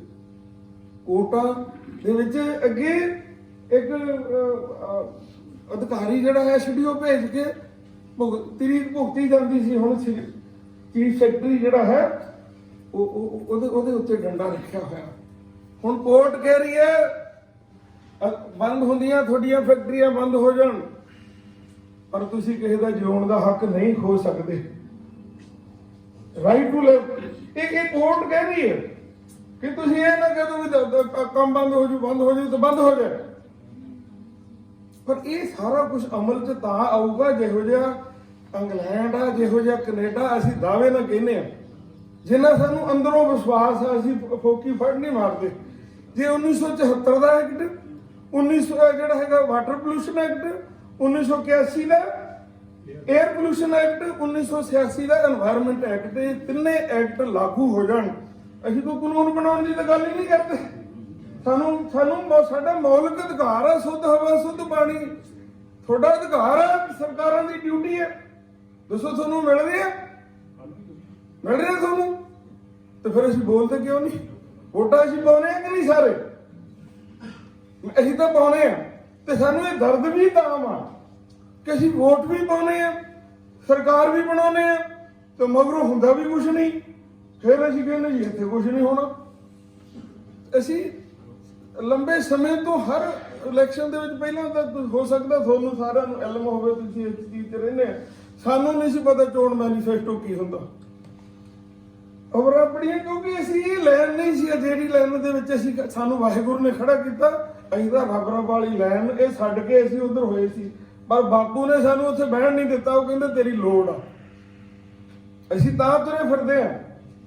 ਸੋ ਮਾਲਾ ਅਸੀਂ ਉੱਥੇ ਅੰਦਰ ਬੈਠ ਕੇ ਵੀ ਜਪ ਸਕਦੇ ਆ। ਸਾਨੂੰ ਕੋਈ ਉੱਥੇ ਕਹਿਣ ਵਾਲਾ ਨਹੀਂ ਬਾਬਾ ਜੀ ਤੁਸੀਂ ਇੱਥੇ ਬੰਦੇ ਜਾਣ ਲਾ ਦਿੰਦੇ, ਅਗਲਾ ਨੇੜੇ ਵੀ ਨਹੀਂ ਆਊਗਾ। ਉਹ ਸੁੱਖ ਆਰਾਮ ਸਾਰੇ ਲੈ ਸਕਦੇ ਆ, ਪਰ ਸਾਡੇ ਜਦੋਂ ਅਸੀਂ ਉਹ ਕਮਰੇ 'ਚ ਬਹਿਨੇ ਆ ਸਾਨੂੰ ਆ ਸਾਰਾ ਸੀਨ ਚੇਤੇ ਆਉਂਦਾ। ਸਾਡੇ ਪਾਣੀ ਚੇਤੇ ਆਉਂਦੇ ਆ, ਸਾਨੂੰ ਉਹ ਮਰ ਰਹੇ ਲੋਕ ਚੇਤੇ ਆਉਂਦੇ ਆ, ਸਾਨੂੰ ਇਹ ਬੇਜ਼ਬਾਨ ਚੇਤੇ ਆਉਂਦੇ ਆ ਵੀ ਇਹਨਾਂ ਬਾਰੇ ਕੌਣ ਬੋਲੂਗਾ। ਸਮਾਜ ਤਾਂ ਸਾਰਾ ਸੁੱਤਾ ਪਿਆ, ਬੋਲਣ ਲਈ ਕੋਈ ਤਿਆਰ ਨਹੀਂ। ਐਮਐਲਏ ਬਣਨ ਨੂੰ ਸਾਰੇ ਤਿਆਰ ਆ, ਸਾਰਿਆਂ ਦੀਆਂ ਐਪਲੀਕੇਸ਼ਨਾਂ ਭਰੀਆਂ। ਅਸੀਂ ਚੋਣ ਮੈਨੀਫੈਸਟੋ ਤੋਂ ਸ਼ੁਰੂ ਕੀਤਾ, ਫਿਰ ਅਸੀਂ ਇਹਨਾਂ ਦੇ ਜਿਹੜੇ ਸੀ ਕੈਂਡੀਡੇਟ ਇਹਨਾਂ ਦੇ ਫਾਰਮ ਭਰਾਉਣੇ ਸ਼ੁਰੂ ਕੀਤੇ ਆਪਣੇ ਏਰੀਏ ਤੋਂ, ਕਿਉਂਕਿ ਉਸ ਵੇਲੇ ਪ੍ਰੈਸ ਕਲੱਬ ਦਾ ਨਹੀਂ ਸੀ ਕੋਈ ਪਤਾ, ਜਾਂ ਪ੍ਰੈਸ ਕਲੱਬ ਕੀ ਹੁੰਦਾ, ਜਾਂ ਤੁਸੀਂ ਵੀ ਹੋ ਸਕਦਾ ਵੀ ਸਾਨੂੰ ਨਾ ਬਣਦੇ ਤੇ ਬਾਬਿਆਂ ਦੀ ਕੋਈ ਗੱਲ ਨਹੀਂ ਹੋਈ।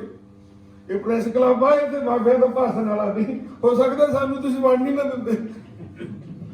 ਕਚਹਿਰੀਆਂ ਦਾ ਪਾਣੀ ਪੈਂਦਾ ਸੀ, ਵੀਡੀਓ ਦਫ਼ਤਰ ਸਾਰਾ ਕੁਝ ਵੇਚ ਸਿੱਟਿਆ ਸੀ। ਇੱਕ ਸਪਾਈ ਦਾ ਲੈ ਕੇ ਬੰਦ ਕਰਤਾ, ਉੱਤੇ ਮਿੱਟੀ ਪਾਤੀ, ਟਰੈਕਟਰ ਲਾਤੇ, ਜਿਹੜੇ ਆਏ ਹੋਏ ਨੂੰ ਖੋਲੋ। ਸੇਵਾਦਾਰ ਨੂੰ ਉਹ ਕਹਿੰਦੇ ਬਾਬਾ ਜੀ ਬੰਦ ਕਰਾ ਕੇ ਗਏ, ਅਸੀਂ ਖੋਲਾਂਗੇ। ਫਿਰ ਸਾਨੂੰ ਸੱਦ ਲਿਆ, ਹੈਗਾ ਠੀਕ ਹੈ। ਅਸੀਂ ਉਹ ਸਾਡੇ ਕੋਲ ਇੱਕ ਮਾੜਾ ਜਿਹਾ ਪਰਚਾ ਜੋ ਕੱਢਿਆ ਸੀ ਇਹਨਾਂ ਖੁਸ਼ਹਾਲ ਲਾਲੀ ਹੋਣਾ ਨੇ, ਉਹ ਤੇ ਇਹਨਾਂ ਨੇ ਉਸ ਵੇਲੇ ਇਸ ਗੱਲ ਨੂੰ ਉਠਾਇਆ। ਹੋ ਸਕਦਾ ਕਿ ਉਸ ਵੇਲੇ ਸਾਡਾ ਤਾਂ ਕਿਸੇ ਨਾਲ ਰਿਸ਼ਤਾ ਹੀ ਕੋਈ ਨਹੀਂ ਸੀ। ਅਸੀਂ ਤਾਂ ਜਿਸ ਤਰ੍ਹਾਂ ਮਾਲਾ ਫੇਰਦੇ ਆਣ ਕੇ ਜੇ ਰਾਹ ਖਰਾਬ ਆ ਚਲੋ ਆਪਾਂ ਰਾਹ ਬਣਾ ਲੈਂਦੇ, ਜੇ ਪਾਣੀ ਕਰ ਲੈਂਦੇ, ਇਹੋ ਜਿਹੀ ਤਾਂ ਸਾਡੀ ਸੋਚ ਹੀ ਨਹੀਂ ਸੀ। ਸੋ ਉਸ ਵੇਲੇ ਜਿਹੜਾ ਹੈਗਾ ਕਹਿੰਦੇ ਬਾਬਾ ਜੀ ਤੁਸੀਂ ਪਾਣੀ ਬੰਦ ਕਰ ਦਿੱਤਾ, ਪਿੱਛੇ ਪਾਣੀ ਚੜ ਜਾਊਗਾ। ਅਸੀਂ ਕਿਹਾ ਮਹਾਂਪੁਰਸ਼ੋ ਦੇਖੋ ਤੁਸੀਂ ਪੜ੍ਹੇ ਲਿਖੇ ਆ। ਉਦੋਂ ਉਹ ਆਈਏਐਸ ਅਧਿਕਾਰੀ ਸੀ, ਹੈ ਐਸਡੀਐਮ ਸੀ।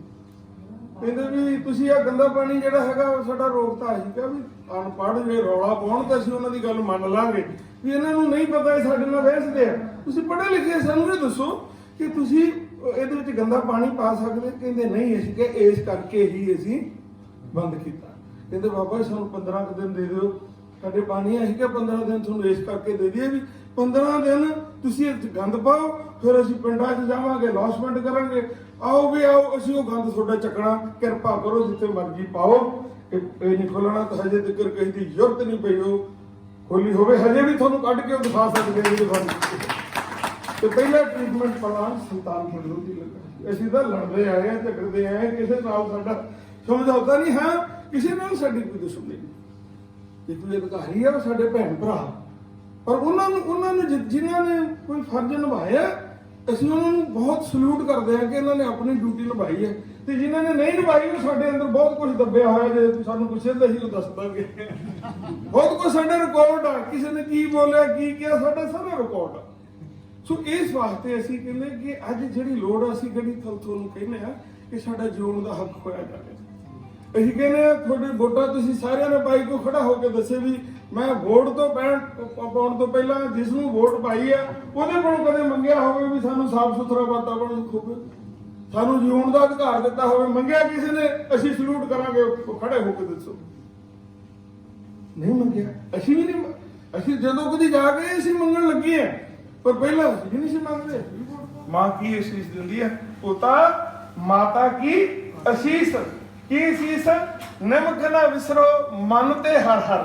ਵੀ ਤੂੰ ਇੱਕ ਘੜੀ ਵੀ ਆਪਣੇ ਮਾਲਕ ਨੂੰ, ਖਸ਼ਮ ਨੂੰ ਨਾ ਭੁੱਲ, ਉਸ ਹਰੀ ਨੂੰ ਨਾ ਭੁੱਲ।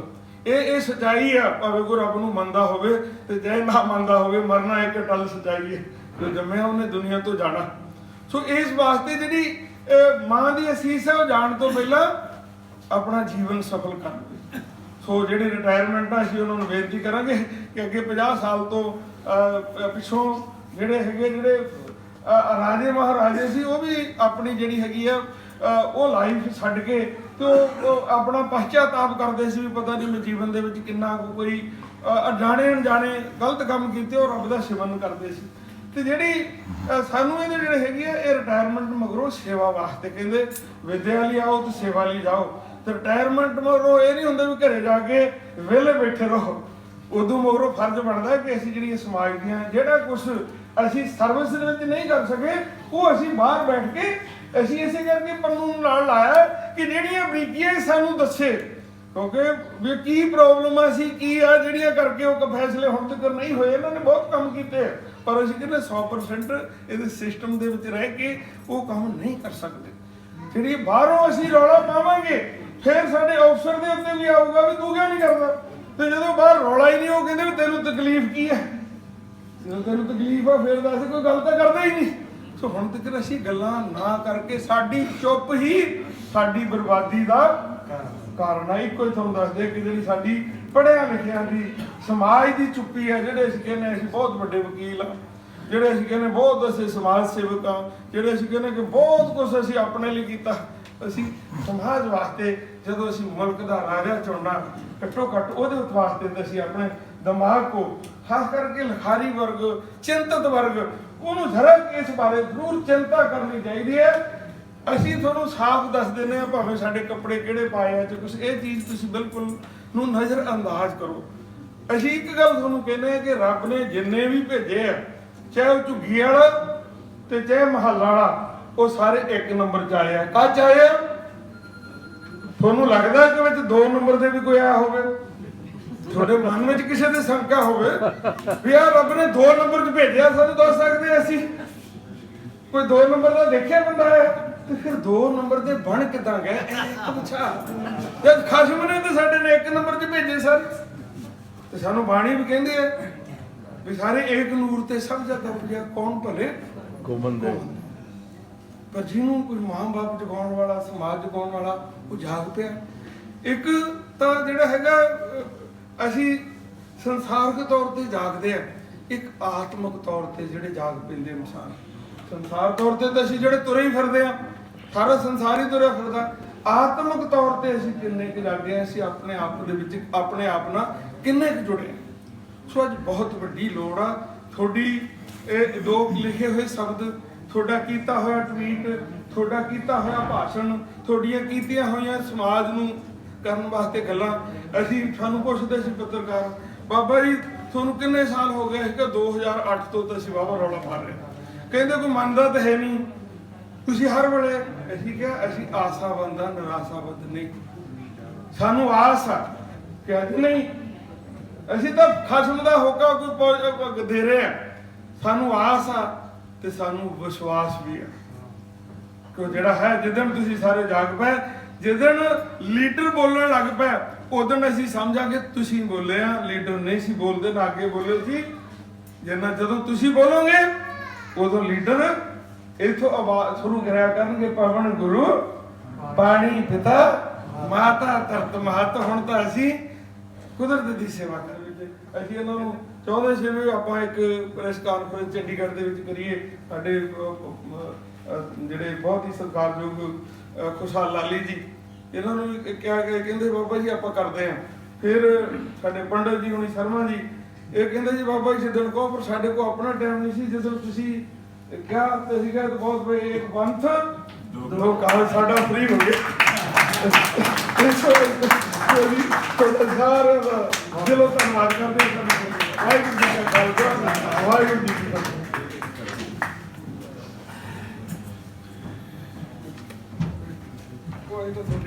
ਬਹੁਤ ਬਹੁਤ ਧੰਨਵਾਦ ਸੰਤ ਬਲਬੀਰ ਸਿੰਘ ਜੀ ਸਿੰਚੇਵਾਲ ਸਾਹਿਬ, ਤੇ ਧੰਨਵਾਦ ਉਹਦੇ ਨਾਲੋਂ ਵੀ ਜ਼ਿਆਦਾ ਕਮਲਜੀਤ ਬਣਵੈਲ ਜੀ ਤੁਹਾਡਾ। ਤੇ ਜਿਵੇਂ ਬਾਬਾ ਜੀ ਨੇ ਕਿਹਾ ਇੱਕ ਪੰਥ ਦੋ ਕਾਜ, ਬਿਲਕੁਲ ਜੀ। ਕਿਤਾਬ ਲੋਕ ਅਰਪਣ ਸਮਾਗਮ ਚੇਤਨਾ ਸੈਮੀਨਾਰ ਦੇ ਵਿੱਚ ਬਦਲਿਆ। ਸੋ ਬਹੁਤ ਬਹੁਤ ਸ਼ੁਕਰੀਆ ਕਿ ਤੁਸੀਂ ਸਾਨੂੰ ਉਸ ਚਿੰਤਾ ਦੇ ਸਵਾਲਾਂ ਦੇ ਵਿੱਚੋਂ ਕੱਢਣ 'ਚ ਬਹੁਤ ਵੱਡੀ ਭੂਮਿਕਾ ਨਿਭਾਈ। ਬਸ ਮਸਲਾ ਇੰਨਾ ਕੁ ਹੈ ਕਿ ਜੇਕਰ ਅਸੀਂ ਇਹ ਸਮਝਣ ਲੱਗ ਜਾਈਏ ਕਿ 5 ਦਰਿਆਵਾਂ ਦੀ ਧਰਤੀ ਤੇ ਪੀਣ ਵਾਲਾ ਪਾਣੀ ਨਹੀਂ, ਤੇ ਬਸ ਇਹੀ ਮਸਲੇ ਦਾ ਹੱਲ ਇਹੀ ਹੈ ਕਿ ਅਸੀਂ ਇਹਦੇ ਪਰ ਸਵਾਲ ਜ਼ਰੂਰ ਕਰਨੇ ਸ਼ੁਰੂ ਕਰੀਏ। ਸੋ ਸਿਰਫ 2 ਤੋਂ 2.5 ਮਿੰਟ ਲੈਣੇ, ਉਸ ਤੋਂ ਬਾਅਦ ਚਾਹ ਵੀ ਗਰਮ ਆ। ਮੈਂ ਜਿਵੇਂ ਬਾਬਾ ਜੀ ਨੇ ਕਿਹਾ ਕਿ ਸਪੂਤ, ਸੋ ਅੱਗੇ ਕਮਲਜੀਤ ਬਣਵੈਲ ਜੀ ਹੋਰਾਂ ਦਾ ਸਪੂਤ ਅੱਜ ਇਸ ਸਾਂਝੇ ਸਮਾਗਮ ਲਈ ਧੰਨਵਾਦੀ ਸ਼ਬਦ ਕਹੇਗਾ। ਮੈਂ ਉਹਨਾਂ ਨੂੰ ਬੇਨਤੀ ਕਰਾਂਗਾ ਕਿ ਜਿਹੜਾ ਸਾਡੀ ਪੱਤਰਕਾਰਤਾ ਦੇ ਪਿੱਤਰ ਨੂੰ ਅੱਗੇ ਤੋਰਿਆ, ਸੋ ਬਣਵੈਲ ਸਾਹਿਬ ਹੋਰਾਂ ਦਾ ਸਪੂਤ ਸਮੁੱਚੇ ਇਸ ਸਮਾਗਮ ਦਾ ਪੰਜਾਬੀ ਲੇਖਕ ਸਭਾ ਵੱਲੋਂ ਔਰ ਸਾਰੇ ਪਰਿਵਾਰ ਵੱਲੋਂ ਤੁਹਾਡਾ ਧੰਨਵਾਦ ਕਰੇਗਾ। ਤੇ ਉਸ ਤੋਂ ਬਾਅਦ ਚਾਹ ਦਾ ਸੱਦਾ। ਸ਼ੁਕਰੀਆ। ਤੁਸੀਂ ਬਹੁਤ ਚਿਰ ਤੋਂ ਬਹੁਤ ਪਿਆਰ ਨਾਲ ਸੁਣ ਰਹੇ ਹੋ। ਸੋ ਮੈਂ ਵੈਸੇ ਤਿਆਰੀ ਨਹੀਂ ਸੀ ਕੀਤੀ, 2 ਪੁਆਇੰਟ ਲਿਖ ਲਿਆ ਤਾਂ ਕਿ ਮੈਂ ਜ਼ਿਆਦਾ ਟਾਈਮ ਨਾ ਲਵਾਂ। ਪਹਿਲੀ ਗੱਲ ਤਾਂ ਮੈਨੂੰ ਲੱਗਦਾ ਹੁਣ ਸੰਤ ਬਲਬੀਰ ਸਿੰਘ ਸੀਚੇਵਾਲ ਇੱਕ ਇਹੋ ਜਿਹਾ ਨਾਮ ਬਣ ਗਿਆ ਕਿ ਜੇ ਅੱਜ ਇੱਥੇ ਆ ਕੇ ਕੁਝ ਵੀ ਨਾ ਕਹਿੰਦੇ ਤਾਂ ਵੀ ਸਾਨੂੰ ਪਤਾ ਸੀਗਾ ਕਿ ਸਾਡੀ এনवायरमेंट ਲਈ ਜੇ ਕੋਈ ਸੋਚ ਰਿਹਾ, ਜੇ ਕੋਈ ਕੰਮ ਕਰ ਰਿਹਾ ਤਾਂ ਉਹ ਇਹ ਬਣੇਗਾ। ਸੋ ਤੁਹਾਡਾ ਧੰਨਵਾਦ ਪਹਿਲਾਂ ਤਾਂ ਇਸ ਲਈ ਹੈ ਕਿ ਤੁਸੀਂ ਪੰਜਾਬ ਨੂੰ ਤੇ ਮੈਨੂੰ ਲੱਗਦਾ ਸਾਰੀ ਦੁਨੀਆ ਨੂੰ ਇਸ ਤਰ੍ਹਾਂ ਬਚਾਉਣ ਦੀ ਕੋਸ਼ਿਸ਼ ਕਰ ਰਹੇ ਹੋ। ਤੇ ਮੈਨੂੰ ਹੁਕਮ ਹੋਇਆ ਕਿ ਥੋੜੀ ਦੇਰ ਪਹਿਲਾਂ ਤੁਸੀਂ ਦੇਖਿਆ ਹੋਣਾ ਛੋਟੀਆਂ ਛੋਟੀਆਂ ਬੋਤਲਾਂ ਰੱਖਣ ਲਈ, ਤੇ ਮੈਂ ਕਿਹਾ ਰਹਿਣ ਦੋ, ਗਲਾਸਾਂ 'ਚ ਪਾਣੀ ਰੱਖ ਦਿੰਦੇ। ਮੈਨੂੰ ਡਰ ਲੱਗੇ, ਕਹਿੰਦੇ ਨਹੀਂ ਚੰਗਾ ਲੱਗਦਾ ਬੋਤਲਾਂ ਰਖਾਓ। ਮੈਂ ਰਖਾਤੀਆਂ, ਪਰ ਮੈਨੂੰ ਲੱਗਦਾ ਬਾਬਾ ਜੀ ਨੇ ਨਹੀਂ ਚੱਕੀ ਉਹ। ਨਹੀਂ ਉਹ ਤਾਂ ਪੀ ਲਿਆ, ਹੁਣ ਮਜਬੂਰੀ ਵਿੱਚ ਫਿਰ ਉਹ ਤਾਂ ਹੀ ਮੈਂ ਕਹਿ ਰਿਹਾ ਸੀ ਮੈਨੂੰ ਲੱਗ ਰਿਹਾ ਸੀ ਡਰ। ਜਿਹੜਾ ਤੁਸੀਂ ਜੋਗੇ ਸਾਨੂੰ ਮੰਨਣਾ ਪੈਣਾ। ਤਾਂ ਹੀ ਮੈਂ ਕਿਹਾ ਮੈਨੂੰ ਤਾਂ ਡਰ ਲੱਗ ਰਿਹਾ ਸੀ। ਅਸੀਂ ਲਿਆਂਦਾ ਸੀ, ਅਸੀਂ ਰਾਤ ਫੰਕਸ਼ਨ ਸੀ, ਸਾਡਾ ਪਾਣੀ ਮੁੱਕ ਗਿਆ, ਸਾਡੇ ਕੋਲ ਹੁੰਦੀ ਬੋਤਲ। ਜਿਹੜੇ ਸੇਵਾਦਾਰਾਂ ਕੋਲ ਹੁੰਦੀ ਸਾਨੂੰ ਪਤਾ ਉਹਨਾਂ ਨੇ ਲੈ ਆਉਣਾ ਸੀ, ਸਾਨੂੰ ਪਤਾ ਵੀ ਉਹਨਾਂ ਕੋਲ ਹੈ ਨਹੀਂਗਾ, ਸਾਨੂੰ ਇਹੀ ਪੀਣਾ ਪੈਣਾ।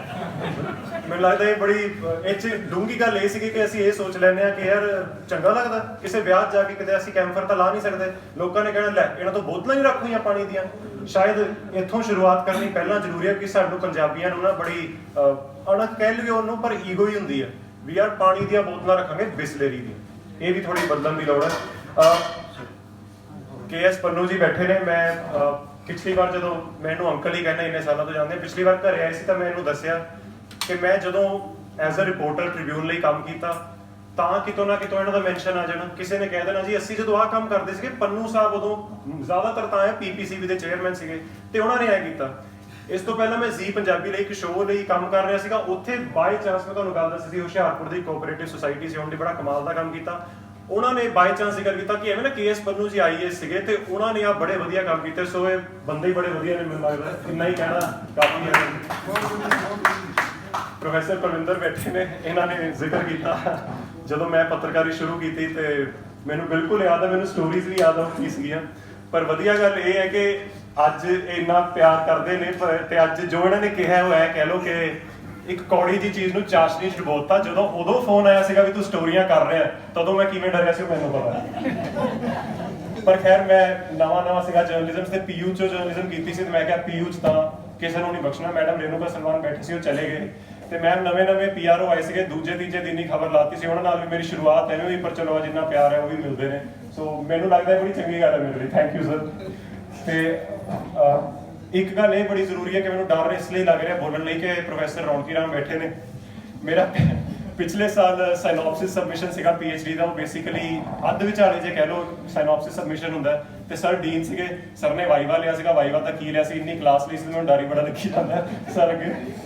ਬਟ ਖੈਰ ਹੁਣ ਆਉਂਦੇ ਆ ਲੇਖਕ ਤੇ, ਇਹਨਾਂ ਦੀ ਮੈਨੂੰ ਲੱਗਦਾ ਪਿਛਲੇ 5 ਸਾਲਾਂ 'ਚ 5ਵੀਂ ਕਿਤਾਬ ਹੈ ਤੇ ਅੱਜ ਪਹਿਲੀ ਵਾਰ ਇਹ ਮੌਕਾ ਮਿਲਿਆ ਕਿ ਮੈਂ ਧੰਨਵਾਦ ਕਰਾਂ ਇੱਥੇ। ਤੇ ਇਹਨਾਂ ਨੇ ਜਦੋਂ ਕਿਹਾ ਕੱਲ ਕਹਿੰਦੇ ਇਸ ਵਾਰ ਧੰਨਵਾਦ ਤੂੰ ਕਰਨਾ, ਕੱਢ ਹੀ ਜਿਹੜੀਆਂ ਗਾਲਾਂ ਕੱਢਣੀਆਂ ਉਹ ਇਸ ਕਰਕੇ ਕਿ ਮੈਂ ਬੜਾ ਕ੍ਰਿਟੀਕਲ ਰਹਿਣਾ ਤੇ ਮੈਂ ਸ਼ਾਇਦ ਹੈ ਹੀ ਇਹੋ ਜਿਹਾ, ਸ਼ਾਇਦ ਗਲਤੀ ਵੀ ਇਹਨਾਂ ਦੀ ਹੈ, ਸਕੂਲ 'ਚ ਵੀ ਚੌਥੇ 5ਵੇਂ 6ਵੇਂ ਨੰਬਰ ਤੇ ਕਲਾਸ 'ਚ ਆ ਜਾਣਾ, ਟੀਚਰ ਨੇ ਪਹਿਲਾਂ ਤਾਂ ਉਹ ਮਾਚਿਸ ਜੀ ਲਾ ਦੇਣੀ ਚਾਹੀਏ, ਵਧੀਆ ਪਰਫਾਰਮੈਂਸ ਹੈ ਪਰ ਇਸ ਤੋਂ ਹੋਰ ਬਿਹਤਰ ਕਰ ਸਕਦਾ, ਫਿਰ ਉਹੀ ਸਾਰੀ ਉਮਰ ਇਹ ਕਰਦੇ ਰਹੇ, ਚੰਗਾ ਕੰਮ ਕਰੇ ਤੇ ਵੀ ਕ੍ਰਿਟਿਸਿਜ਼ਮ, ਤੂੰ ਇਸ ਤੋਂ ਹੋਰ ਵਧੀਆ ਕਰ ਸਕਦਾ। ਸੋ ਮੈਨੂੰ ਲੱਗਦਾ ਹੈ ਤੁਹਾਡਾ ਹੀ ਅਸਰ ਮੇਰੇ ਤੇ ਹੈ, ਕੁਝ ਵੀ ਲਿਖ ਦੇਣ ਮੈਂ ਉਹ 'ਚ ਕਮੀਆਂ ਜ਼ਿਆਦਾ ਲੱਭਦਾ, ਪਰ ਜਿਹੜੀ ਚੀਜ਼ ਮੈਨੂੰ ਨਹੀਂ ਆਉਂਦੀ ਲਿਖਣ ਦੀ ਉਹ 'ਚ ਕੁਝ ਨਹੀਂ ਕਹਿੰਦਾ ਮੈਂ, ਤੁਸੀਂ ਸਾਰੇ ਬੈਠੇ ਹੋ ਇਹੀ ਪ੍ਰਤੱਖ ਨੂੰ ਪ੍ਰਮਾਣ ਦੀ ਲੋੜ ਨਹੀਂ, ਇਹੀ ਕਹਿੰਦੇ ਹੁੰਦੇ, ਉਹੀ ਗੱਲ ਬਹੁਤ ਹੈ। ਤੇ ਇੱਕ ਗੱਲ ਜਿਹੜੀ ਬਾਰ-ਬਾਰ ਮੈਨੂੰ ਲੱਗਦਾ ਇਹਨਾਂ ਦੀ ਕਿਤਾਬ ਰਿਲੀਜ਼ ਤੇ ਕਹੀ ਜਾਂਦੀ ਹੈ, ਜ਼ਿਆਦਾਤਰ ਦਾਊ ਸਾਹਿਬ ਆ ਜਿਹੜੇ ਬਹੁਤ ਅੱਛੇ ਸਾਡੇ ਰਾਈਟਰਸ, ਪੰਜਾਬੀ ਰਾਈਟਰਸ ਨੇ, ਹਮੇਸ਼ਾ ਕਹਿੰਦੇ ਨੇ ਕਿ ਇਹ 'ਚ ਅੱਜ ਜਿਵੇਂ ਇਹਨੇ ਕਿਹਾ ਕਿ ਬਹੁਤ ਛੇਤੀ 'ਚ ਲਿਖੀ ਹੋਈ ਕਿਤਾਬ ਹੈ, ਜਾਂ ਕਹਿ ਲਓ ਸ਼ਾਇਦ ਇਹ ਪ੍ਰੋਫੈਸ਼ਨਲ ਰਾਈਟਿੰਗ ਨਹੀਂ ਹੈ। ਮੈਨੂੰ ਲੱਗਦਾ ਇਹ ਬਹੁਤ ਜ਼ਰੂਰੀ ਹੈ ਪੰਜਾਬੀ ਲਿਟਰੇਚਰ ਨੂੰ ਜ਼ਿੰਦਾ ਰੱਖਣ ਲਈ। ਮੈਂ ਪਾਲੀ ਭੁਪਿੰਦਰ ਜੀ ਨੂੰ ਸਵਾਲ ਕੀਤਾ ਸੀਗਾ ਚੰਡੀਗੜ੍ਹ ਲਿਟਰੇਚਰ ਫੈਸਟ ਵਿੱਚ, ਸਾਰੀ ਜਿਹੜੀ ਡਿਸਕਸ਼ਨ ਸੀਗੀ ਉਹਨਾਂ ਦੀ ਇਹੀ ਚੱਲਦੀ ਰਹੀ ਕਿ ਆਹ ਜਨਰੇਸ਼ਨ ਬੜੀ ਮਾੜੀ ਹੈ, ਪੰਜਾਬੀ ਲਿਟਰੇਚਰ ਜਿੰਦਾ ਨਹੀਂ ਰਹੂਗੀ, ਇਹ ਪੜ੍ਹਦੇ ਨਹੀਂ। ਮੈਂ ਉਹਨੂੰ ਸਵਾਲ ਪੁੱਛਿਆ ਜੀ ਮੈਂ ਇੰਗਲਿਸ਼ ਲਿਟਰੇਚਰ ਪੜ੍ਹਦਾ, ਸ਼ਾਇਦ ਤੁਹਾਡੇ ਤੋਂ ਵੱਧ ਪੜ੍ਹੀ ਹੋਊਗੀ, ਕਿਉਂਕਿ ਕੀ ਤੁਸੀਂ ਸਾਨੂੰ ਉਹ ਲਿਟਰੇਚਰ ਦੇ ਰਹੇ ਹੋ ਜਿਹੜੀ ਪੜ੍ਹਨ ਯੋਗ ਹੈ, ਜਿਹੜੀ ਉਹ ਇੰਗਲਿਸ਼ ਲਿਟਰੇਚਰ ਦੇ ਸਾਹਮਣੇ ਖੜਦੀ ਹੈ। ਸੋ ਮੈਨੂੰ ਲੱਗਦਾ ਜਿਵੇਂ ਇਹ ਗੱਲ ਹੁੰਦੀ ਹੈ ਕਿ ਜੇ ਕਲਾਸੀਕਲ ਡਾਂਸ ਨੂੰ ਜਿੰਦਾ ਰੱਖਣਾ ਹੈ ਤਾਂ ਉਹਨੂੰ ਅੱਜ ਦੇ ਹਿਪ ਹੌਪ ਨਾਲ ਮਿਕਸ ਕਰੋ। ਸੋ ਇਹ ਜਿਹੜੀ ਲੇਖਣੀ ਹੈ ਇਹ ਉਸ ਲਿਟਰੇਚਰ ਨੂੰ ਜ਼ਿੰਦਾ ਰੱਖਣ ਲਈ ਜ਼ਰੂਰੀ ਹੈ, ਕਿਉਂਕਿ ਸ਼ਾਇਦ ਮੇਰੀ ਜਨਰੇਸ਼ਨ ਇਹੋ ਜਿਹੀ ਰਾਈਟਿੰਗ ਪੜ੍ਹੇਗੀ ਪੰਜਾਬੀ 'ਚ। ਆਖਰੀ ਗੱਲ ਇਹ ਕਿ ਜਿਵੇਂ ਤੇ ਆ ਲਿਖਦੇ ਨੇ, ਮੈਨੂੰ ਲੱਗਦਾ ਇਹ ਬਸ ਇਹਨਾਂ ਦੇ ਅੰਦਰ ਦੀ ਗੱਲ ਬਾਹਰ ਆਉਂਦੀ ਹੈ, ਜੋ ਕਲਮ ਦੇ ਥਰੂ ਅੰਦਰ ਦੇ ਜਜ਼ਬਾਤ ਨਿਕਲਦੇ ਸੀ। ਜੋ फैज अहमद फैज ने कहा सीगा कि हम परवरिश ए लौह एक कलम करते रहेंगे, जो दिल पे गुजरती है रकम करते रहेंगे। ते अखीर विच सब तो इंपॉर्टेंट स्टेक होल्डर्स इस फंक्शन दे तुसी सारे हो। सो ये मंच दा धन्नवाद करन तो बाद ਤੁਹਾਡਾ ਸਭ ਦਾ ਬਹੁਤ ਧੰਨਵਾਦ, ਇੰਨੇ ਪਿਆਰ ਨਾਲ ਤੁਸੀਂ ਇੱਥੇ ਬੈਠੇ ਰਹੇ ਹੋ, ਸਾਡੇ ਨਾਲ ਜੁੜੇ ਹੋ। ਪੰਜਾਬੀ ਲੇਖਕ ਸਭਾ ਵੱਲੋਂ ਵੀ ਬਹੁਤ ਧੰਨਵਾਦ। ਤੇ ਚਾਹ ਠੰਡੀ ਹੋ ਰਹੀ ਹੈ, ਤੁਹਾਡਾ ਇੰਤਜ਼ਾਰ ਕਰ ਰਹੀ ਹੈ, ਪਲੀਜ਼ ਚਾਹ ਸਾਡੇ ਨਾਲ ਛਕ ਕੇ ਜ਼ਰੂਰ ਜਾਣਾ। ਬਹੁਤ ਧੰਨਵਾਦ, ਸਤਿ ਸ੍ਰੀ ਅਕਾਲ।